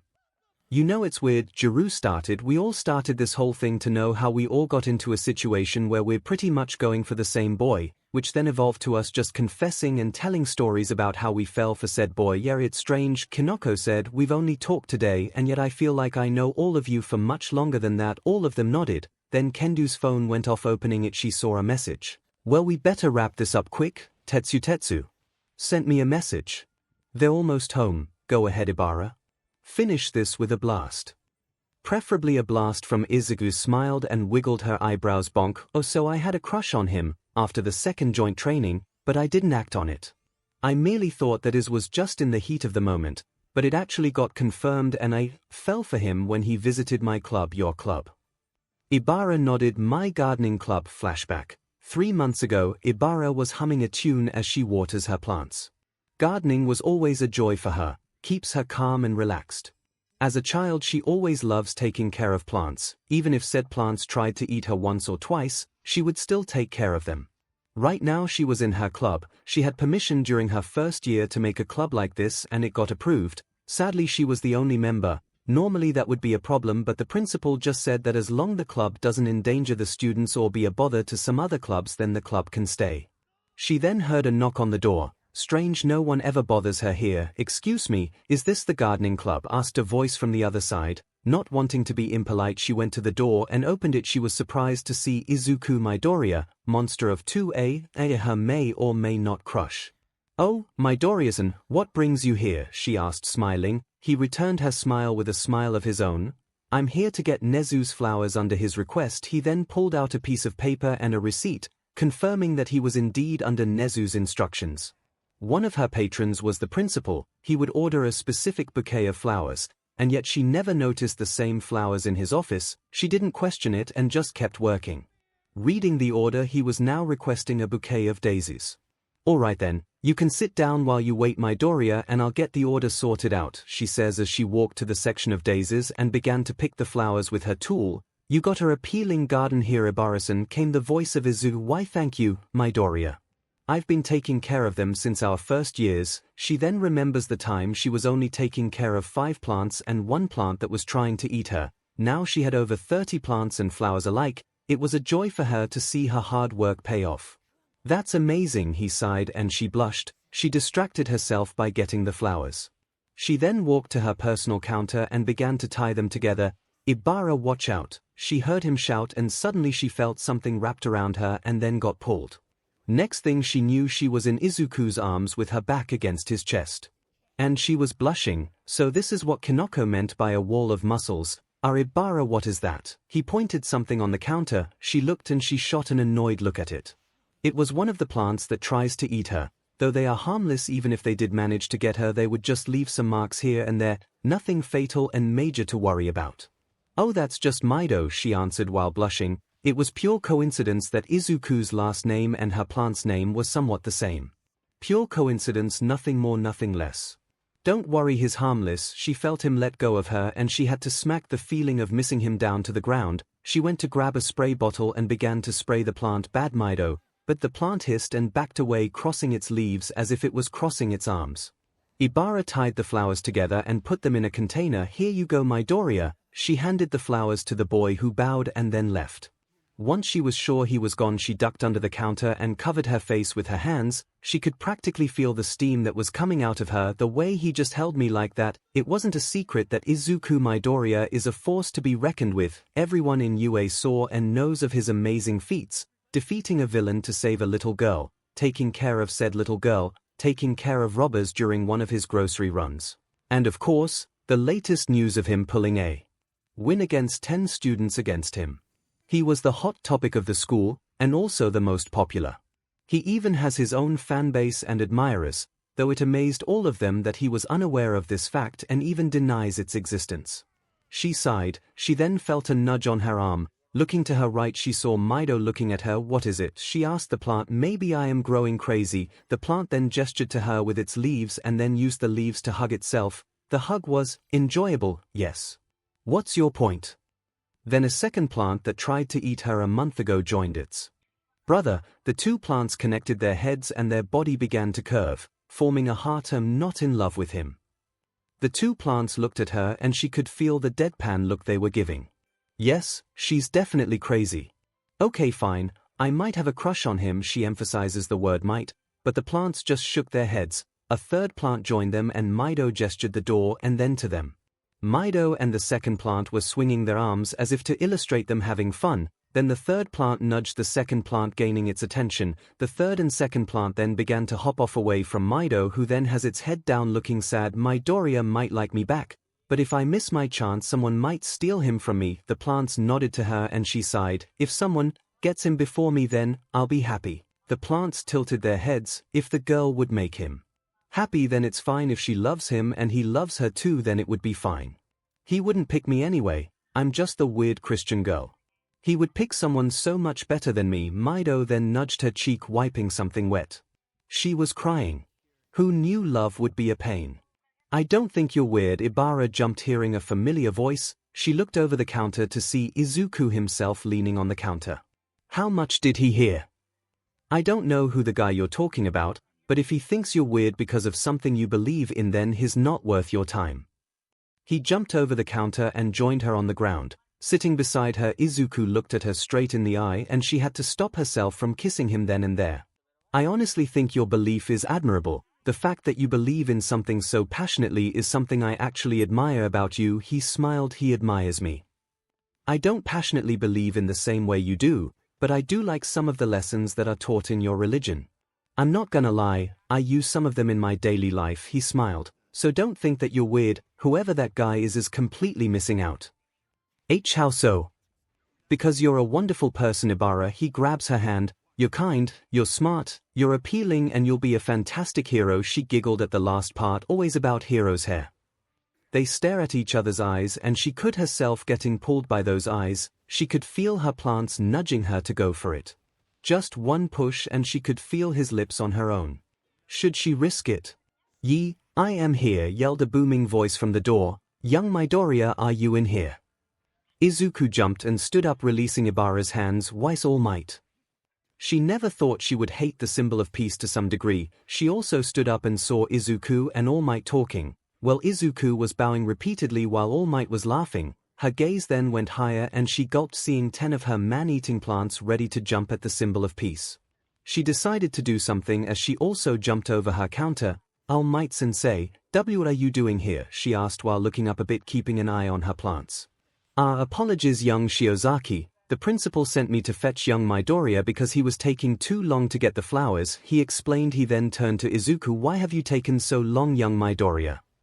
Oh, he then fished out a card. I forgot to give you this, Ibara. He gave her the card. Reading it states, Izuku Midoriya, you a personal helper and has a phone number attached. Nezu assigned me as a personal helper for the clubs in UA. Right now I'm just assigned in the gardening club. So if you ever need any help then just contact me. He smiled. She blushed knowing that she could now see Izuku again from time to time. Thanks, and with that, they said their goodbyes, leaving Ibara alone once more. She sighed and looked at the card and then turned it. Here. She could that some water got into the card, probably from her hands because she was watering earlier. She wiped it off with her shirt. Looking at it again, she saw that the card now had marks and a letter K was now visible. She raised her eyebrows and began to wipe the card with a wet rag, and words were formed, good luck, with a smiley face at the end. Ibara blushed. Was the principal planning for this to happen? No, it can't be. It was probably a custom and she just happened to find it. She pocketed the card, but then felt a nudge on her arm. She looked and saw Mido smirking at her. I don't have a crush on him. She could practically hear the groan Mido was making, but then she smiled. I love him. Happy. Mido and 10 of her man-eating plants nodded vigorously. What is her life? Flashbacking, and that's my story. Ibara finished and the girls clapped. So let me get this straight, Setsuna started. Your plants pretty much gave you a pep talk and comforted you. Yes, Setsuna simply said. Normally that would weird me out, but honestly that's probably the sanest thing I ever heard. Probably because our principal is a rat bear thing, Toru pointed out. That too, can't believe that All Might blue-balled you, commented you, and the girls laughed. So, Kendo started. That's everyone, so what happens next? Zoo raised her boombox. Russian anthem begins to play. That doesn't actually answer my question, Zoo. 5 months ago Zoo invited us to her room, said Momo. She then asked if we have feelings for Izuku. After a few denials here and there we said yes. Toru then stepped in. Then she played her boombox and played that anthem and said bluntly, our boyfriend Tsuyu finished. Wait, so we share him? Kendo asked, her eyes wide at the implications. Just like in Mina's story, Izuku won't choose if he knows that another person also likes him. It's not in his nature to hurt someone like that, explained Okiko. Plus he doesn't seem to be the type of person that accepts that someone actually likes him, Mina said.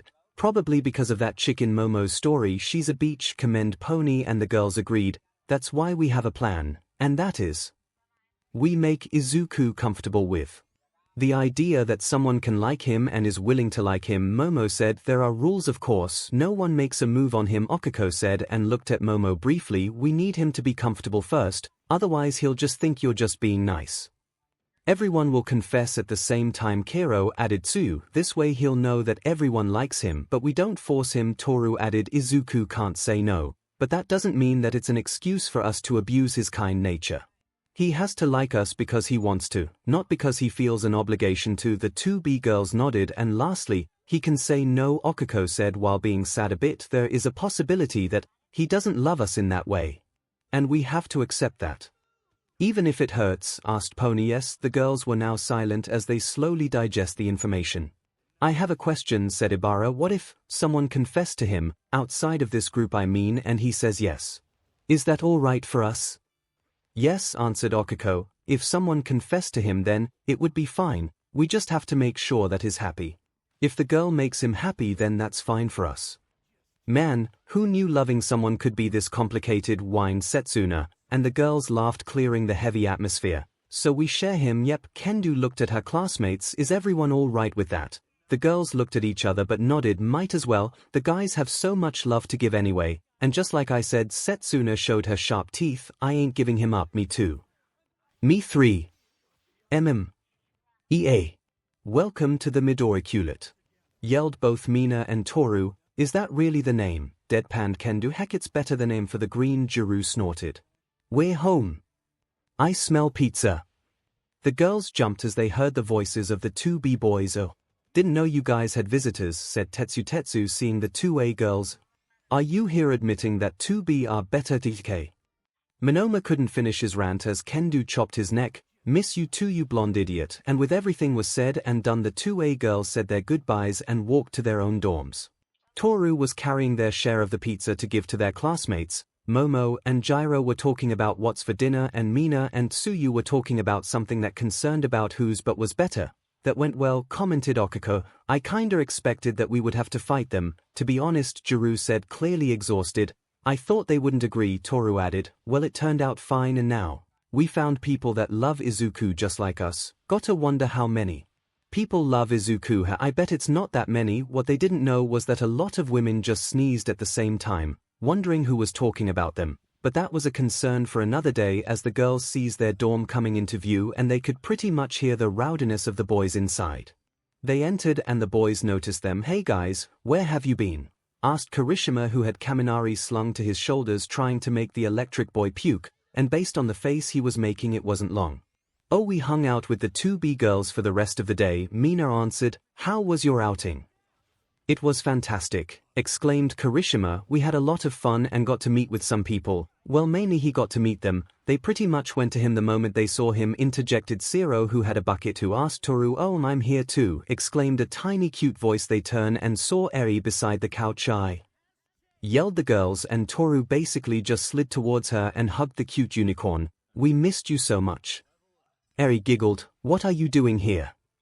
Papa and Uncle Zora told me to come here, saying they have something to tell me. Izuku basically told us to watch over her while he takes care of something, added Soto. It's true, though I believe it's not bad news considering that Midoriya was smiling, Tokomi said with a plate of apples. Dark shadow popped out of Tokoyami and grabbed the plate and placed it on the table. Here you go, said the quirk. Thank you. As she then grabbed a slice and began to munch. Well then, I believe it's my turn to cook dinner, Momo said, and she kneeled to Eri's height. What do you want for dinner, Eri-chan?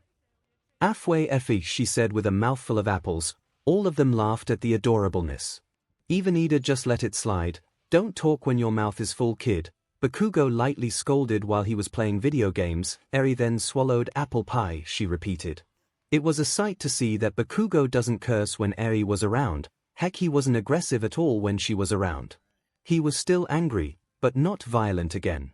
That can't be healthy for you, Eri, said Sot. Be quiet and make the diamond pie, commented Bakugo, whose eyes are still on his game. Soto sighed and gave in. Momo then suggested making some curry for dinner, in which no one disagreed. But before they could even begin to cook, Izuku walked in with All Might, Aizawa, and his mother in tow. The girls then began to panic. Alert. Alert. They hastily tried to fix themselves properly, seeing the parent. What's going on? Asked Kaminari. Midoriya has an announcement to make, Aizawa said. His eyes then went everywhere, then stopped seeing his target. Can you come over here please? The little girl did so, and Izuku crouched to her level. Heying, he gently smiled. Hello pose, she corrected, and Izuku smiled. You don't have to be shy or correct yourself anymore. You wanna know why? He said, gripping the piece of paper in his hand. Inko was about to tear up, but she stopped herself. All Might wore a proud smile, and Aizawa, while you couldn't see because of his scarf, he was also giving a smile to the teen and little girl. Why? Asked Eri as she nervously gripped her dress. Izuku then brought the piece of paper and folded it open. Because from this moment forth, Izuku Midoriya is now the father of Eri Midoriya. He showed the paper. It was an adoption paper Izuku was now officially adopting Eri. Everyone was silent as they stared at the duo. The guys were shocked and their jaws were open. Kirishima had to hold back yelling manly. The girls were shocked and happy at the same time as they watched and waited. "Why you're my papa now," she said, staring at the paper and then at Izuku. "I'm now your papa and you are now my daughter." His smile widens further as A lunged and hugged Izuku, crying on his shoulder. The two A yelled in celebration at the now father and daughter hugged. The girls squealed and Mina grabbed Toru and began to shake her. Okiko though grabbed Tsuyu and began to shake her, making the frog girl blur a bit. Kirishima was so happy that he grabbed Kaminari and slammed him to the ground, then proceed to yell out manly. Bakugo just crossed his arms but had a smirk on his face. It was a joyful night for the 2A as they celebrated the now father and daughter. Nezu then dropped by alongside midnight and lunch rush, pushing a cart full of food. Okiko took a picture of Izuku hugging Eri while the both of them had smiles on their faces. She then sent the picture to the newly made group chat. As the celebration began to die down, Izuku's mother had to go back to her apartment after saying goodbye to her son and now grandchild. She was sprayed by All Might. Nezu also had to go and pull the rest of the staff with him. Eri was now tired. The day for her was a fun and exhausting one. Seeing her yawn, Izuku decided to put her to bed, which was in his room. Saying goodnight to his friends, he began to carry his daughter to his room. It was currently 9 p.m. and the rest of the students said their goodnights and went to their rooms. Okiko was in her room, was wearing her custom mittens. It was an eventful day and a tiring one. She couldn't wait for what tomorrow would bring. She laid down, but before she could sleep her phone gave off a notification. She groaned, clearly annoyed. Opening her phone, she discovered that Kaminari made a group chat. "Don't we already have a group chat?" She then just read the messages Kaminari made for the boys group chat. Kaminari added 19 people to the group. Kaminari, isn't it kinda weird that Midoriya is not a version anymore?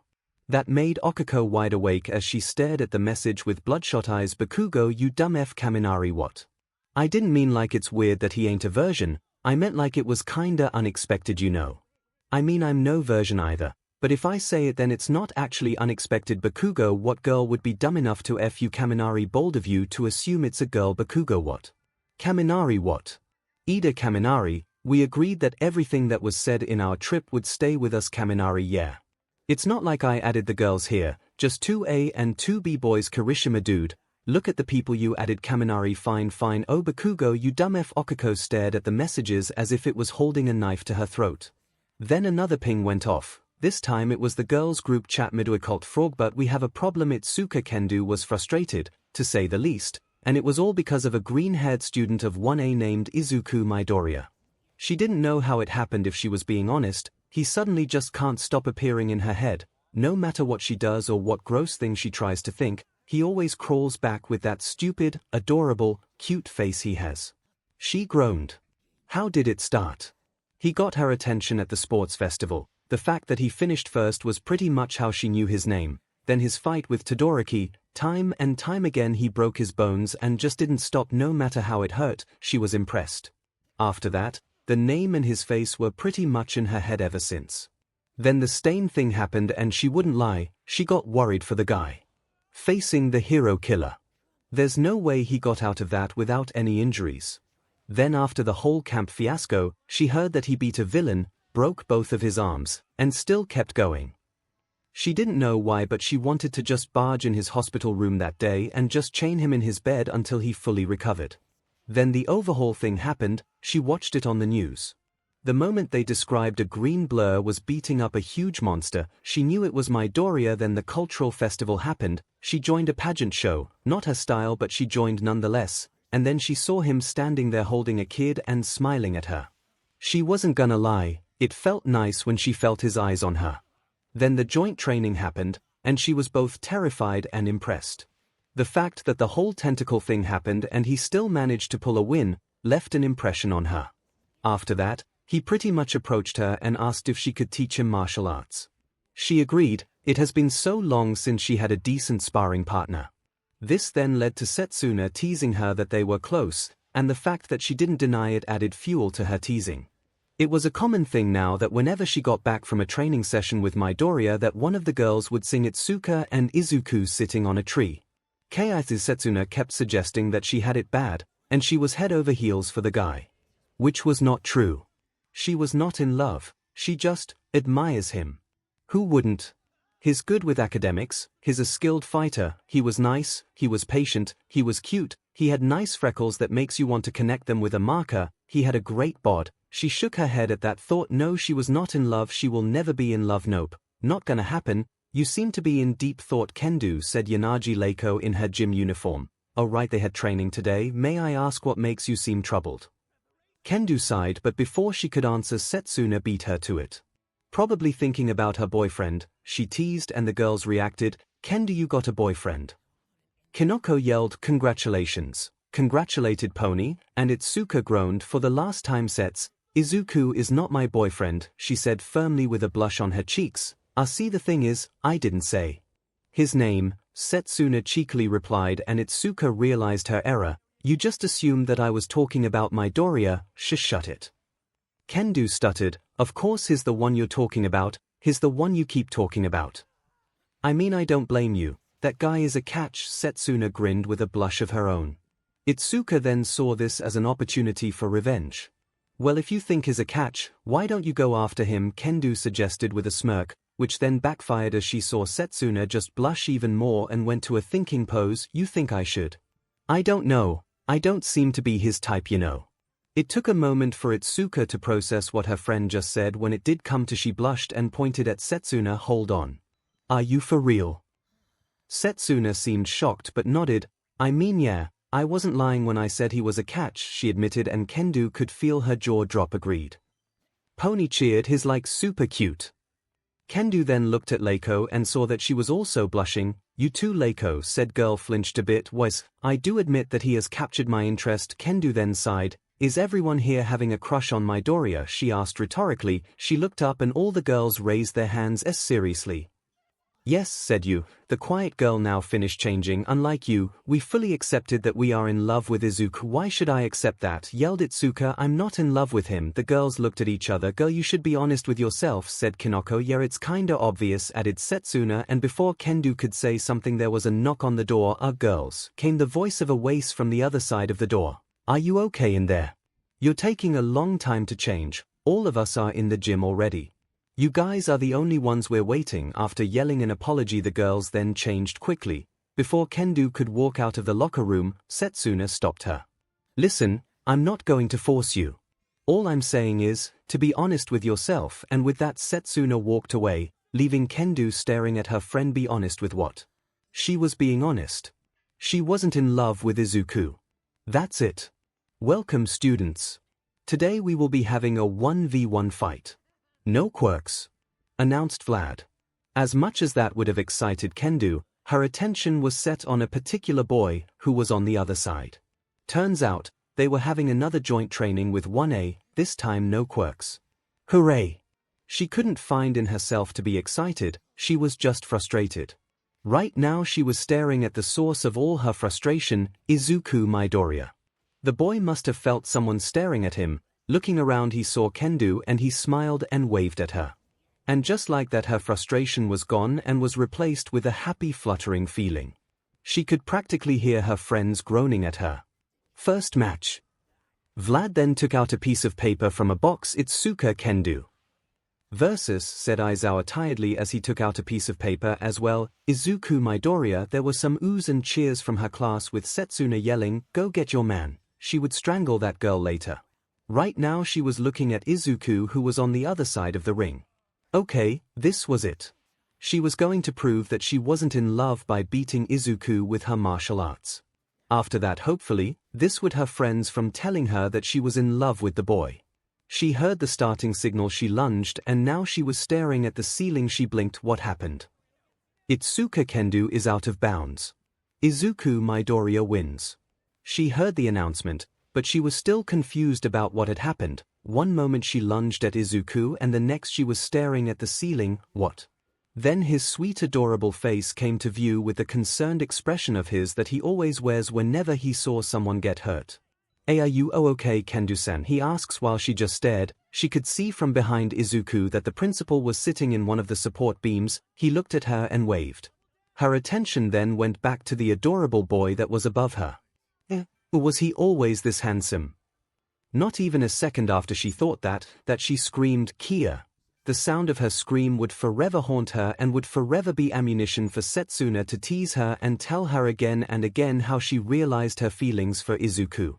She then began to crawl away while having a huge blush that covers her face. Her girlfriends then began to comfort her, while Setsuna was smiling smugly at her and Ibara was telling her that, "Don't worry, I screamed too when I realized it." At the corner of her eye, she could see Vlad giving some money to Aizawa, but that was the least of her concerns, as right now she is now focusing on the big issue that she, in fact, was in love with Izuku Midoriya, and all it took was for him to slam her to the ground for her to realize it. Shino Sasaki, aka the pro-hero Mandalay, stared at the device in her hand with a mix of joy, terror, and anxiety. She expected this, but it still hit her hard. She lied to him that it was a safe day, she lied when she said that she was going to take a pill the next day, and she lied when she said it meant nothing to her. On her hand was a PRGNNCY test. And it was positive. She was PRNNT with his child. She smiled at that thought and she sighed. She remembered that day. It was his graduation, and of course, she and her team and other more pros were invited to the graduation party that night. After a long night of dancing, singing, and just chatting, the two of them talked privately outside of the building where the party was held. She had to admit that she giggled a lot seeing the man still blush and be a fanboy even though he was now an adult. After a long talk and a confession coming from the both of them, they decided to go somewhere more private. They went inside his dorm and for the whole night they just made love. She had to admit that even though she was the mature one there, she didn't know what to do, because at that time she was still a virgin. And so was he. That night she completely surrendered herself to him and the both of them just got lost in the pleasure, and when he was about to burst, she told him to come inside. He was hesitant but she insisted. That night, it was just her and him. And now, the price has shown itself. Did she regret it? No, absolutely not. Will she keep the baby? Yes. Will she tell the father? No, as much as she wanted to. The baby was her responsibility, she couldn't trouble him with this, he was on his road to being one of the greatest heroes that ever existed. It was his dream, and she wasn't going to take it away from him. She was going to tell the news to her team though, they're going to find out eventually, and she needed all the support she needed. Taking a deep breath, she tossed the test in the trash and walked out of the bathroom. The next problem now was how to tell her team. As much as the direct approach would work, this kind of news needed to sink in and needed to be gently given. Walking to the kitchen, she could hear her team chatting and someone cooking. Heading there, she prepared her best smile and was ready to tackle the day. "Hey guys," she waved. Her team then looked up when she entered. Tiger or Yawara Chatura was sitting beside Ragdoll or Tomoko Shiotoko, and they were reading a magazine. On the stove was Pixibob or Ryako Tsuchikawa. "She's here," shouted Ragdoll excitedly. She then jumped towards her, grabbed her hand, and sat her down on the couch. Meanwhile, Mandalay was confused at her friend's reaction. Ragdoll then put her hands under her chin and looked at her expectantly. Tiger then sat beside her on her left and she could see Pixibob leaning on the counter looking at her, giving her a gentle smile. She smiled. She had the best teammates, you guys already know, don't you? Using her quirk to deliver her message to her teammates, "Welder," Pixibob said, smirking at her. "Kinda easy to connect the dots when you suddenly leave, come back with 3 PNCY tests and disappear in the bathroom for like an hour." Mandalay blushed at that. "So Deets girl, are you expecting?" "Yes," she answered, and her teammates cheered. "So who's the father?" Tiger asked, and Mandalay just smiled. "It's someone special, you're not gonna tell us?" "No," she then raised her finger, "not because I don't trust you guys, but because I know for a fact that you would hunt him down and drag him here." "No, we won't," Pixibob said, crossing her arms and looking away. Mandalay just stood up and opened the curtains, and pointed outside where there were at least 30 mud beasts outside on standby. Pixibob then scratched her head and deactivated her quirk. "Well, are you at least going to tell him?" Ragdoll questioned, and Mandalay just smiled. "I don't think I will. Can I ask why?" Tiger asked. "It's personal," and they just stared at her. That was until Tiger stood up. "Well, if that's your decision, then we will respect it." He gave her a thumbs up and her teammates agreed to give her support.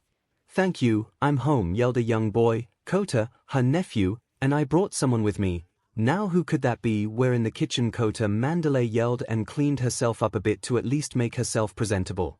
She looked up to greet her nephew but was too shocked when she saw who her nephew brought. Izuku Midoriya, aka the pro hero Deku, number 5 in the hero charts and was on his way to be number 1 in a few months. He was also the father of her child, their child. He insisted on coming here, saying that he needed to talk to you, Kota said to her, and it was true. The moment Izuku was in the kitchen his eyes zoned in on her and she couldn't help but gulp. He wouldn't know that she was 𝐼𝐺NT. So she was safe. Anyway, I'll be in my room, said Kota, walking away. Her team noticed the atmosphere, and the way that the two of them were staring at each other was enough to give the answer they asked earlier. Taking this as their cue to leave, they excused themselves, giving her and Izuku some alone time. Hey, he awkwardly greeted. Hey yourself, she smiled, always the dork. So how are you, future number 1? He chuckled. That's only a rumor, I've been good. Been busy with work and making a name for myself. That's it. You. Oh, been busy trying to get Kota back to school, been reorganizing some stuff here and there, and also taking a short break from hero work, she said the last part as she turned around and went to the pot that Pixibob was handling earlier. A break? Why? He asked, going behind her and leaning on the counter. Oh, just getting tired and all. Might as well help Ragdoll with some of the paperwork in the office, a lie of course, but she wasn't going to tell him the truth. She gripped the handle tightly, hearing her name. The only time that he used that name was that night. Are you? Of course, he knows. Am I what? She walked away, not facing him, tired. Of course, I am, people my age. We just get tired so easily now, we're not that young anymore, he said, making her stop. Are you he with my child? He was behind her, she could feel it. And what if I was? She asked, hugging herself. What are you going to do about it? What am I? I'm going to be there for you, of course. He was now in front of her, looking at her as if she asked something dumb. I'm going to stay by your side. I'm going to slow down with work. That's the problem, she yelled, balling her fist and looking at him. That's why I didn't want to tell you. Because you would stop with work and start taking care of me. Well, what do you want me to do then? He yelled back, equally annoyed. Leave you alone and let you raise this child alone. Yes. Because you would at least live your dream. She pointed a finger at him. It's what you always wanted, right? What I want is to be with you. And to be with my child. He took a step forward. I'm not abandoning you and my child. And that's final. God, you're so stubborn, she yelled, going up to his face. They stare at each other, waiting for the other to make a move, and someone did. Mandalay grabbed his shirt and pulled him close, capturing his lips with her own. Izuku then hugged her with one arm while the other was behind her head, deepening the kiss. And almost instantly Izuku put his hands on her thighs and lifted her and pinned her to the nearby wall. She gasped as her back collided with the wall, but that didn't stop them from connecting their lips once more. After a minute, they pulled away and looked at each other's eyes. Still not gonna leave? This is your final chance? Mandalay asked, looking at his eyes. No, he said firmly. This was his decision. I'm staying. Mandalay sighed and laughed. This is one hell of a day. Tell us about it, said a voice, and both of them jumped. Izuku looked back and Mandalay peered over his shoulder. Peering over the doorframe were Ragdoll, Tiger, and Pixibob. All three of them were smiling at them. Who knew that the kitty was so bold, said Ragdoll while wiggling her eyebrows. Yo Izuku, you better take care of Mandalay or else I'm beating you to a pulp, threatened Tiger. Hey Izu, do you have any friends that you can introduce me to? Asked Pixibob, who was then sprayed by Tiger with water, and she hissed. Izuku sighed and Mandalay smirked. Better get used to it, lover. This is your life now. She smiled and Izuku just looked at the woman and stole another kiss, getting a few cheers from the three people in the doorframe. Pulling away, he just smiled at her. I'm still staying as I uses Deku on Ms. Joke. It's super effective. Aizawa was annoyed, to say the least, and the source of his annoyance was standing in front of him. Emi Fukukado, also known as Ms. Joke. She was an annoyance before, but he didn't know why and how, but she seemed to be even more annoying than before. If he were to track down when she actually became even more annoying, it was probably after the license exam. After that, she seems to have taken a liking to visit UA almost every other day. Why Nezu allowed this, he had no idea, and he wasn't going to ask the rat. But he did find it strange though. Normally she would joke about him and her getting married, but no. This time it was centered around his class. Hey, any of your students got engaged yet? Your student still single? Wanna hook me up with one of your students? Those kinds of jokes. He didn't know why, but she would have this light blush on her cheeks whenever she asks, and she never had those kinds of blushes when she joked around him. So what changed? His answer then came the next day. It was a normal day for the staff and students of UA. He and some other teachers were in Gym Gamma were teaching their students some proper control with one of their quirks, other applications for their quirks, and testing the limits of what it can and can't do. 𝐼, of course, was there watching them and annoying Aizawa as usual. He was barking orders left and right, nothing unusual there. Then he yelled at Izuku Midoriya, and out of the corner of his eye, he saw her flinch and look in Izuku's direction. Now he could have written that off as just him barking an order to a particular student, if not for the fact that he has been barking orders to every student and calling their names and she didn't move. It was only when he yelled at Midoriya that she moved and stopped annoying him, even if it was just a second. At that moment, he saw right through her. He grinned like a madman and decided to put his plan into action. Midoriya, he yelled and gestured for the student to come down. 𝐼 tried to excuse herself, but he captured her with his scarf. She looked at him with wide eyes and he could feel that she was panicking as she saw the grin that he had. "Why, sensei?" asked the boy after landing down. "I'm sure you know who this is." He pulled 𝐼 a bit closer, and he saw his student go fanboy mode, but he wasn't going to listen. "Ms. Joke here has personally volunteered to teach you the works of being an underground hero." He could practically feel 𝐼's eyes boring to his skull. As such, for the rest of this period, she would be in charge of you. He pushed 𝐼 lightly in front of Midoriya. "Good luck," and then walked away. He could hear Midoriya shouting a bunch of thank yous, but he didn't care. His job was done. He then felt his phone vibrate. Opening it, he saw a message from the principal. "Overlord, I'm proud of you." Yep, his job was done. Tagata hooks Deku up with Bubble Girl. Tagata was curious as to why Bubble Girl wouldn't contact Deku. She clearly misses him. Right now he was behind her and she was looking at her phone. On her phone was a picture of her and Deku. He clearly is confused to why she couldn't just text or call him. He actually thought that once the Night Eye agency was back in action that Deku would come back with him. Now that his quirk was returned thanks to Eri, he was back to work. Sadly, Deku was in Endeavor's agency and said that he was needed there.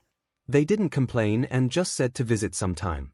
On the other hand, Bubble Girl was saddened by the news but still kept working.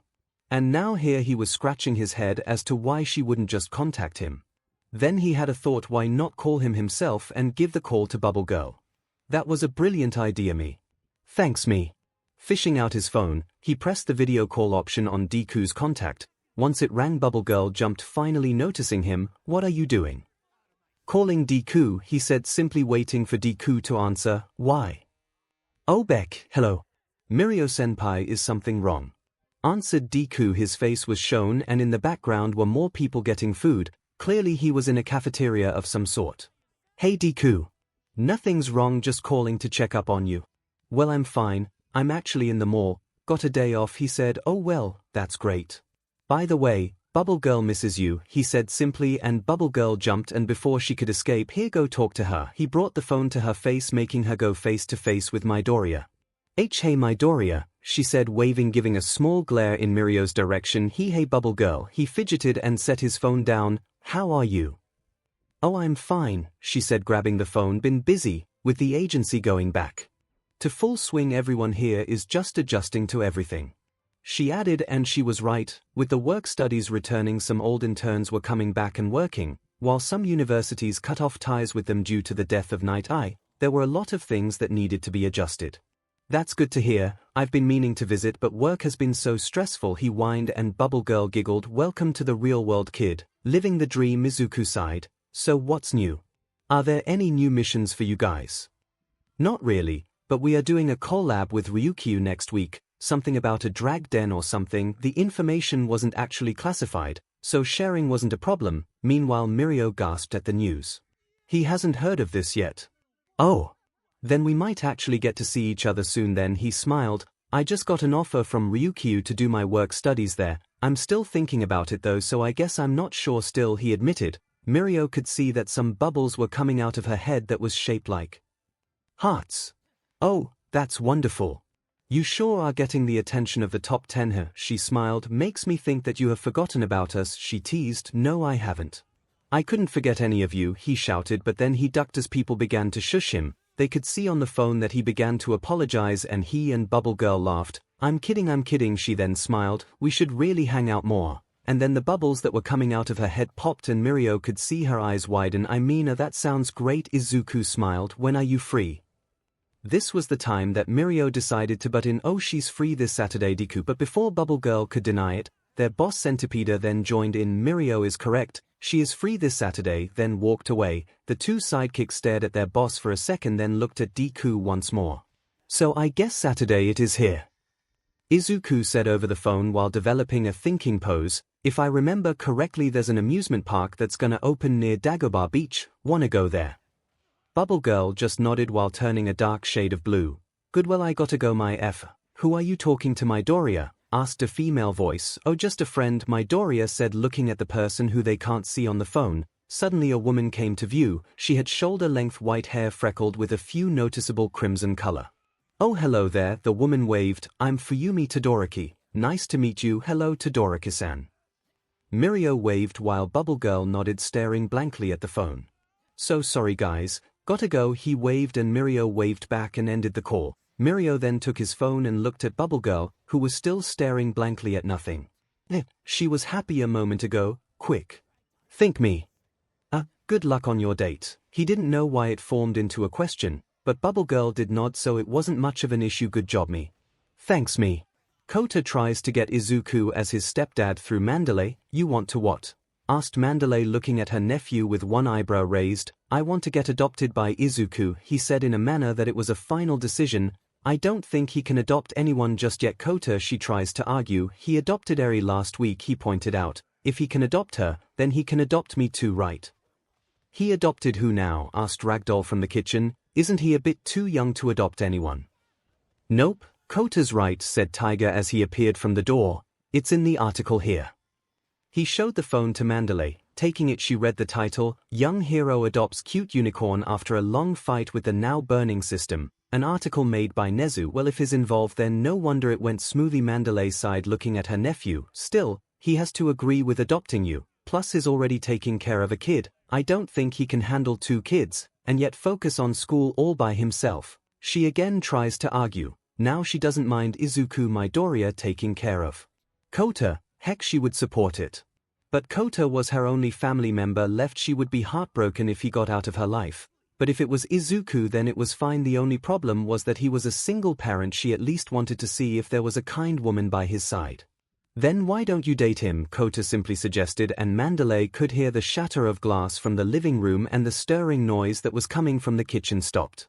If you date him, then not only does he get a woman in his life, but you'll also be taking care of me. Well, I guess us, if me and Eri will be siblings. Before she could reply, she saw Pixie Bob behind Kota. She then blasted Pixie Bob with a million thoughts, with her quirk giving her a headache and falling to the floor.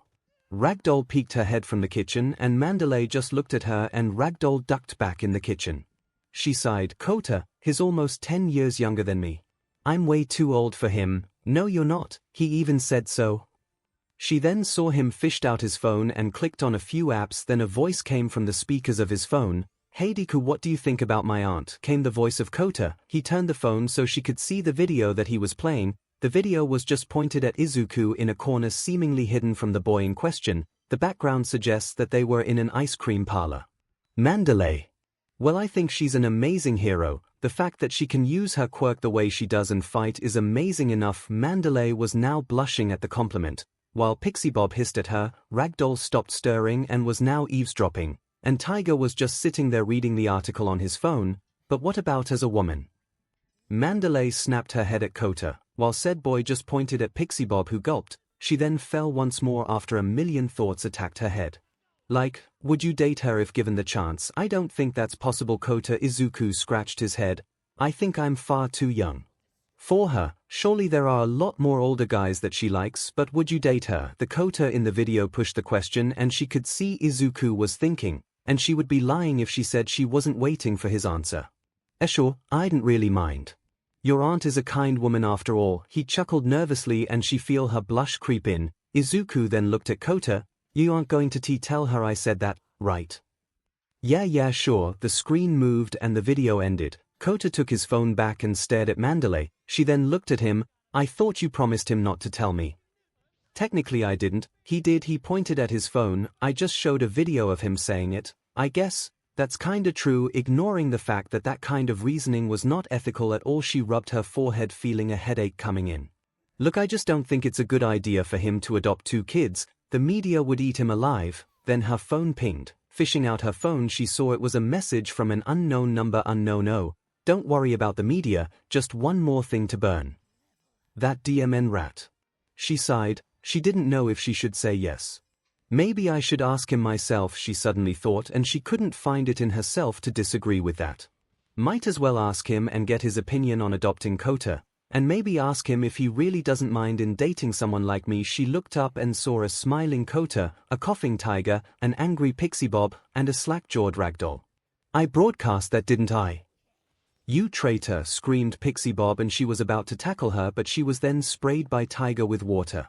Mandalay sighed. This has been a tiring day. Now all that's left was to find the opportunity to talk to him. Her phone pinged once more. Opening it, she saw that it was from 𝐒𝐿𝐼 himself. 𝐒𝐿𝐼, heya? Are you busy this Sunday? Mandalay blinked at that. Was he? She shook her head. He wasn't asking her out. That would be ridiculous. Shino, not really. Why? 𝐒𝐿𝐼, can you watch Eri for me? I'm sorry. Everyone I asked just said they were busy. Principal Nezu said that I should ask you since you might not be busy, but if you are, then I can understand. Sorry. That DMN rat. Then another ping from an unknown number. It just reads, you're welcome. She sighed and decided to reply, Shino, stop apologizing, it's all right. I'm free this Sunday so I can take care of your daughter. Congrats, by the way. Also, can I take 𝐿𝐼 with me? 𝐒𝐿𝐼, thanks. And sure, you can take 𝐿𝐼. I've been meaning to get Eri some friends her age, but that's kinda hard with university and all. Shino, I understand. We'll head there on Sunday around 9 a.m. Is that all right with you? 𝐒𝐿𝐼, yes. Thank you again. See you this Sunday, laughing face. Shino, see you. Suddenly she then felt someone breathing on her neck. Turning around, she found her teammates and nephew looking over her shoulder and to her phone. I can explain. Traitor.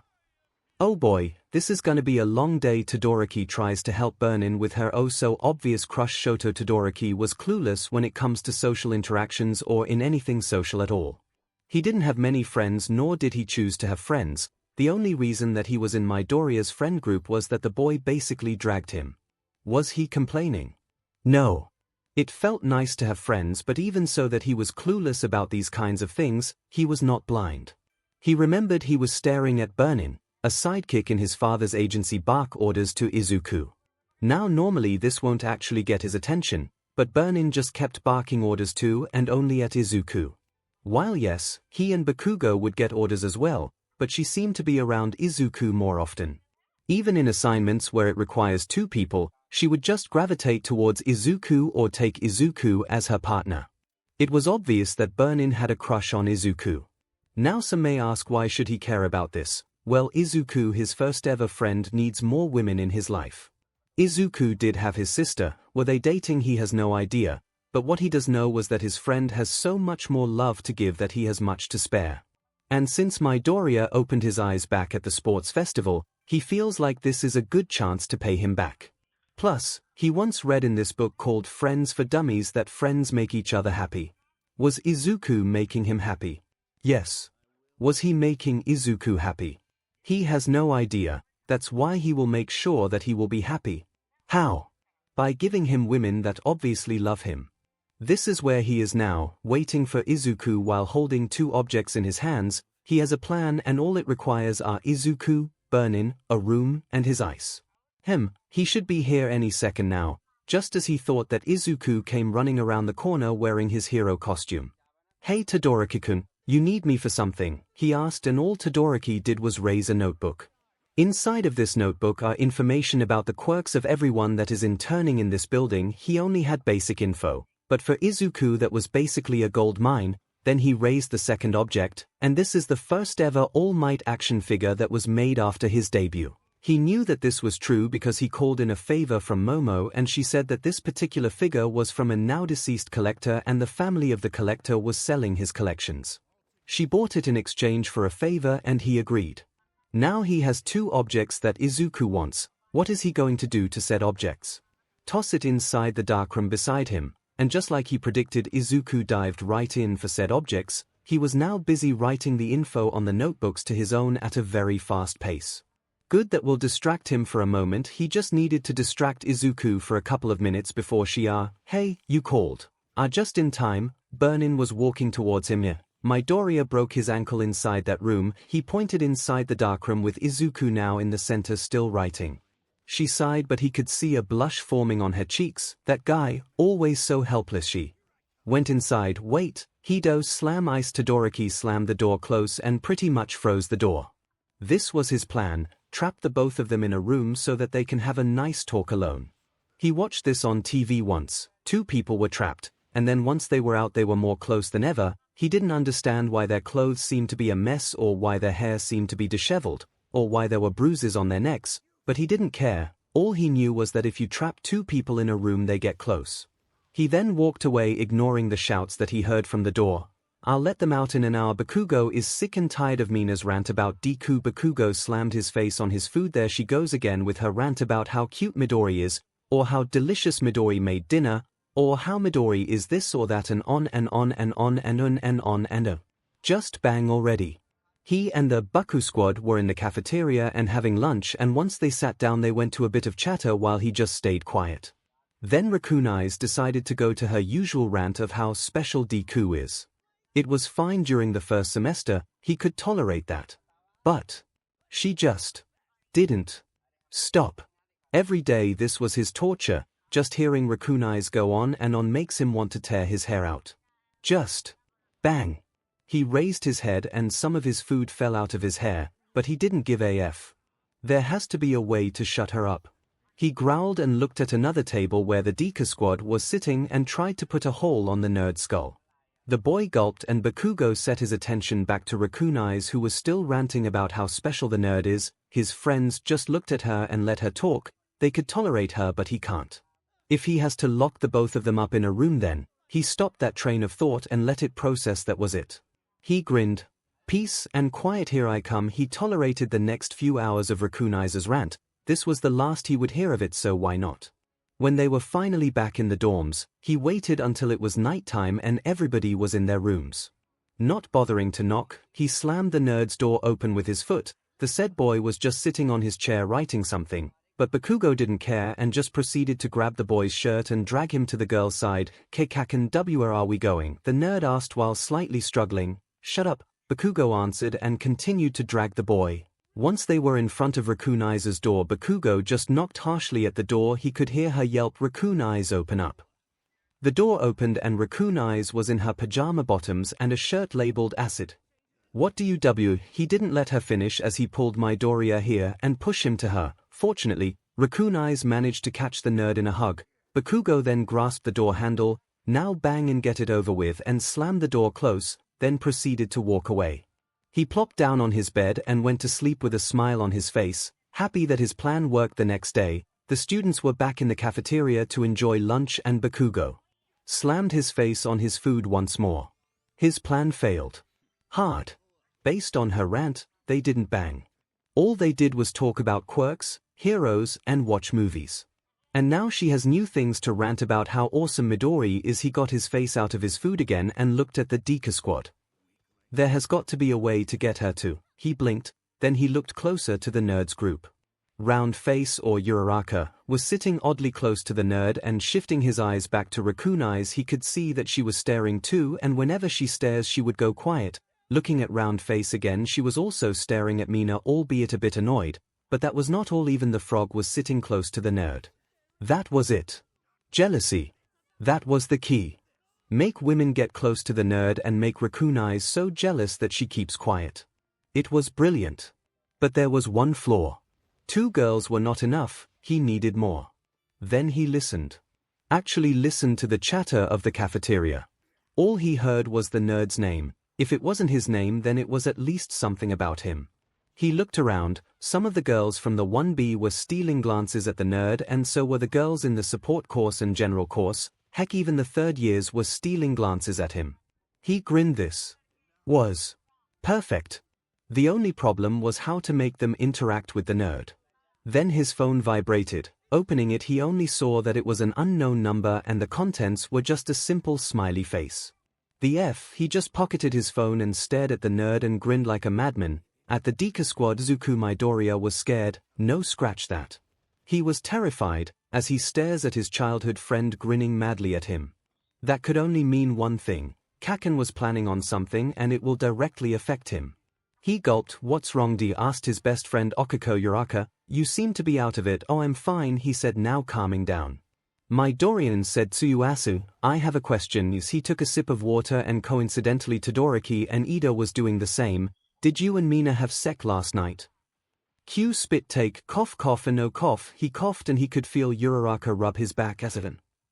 Zu, that is not a question that you should ask in public. And Midoriya, Ida gestured to Izuku with his hand. If you do decide to do the deed then please wear protection. Ida then somehow produced a white screen and a projector. Luckily I have prepared 50 slides of safe sec. Ida to that won't be necessary. Izuku tries to stop his friend. I already know everything. Plus he doesn't need it, Todoroki commented after recovering from his spit take. What makes you say that, Todoroki-san asked Ida with his chopping arms. Because his fiancé can teach it to him if need be, Todoroki answered, then began to slurp more of his soba, not noticing that the whole cafeteria had gone quiet. Well, Bakugo was laughing maniacally, but that was beside the point. All of the girls turned to Izuku and as they turned you could practically hear the creak while they turn. Fiancé? Akiko and Tsuyu asked almost hollow-like and Izuku gulped, feeling the pressure. Well, you see, there's an explanation here, he said. Then the two girls leaned in.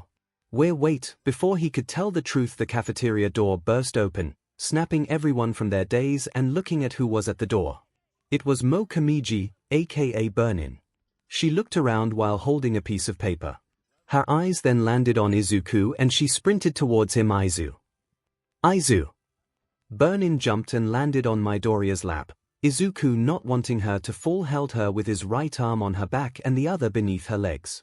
Babe, what's the meaning of this? She shoved the piece of paper to his face. Izuku read the paper and he saw that it was the document that says his transfer of work studies. She gripped his shirt. After what you've done to me, you decided to leave me, she said with tears in her eyes. Ida was malfunctioning. Bakugo was on the ground laughing. The rest of the girls had dangerous auras surrounding them. The guys just said nope and walked out of the cafeteria. Mineta was bound with head to toe with tape and was screaming, and Todoroki was still slurping his soba. I promise not to be mean to you anymore, so please don't leave me. Burnin then hugged him tightly, then looked up at Izuku. What about our child? Nani? Midoriya. I thought better of you. Nothing happened, we just talked. Then what's this child she speaks of? I don't know. I need more soba. Principal office. Nezu was having the time of his life sitting in his chair and watching the live feed from the cafeteria. Knock knock, shutting off the monitor. He then sat straight. Come in. Aizawa then walked in with a piece of paper. So your request to have a week of joint training with the 𝐒𝐲 Academy has been approved. Excellent. Accepting the letter, Nezu then began to place it inside his drawer. Sir, I have a question if I may. Oh, what is it? Why did you suddenly decide to have a week's joint training with an all-girls school? Aizawa, don't you know? Nezu sat straight and looked at Aizawa right in the eyes, and Aizawa could feel the predatory glint. Next week is Monday. I quit. Denied. Frog, but we have a problem. Dinmash, tell me about it. Yui won't stop him. Big sis Yui, for the love of God, please stop. Ultraman, there's only one cure for me ghost and that would be Ultraman Izuku to stick his Deku in me. Ghost mood, alien mood, mom mood, Jax mood, frogbutt mood, but not the point. Ocha, you still alive? Uravity, yes frog, but good girls, we have a situation in our hands. Our boyfriend is no longer a version Dinamashton. Girl, you work fast frog, but I didn't take it. Ultraman, did Uraraka take it? If so, how good was he? Was he rough? Did he start gently then just proceed to take you to PND town? Did he choke you? What position did he take you? Did he pin you to the wall? Ghost, it amazes me that you were able to type that in just 3 seconds. Dinamash, I'm gonna assume that Prez used the bat again. Ghost, well, I did hear a door slam open and then a sound like would being hit on something hard. Big sis, it's too DM and late to be this corny Ultraman meanie, but seriously, did Uraraka take it? Frogbutt, no she didn't. Uravity, no I didn't. Big sis, wait, then who did? Frogbutt, that's the problem. We don't know. Jax Kaminari just basically made a group chat and accidentally added us girl instead of the boys in your class. Then just blurted out how Izuku isn't a version anymore. Dynamish wait, how? Jack's easy. His dumb vines, I'm sure he's trying Jiru Jax. He once challenged a toaster to a staring contest and lost vines. Okay Dynamish, okay, we're getting off topic here. So Greenie is no longer a version, well SHT. Now what? Frog, but now, we need to find out who took it. Gear up girls, we're going to a Fing crusade. Vines, can't we just ask him? 𝐒𝐬𝐽, I don't think that's a good idea. He didn't tell me that he lost his 𝐒𝐻 to any of his circle of friends besides Ida and Todoroki. But even so, he told the guys. Maybe he was dared to do so. Point is, we can't just ask him just because we found out accidentally, he has to tell us himself because he wants to. Frogbutt, and this girls is why Ocha is best girl for Izuku. Dynamash agreed. Ghost agreed. Big Sis agreed. Alien, I heard a thud. I assume that's Okiko hitting the ceiling. 𝐒𝐬𝐽, yes Ghost, so what is the plan? Frogbutt, we need more info, and the only place we can gather said info is in group chat. Kaminari made 𝐒𝐬𝐽, yeah, so I'll be switching to the other chat now. Dynamash, good luck. Okiko then closed her eyes, then sighed. Who would take his virginity though? Her brain began to rack on girls whom Izuku has formed a sort of friendship with. Was it Nejaya? No, she just graduated. It would be impossible for her to come and contact Izuku. Sure, they were on good terms, but she seemed to be focused on her inventions rather than be focused on Izuku. But the other problem was the location and time. It was hard to deduce who if they didn't have a time frame of when it happened. Why couldn't it be me though? Her mind then began to wander. Okiko's imagination. Knock knock. Okiko heard a knock on her door. She was just done training, so she was a bit sweaty. Not being rude, she decided to open the door. Then someone barged in and closed the door. She would have panicked if she didn't see who actually barged in. It was her best friend and also the person she fell in love with, Izuku Midoriya. Deku. What are you doing? I lost my virginity, he said simply, looking down, his bangs shadowing his eyes. The news shocked her and she just stared at the boy, feeling heartbroken. I guess I was too late. At 𝐒𝐿𝐽. Suddenly Izuku tackled her to her bed. Her wrist was being pinned above her by Izuku's hands as he hovered over her. She shouted, shocked. What? I wanted you, he said. His voice was low and husky and she could feel his breath on her face. Even when I was over there you were all I thought about. His grip tightened. Okiko, I love you. I want you. I want you. Now. He leaned in and all she could do was stare at Izuku as he began to lower himself and put a kiss on her. End of imagination. Eep. Okiko yelped and she covered her blushing face with her hands and she began to float up. She removed her gloves so that could text, but that was now a bad idea as she just kept floating. Releasing her quirk, she shook her head and opened the group chat Kaminari made. Her eyes widened a bit seeing the messages for the boys. Bakugo, you dumb F. Kaminari, well. Esachi, Kaminari has left the chat. Bakugo added Kaminari to the chat. Bakugo, you reap what you sow. Beach, now die like a real man. Kaminari, please. I don't want to get killed. Ida, Bakugo, do not harm any of our classmates. Bakugo, I won't, but the nerd will and I will be there to record it.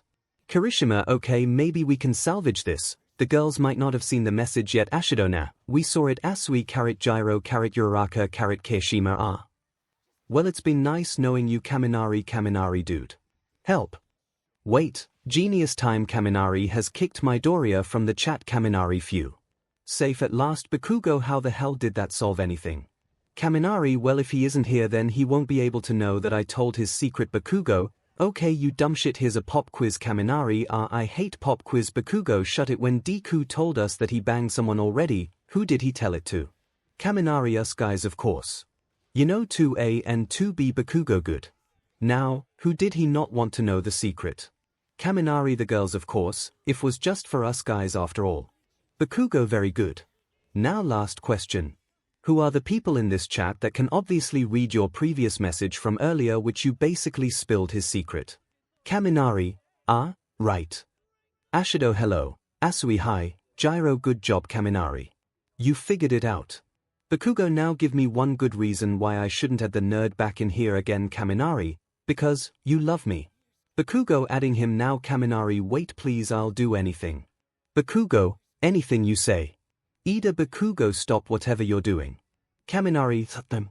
Kaminari, mad. Ida, disappointed. Bakugo, aho, this I gotta see. Ida, Midoriya has put his trust on us when he told his secret, and yet you squandered it. Was his trust for you not great enough? Have you no shame? He trusted you like a brother. A friend. And you just threw it away like that. How dare you? Kaminari Ida.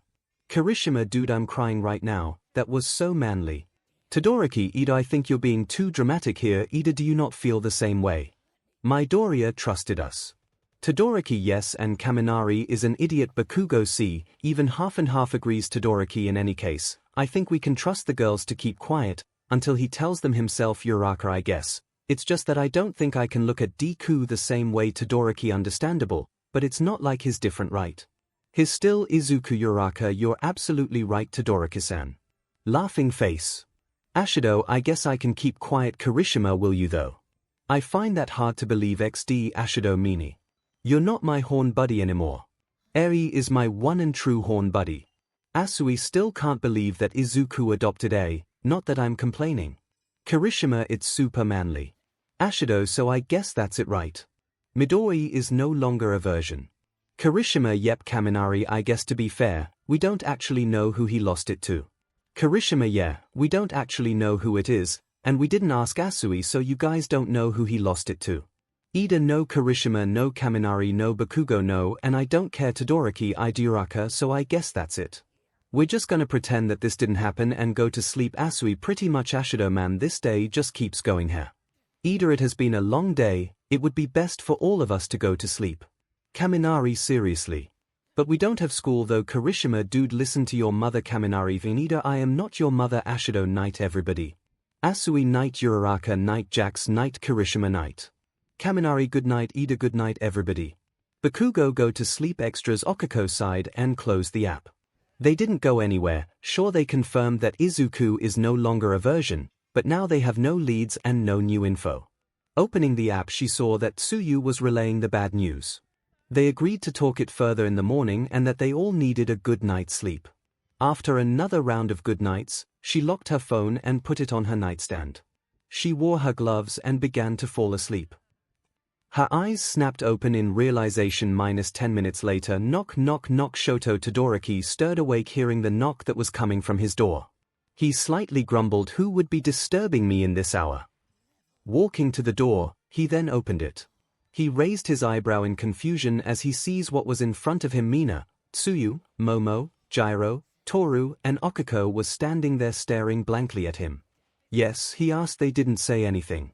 Then Okako raised a roll of tape, Momo created some rope, Tsuyu raised a rag, Gyro raised a sign, good luck, and Mina and Toru just put shades on.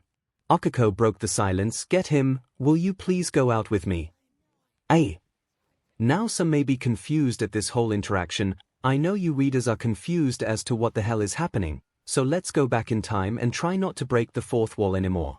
30 minutes ago, it was a quiet day in UA as the students enjoyed another peaceful morning of studying and training. For some, it was now lunchtime and the students were now in the cafeteria. Our victor protagonist, Izuku Midoriya, was enjoying a quiet lunch with his friends. That was until, of course, someone came to their table. You're Midoriya, Izuku, right? Asked a voice. Izuku looked to his left and saw a young woman with dark hair, ear-length bangs, and curved pigtails. She also seemed to have a sullen expression. Hey? Izuku asked, confused, and his friends has stopped eating. Oh, Midoriya Izuku of one, is she asked again, her hands lightly gripping her skirt. Yeah that's me. Is there something you need? Izuku asked, hurriedly, not wanting to upset her. Why yeah. Can I talk to you outside for a minute? She asked while pointing at the exit. It'll only take a second. Oh sure. He stood up, but was stopped as someone pulled him back. Looking back he saw Okako holding his arm. Hold on. What do you want with Deku? She asked a bit loudly and she looked a bit fierce. Fortunately, the only one that heard her was the table on their left, which was where Mina, Toru, Momo, and Juru were. The girl flinched but stayed. I just need to ask him something, that's all. But Uraka, said Izuku gently. He smiled at her. It's okay, I can handle it. I'll be back before you know it. He stood up and followed the girl outside. We're gonna follow them, right? Asked Mina, appearing beside Okako. Yep, Okako, Tsuyu, Mina, Momo, Kyoka, and Toru all stood up and followed the mystery girl and Izuku. Meanwhile, back at the table, Ida and Todoroki stared blankly at the exit door. I feel like we have been forgotten. As long as they don't disturb me or my soba, then it's fine. The girls have followed Deku and the mystery girl and were hiding in a bush. Deku and the girl, who was facing away from him, were under a tree, the shade giving them cover from the hot sun. So, miss. Izuku started unsurely. He feels like he has seen her before but can't quite remember where. Then it hit him. Oh, you're that girl from our concert. She flinched. She then turned. My name is Togaika Chikuchi and nice to meet you, Togaika-san. He smiled. You said you need to ask me something. Well, she took a deep breath and bowed. Will you please go out with me? Present time, it came from the girls as they stared at the two of them. She just, I'm gonna kill her. Okiko stood up and all the girls promptly pulled her back to the bushes and covered her mouth. Okiko-san, please wait. Momo whispered, yelled, let's hear them out first. Okiko stopped struggling as they peeked and saw Izuku malfunctioning. Why me? He asks. I really like you. I think you're cool and I really want to be with you, she answered, still bowing. Why can say no? I just wanted to ask. Meanwhile, Izuku was panicking. A girl was confessing to him and asking him to go out with her. He didn't this would happen at all in his life, and here he was. Oh, hey, calm down, it's just that, I don't really know you all that well, Togaika-san, he confessed, scratching his head. Right, she said, raising her head. Well, at least she tried. I do want to know you, she snapped her head at him, hope filling her eyes. If that's okay with you, he finished. Was Tiche, that's fine with me. She smiled. After that, they agreed to have exchange phone numbers and keep in touch. After saying goodbye, Togaika skipped away with a smile on her face, while Izuku was left standing there, processing everything that has happened. Was he dating someone now? Yes. No. Oh god, he's dating someone now, isn't he? He then began to panic as he walked back and forth on what everything meant and what was the plan from here on out. Then the warning bell came, signaling the end of lunch, snapping him away from his mumble storm. When he returned to the classroom, he was surprised to see his female classmates were staring blankly at him. When asked what was wrong, they would answer that everything was fine. When hero training began, the girls were clingy, suffice to say. Okiko seemed to want to touch him more often now. Tsuyu sometimes hops on his back and makes him carry her. Toru hugs him from behind, Mina hugs him from the front, and Gyro and Momo wanted to be carried bridal style. It was a tiring day of training and trying to run away from Mineta, although it was useless considering he was his neighbor. He was now in his room, already eaten dinner, and was now staring at his phone as if it would explode in any second. He has texted before. He texted Uraraka, Zu, and some of his friends. Heck, they even have Discord. And yet this was completely different. He would be text a girl to court her. Well, technically they were just hanging out and getting to know each other, but still. Then his phone gave a notification and he jumped.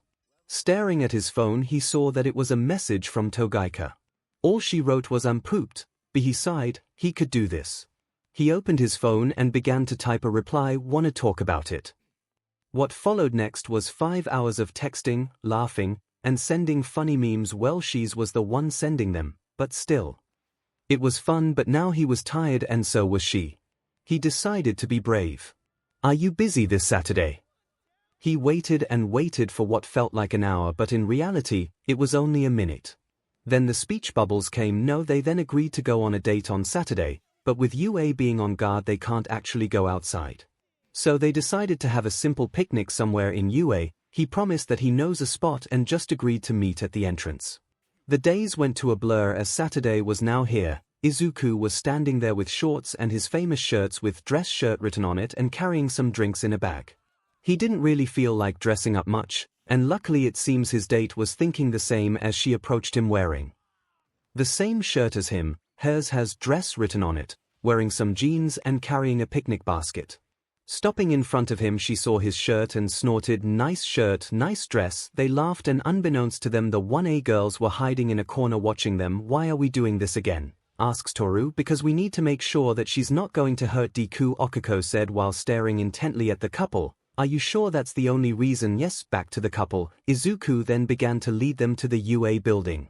Stopping in front of one of the windows, Togaika raised an eyebrow at him. "This is the spot," she asks unsurely. "Do you trust me?" he asks, letting Black Whip out. Togaika stared at the tentacles, then at Izuku. He has one of his confident grins. "Yes." Black Whip grabbed the basket from her hands and Izuku then proceeded to carry her bridal style. She yelped, not expecting him to carry her. Suddenly ready For 𝐤𝐻 she wasn't able to finish as Izuku bent his knees and jumped. They were soaring up in the sky and she could see the window flew past them as they went higher and higher. Then they soared over the building. She panicked and was about to yell at Izuku. That was until she saw his smile as he stares at something. Turning to the direction he was staring at, she gasped. The sunset was appealing. She took out her phone and took a picture, then they descended slowly to the rooftop. So this is the spot. And Izuku nodded. This is my favorite place to just relax. 𝐤𝐽𝐾 hummed in agreement. The view is something. On the other side of the building was the 6 girls slowly climbing up the building, using a grappling hook that Momo made. The couple were now sitting down with sandwiches on their hands as they enjoyed the view. Hey 𝐤𝐽𝐾 asked Izuku, and the girl hummed, why did you ask me out? She coughed. Some of the food got stuck on her throat. After a few minutes she was now calm and slightly fidgeting. You see, Izuku waited patiently at the answer. I was kinda dared to do so. Oh, he should have expected that. No girl would willingly ask him out like that. I see. My classmates just kept bugging me that I should ask you out already and stop wasting time. Wait, what? Here, he asks, now confused. Wasn't her reason for asking him out was because of a dare? Oh god, I guess I'm gonna admit it finally here, 𝐤𝐽𝐾 shyly said as she blushed. Fine. She took a deep breath. I got a crush on you ever since the sports festival, she admitted, then began to cover her face with her hands while muttering why? Why, she repeated. Dude, you literally won first place in the race without using your quirk, and then in the fight with that Todoroki guy, you just kept fighting even when you were hurting yourself, she said with a smile on her face. Kinda hard not to get a crush on you there, came from some of the girls that were hiding behind a roof ventilator. Also I guess, I got inspired, you know, she admitted with a bit of sadness in her voice as she stares at the sunset. Seeing you work so hard. Even though your quirk destroys you, inspired someone like me, someone like you. He didn't know why, but the moment he heard her say that he could feel a connection from her, she laughed, but it wasn't a happy laugh. I guess it's time for the big surprise. She turned to him and smiled. I'm quirkless. His eyes widen. Quirkless? Yep, the girl that asked you out is a creepy waste of oxygen, quirkless freak, she sighed. Go ahead, call me whatever you want, do whatever you want, heck you can even leave. She hugged her knees but still looked at him and smiled. I had fun, thanks for humoring me, my Doria. Quirkless. Here he was, living his dream. The shoe was now in the other foot, as he stares at her smile. Her smile was sad. He knows. Of course he knows. He was just like that once. And like all things, his body moved on its own. He stood up and went to her side. And hugged her with one arm. The girl blushed, but shook her head expecting a trap. But whatever trap that may be, it never came, just Izuku hugging her. I'm not leaving, by the way, he said simply. Really now? She looked at him in the eye. Even for a quirkless freak like me? He looked at her and she could feel him stare directly at her soul. I'm not going to leave you, he said as if it was his final decision, and she could feel her face growing hotter. She just then decided to look at the sunset. You're all right, Izuku, my Doria. Next day, the Deku squad were in the cafeteria enjoying lunch, but this time they have a new addition to the group. Guys, this is 𝐤𝐽𝐾 Chikuchi, Izuku introduced, and she waved. Hello there, 𝐤𝐽𝐾-san. It is nice to meet you. Greeted Ida with his usual chops. Hello. Greeted Todoroki, who was slurping his soba. Hello 𝐤𝐽𝐾-chan. Call me Zu. Greeted Tsuyu warmly. Hi 𝐤𝐽𝐾-san, wanna try this rice? Okiko offered with a bright smile on her face. Turns out, they heard everything and decided to no longer be hostile to the girl. It wasn't like they could help it though. It wasn't the first time Izuku managed to get a girl to have a crush on him. 𝐤𝐽𝐾 was about to reply when someone accidentally elbowed her head. Oh, sorry about that. Guess that big head of yours got in the way, said a random guy. Freak like you sitting on this table. Got a lot of nerve there, freak. Izuku was about to intervene, but someone beat him to it, with a fist to the face. The guy that was insulting 𝐤𝐽𝐾 fell to the ground as he clutched his now broken nose. Standing over him was Okiko's fist raised and smoking, but she wasn't done.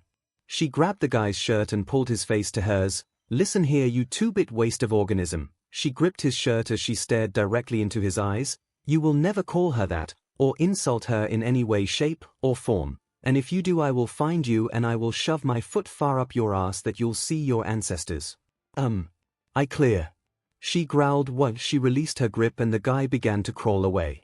Okiko then sat back on her seat and her face was back to her normal bubbly face. You want some rice? Yes, please. It was dark. The curtains were drawn and no light pierced his room. Todoroki tried to move his wrists only to remember that they were tied to the chair he was seating on, and so were his feet. He could just freeze or burn them, they were only rope. The only reason he didn't was that he knew who put him here. The girls of his class knocked on his door and then proceeded to force him to a chair, tape his mouth shut, and tie him to said chair. It's a good thing one of them put a rag while they were tying his wrist, otherwise, his wrist would be an annoyance to him. So there he was, sitting in a dark room waiting for the girls to begin whatever they planned.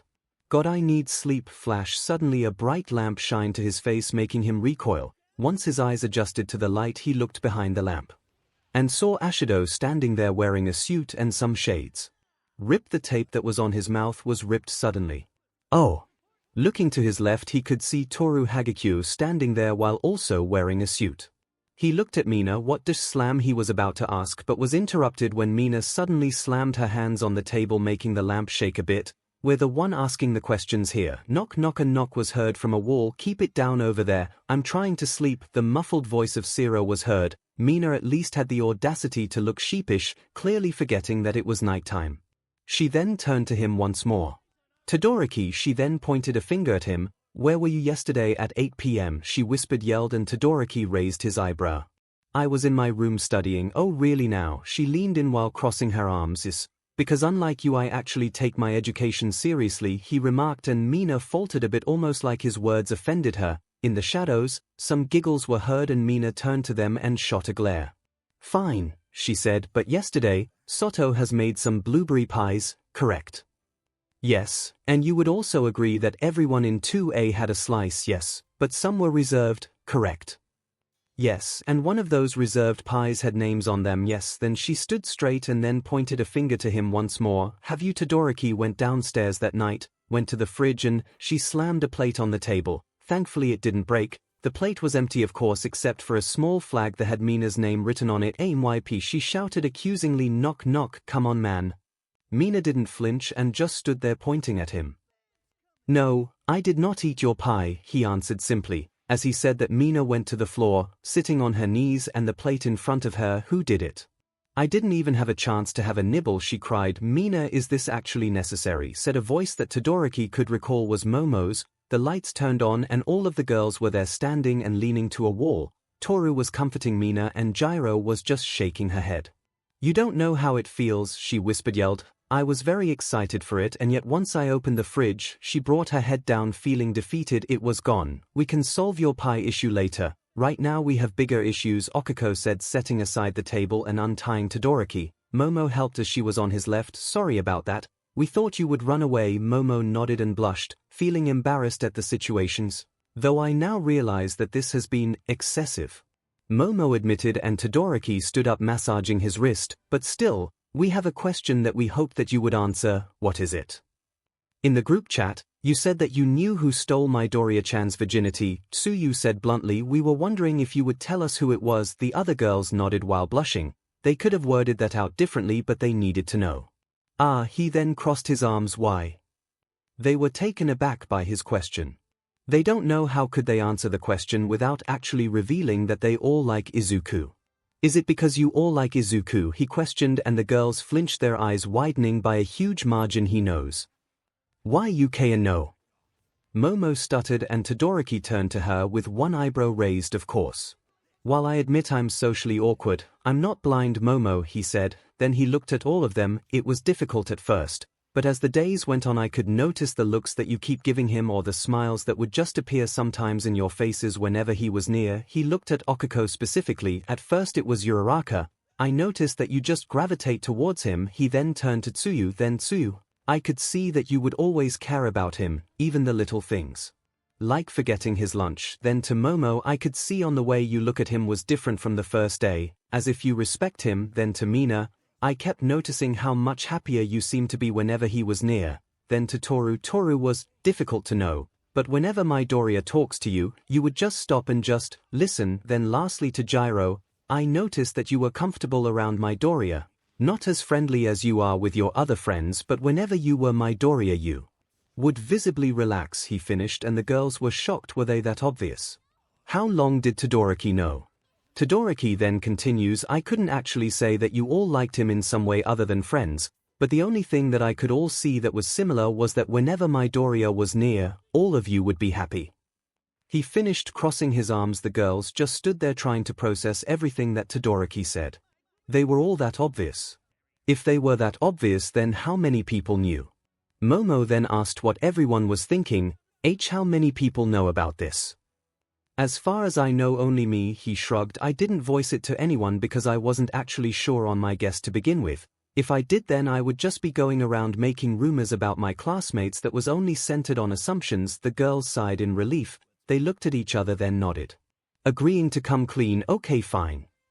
Okiko started. All of us here are in love with Deku. All of us have different stories on how it happened, but all of us feel the same. Yep, Toru agreed. Izuku pretty much captured our hearts with his witty charms, though he just approached because we all looked like we needed help, Momo commented, and Todoroki smiled. That I can believe. He still remembers his fight with Midoriya. He didn't ask for help, and yet there he was, breaking every finger he has just to open his eyes. So I assume that I'm the only one that knows this. The 2B girls also know, Sai replied, though they also like Izuku the same as us. Kiro. Todoroki just nodded. And I'm right to assume that you want this to be kept as a secret. The girls nodded even. To Izuku. We want to tell him ourselves, said Okiko. We'll come clean with the other guys as soon as we confess to him, okay? Your secret is safe with me. The girls sighed in relief, feeling some weight on their shoulders finally released. Okay, so can you please tell us who stole Midoriya's virginity? Asked Mina, and Todoroki looked at them, took a deep breath, and said simply, no. They stare at him blankly. Next thing Todoroki knew, the lights were turned off and he was back in the chair all tied up once more. We wished it didn't come to this, Todoroki-san, said Momo behind him. But you left us with no choice. She then put a mask over his mouth. He tried to say something but only a muffled noise came out. He raised his eyebrows at the mask. Why would I need this? Then suddenly a laptop was placed in front of him with a video paused. Mina, play the video. Mina pressed play and the video began to play. At first, nothing happened. It was just a black screen, and then suddenly the 𝐒𝐻𝐻𝐿 dance song started to play. He looked at Momo but she just smiled, grabbed his head, turned him back to the screen, and kept it there. Then the screen became white and his father's face was shown looking at him over his shoulder. The endeavor on the screen was animated, of course, but it was well made that it almost looked real. Then the camera zoomed out and his widened. The top part of his father was fine. He was wearing his old costume. The bottom part was what made him look terrified. His father was wearing fishnet stockings and some heels. It felt so wrong. He tried to turn away but Momo's hands kept his head firmly on the screen with surprising strength. Then, his father danced slide to the left. His father still has his back turned towards him, did so, and he recoiled seeing his father's butt jiggle. What was this? SHT? Slide to the right. His father did so crisscross. His father jumped. He tried to close his eyes but found that someone was keeping it firmly opened with their fingers. Keep watching, Todoroki, you're gonna miss the best part. The sound of Toru's voice sang in his ear. He watched. Oh, he watched as his father kept sliding and jumping. How could this get any worse? It's a real smooth, and the unthinkable happened. His father twerked. He screamed loudly but only muffled sounds came from him due to his mask. He tried breaking from his binds but found that the rope was somehow cancelling his quirk. He struggled but it was no use. The girls had him and all he could do was watch. 𝐿 slammed the door opened with an annoyed look on his face. Dude, can you keep it? Whatever he was going to yell was forgotten as he looks at the scene in front of him. Todoroki was struggling on a chair with Momo behind him, her hands firmly on his head preventing him from turning away from the laptop. Based on the floating clothes beside him, Toru was also keeping him from doing something. Mina was beside the laptop smiling at Todoroki.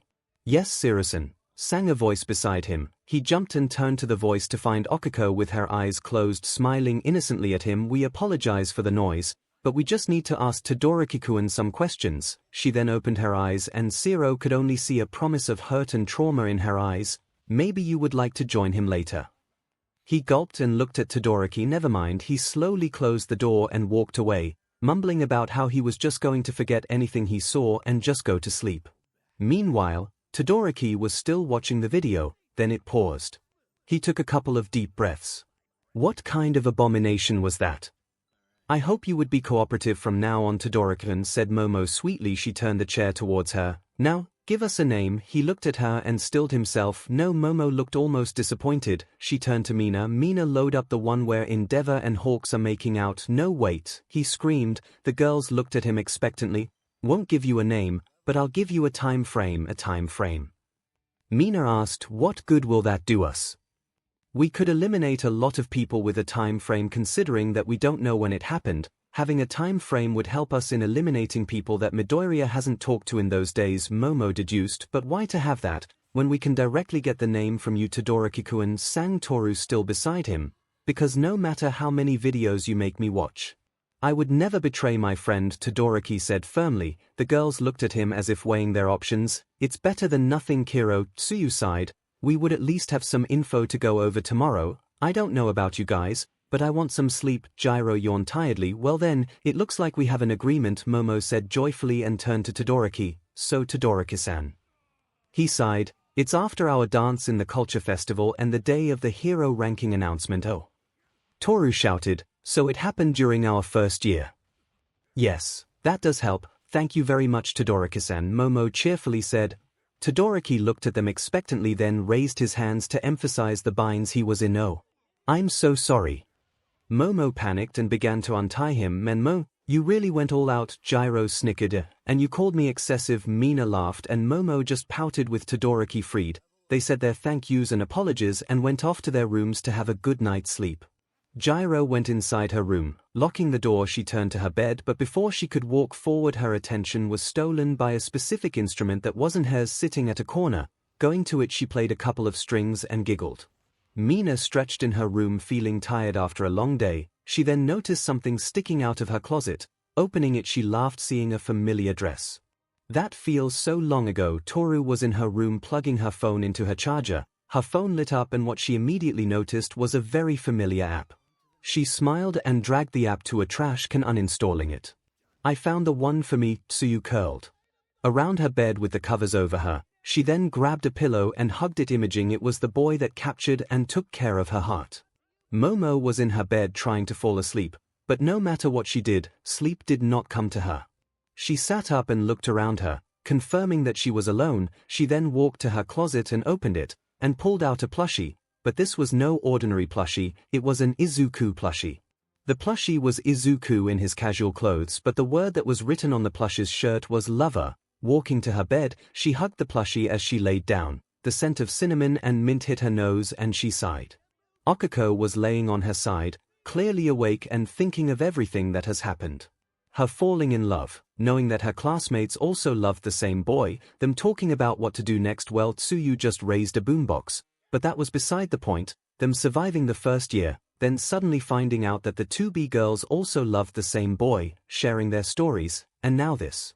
Normally she would be jealous, someone getting his attention. But after finding out about her classmates also loving the same boy, she found out that she just didn't want to be forgotten. With all the girls trying to get his attention, she was afraid that she would lose him, but who was she kidding? This was Izuku. He wouldn't leave her. Heck, one time he panicked when he forgot her in the mall. He basically jumped from the dorms to the mall and apologized profusely at her. Pretty sure that was the reason Aizawa started mixing vodka in his coffee. She opened her phone and all she saw was her wallpaper, and she smiled. Her wallpaper was her and Izuku from their first year, him smiling awkwardly and her smiling while taking the photo. He wouldn't forget and leave her. No matter how many girls he has, he would always love and cherish all of them. Plugging her phone, she then closed her eyes. And with that, the day has ended. Will all of the students sleeping peacefully. A phone call is here. A phone call is here. A phone call is Izuku. Midoriya reached out for his phone. Answering the call, he yawned and put the phone on his ear. Hello, he said tiredly. Problem child, said the tired voice of his sensei, Waizaizao sensei. He woke up slightly. He looked at the clock and it was midnight. We have an Okiko problem, his sensei said simply, and just with that, he understood. Okay, I'll take care of it. His sensei hung up and Izuku stretched. He carefully got out of bed, making sure not to wake his daughter up, and walked out of his room, and proceeded to go downstairs. Reaching to the common room, he walked to the entrance door, the chilly night hitting him in the face, making him shiver. Better get this quick. Walking further out, he then looked up and sighed. His best friend, Okiko Uraraka, was slowly floating away from the dorms. Thankfully she wasn't going up, just away from the dorms. How she's still asleep in this chilly air would be a mystery to me. He fired up one for all at a low percentage. He looked at the direction she was heading, calculating his trajectory. He jumped. Once he was close, he activated the 7th quirk. Float. He gently went towards her and, making sure she won't wake up, carried her in his arms. "Oh! Now isn't this a sight to see?" teased a female voice in his head. "Now pray tell, what are you two doing in the middle of the night?" "You two better use protection." Izuku blushed. "You can see what I see, Nana. Don't try to put images in my head. Boo, you're no fun." That's right. After a few training sessions and a few broken bones, he was able to access float. Not only that, they discovered that he could somehow talk to the previous users if he were using a specific quirk. At his state, he could talk to the 7th and the 5th user when he was using Black Whip. He then landed back to the ground while still holding Okako firmly, her quirk still active. "Besides, I don't think she would be interested in me in that way." He then turned around and walked back to the dorms. "Oh, I don't know about that. Call it women's instincts," she said, and he didn't know why, but it felt like whispered in his ear. "No offense, but I highly doubt that. You kept saying that to everybody. I still remember you saying that Komori-san has the hots for me when I was fighting her." He was now on the stairs. Turning to the girl's side, he began to walk to Okako's room. "What? All pinned up on a wall with a hunk like you? Anyone could be aroused." He could feel the smile that she was giving him. "I know I was." He shivered at that. He would never understand women, and that was saying something considering that there was a woman inside his head right now. "Hey." He sighed. He was now in front of her door. Luckily, he has a copy of everyone's door in his pocket. It was given to him by Aizawa with the approval of Nezu. Even though Ida was the representative, they felt that it would be appropriate for him to have the responsibility of having the keys. Good thing too, because a situation like this always happens. One time Toru was sleepwalking, and she sleeps naked. He was red for a whole day. Opening the door, he set her to the bed. He wrapped a line of Black Whip to her waist gently, and before she could float away, he pressed her fingers together, deactivation her quirk. He used Black Whip to gently put her to bed. He then put her gloves on, closed the window, and locked it. He sighed and then put the covers over her. "Good night, Chako," he said, and Okako mumbled something in her sleep. He smiled and walked out of her room. "Yo kid, SW to float." "Nana wants to talk to you," said the 5th user, Daigoro Banjo. He nodded and swayed to float. He was in a low percentage, so he wouldn't actually be floating anywhere. "Yes, Nana." "In all seriousness, Izuku, are you really that blind to the looks they give you? Heck, even that, what was her name, Cammy? I think it was Cammy, she kept giving you the FMI eyes. Oh. Did your women instincts tell you that?" Now he wouldn't normally backtalk to someone like this, but he was tired and they had this conversation over 5 times. This month. It was getting quite annoying. He didn't know why, but he could feel the stares of the other users looking back at him and then at Nana. He could feel the 4th user question his sanity while feeling the 2nd and 3rd users looking nervously and yet feeling a bit of pride. "You sound so sure, young man. Want to bet on it?" Oh, he was in it for it now. What was the phrase he should have followed? "Helleth no fury of a woman scorned." Close, but not quite. "But since you're so confident that none of the girls like you in that way, want to bet on it?" He could feel the vestige of All Might shaking its head, but under his better judgment, he agreed. "Fine, you're saying that all of the girls that you mentioned that likes me actually likes me. That's a long list, Nana, a list that I'm confident in. Tell me, Izuku, how many women have you smashed?" He could feel her teasing smirk and he gulped, his hand frozen at the handle of his own door. "More than 4 foot," he hesitantly said, and she hummed. "And you're saying that none of those women like you romantically?" "I was just secretary. Right. I don't know, my women instincts are not to be trusted, remember." He cringed at that. He was so in trouble now, which is why we're going to bet on it. And the bet would be, he opened his door and walked inside, "If none of those girls confess to you by the time you graduate, I will stop talking about this and would admit that I was wrong with my instincts, and if they do confess, then you and I will have some quality time when you fall asleep." He stopped and processed what she just said. As he was staring at a window, he could see that his reflection changed to Nana's and she winked. Now he would admit that Nana was a appealing woman. Why, thank you, let me monologue in peace. She was a appealing woman and he wouldn't be against having some quality time with her. "Beaut." Nana sang teasingly. He felt unsure of it. He kinda wanted it, but it also felt like he shouldn't. It was a weird feeling. Well, good news is that it will only happen if I win the bet, and you have a full year for you to decide. Well, I guess until someone confesses to you that is he could feel her smile gently chin up kid. Don't let this old woman bring your mood down, you're not that old Nana, you at least look like in your 20s, oh smooth talker hair. No wonder you made all of those girls fall. He could hear her laugh and he just sighed. There was no winning, but do you agree on the bet? He pondered on the bet and what was at stake. There was no way all of those girls were interested in him, right? Fine, he agreed, sealing his fate. Good, now go to sleep before your daughter wakes up without you by her side. He agreed and deactivated One for All entirely. He got back to bed and hugged his daughter tight. And before he could go to sleep, one thought went to his mind. Why do I feel like I made a terrible mistake?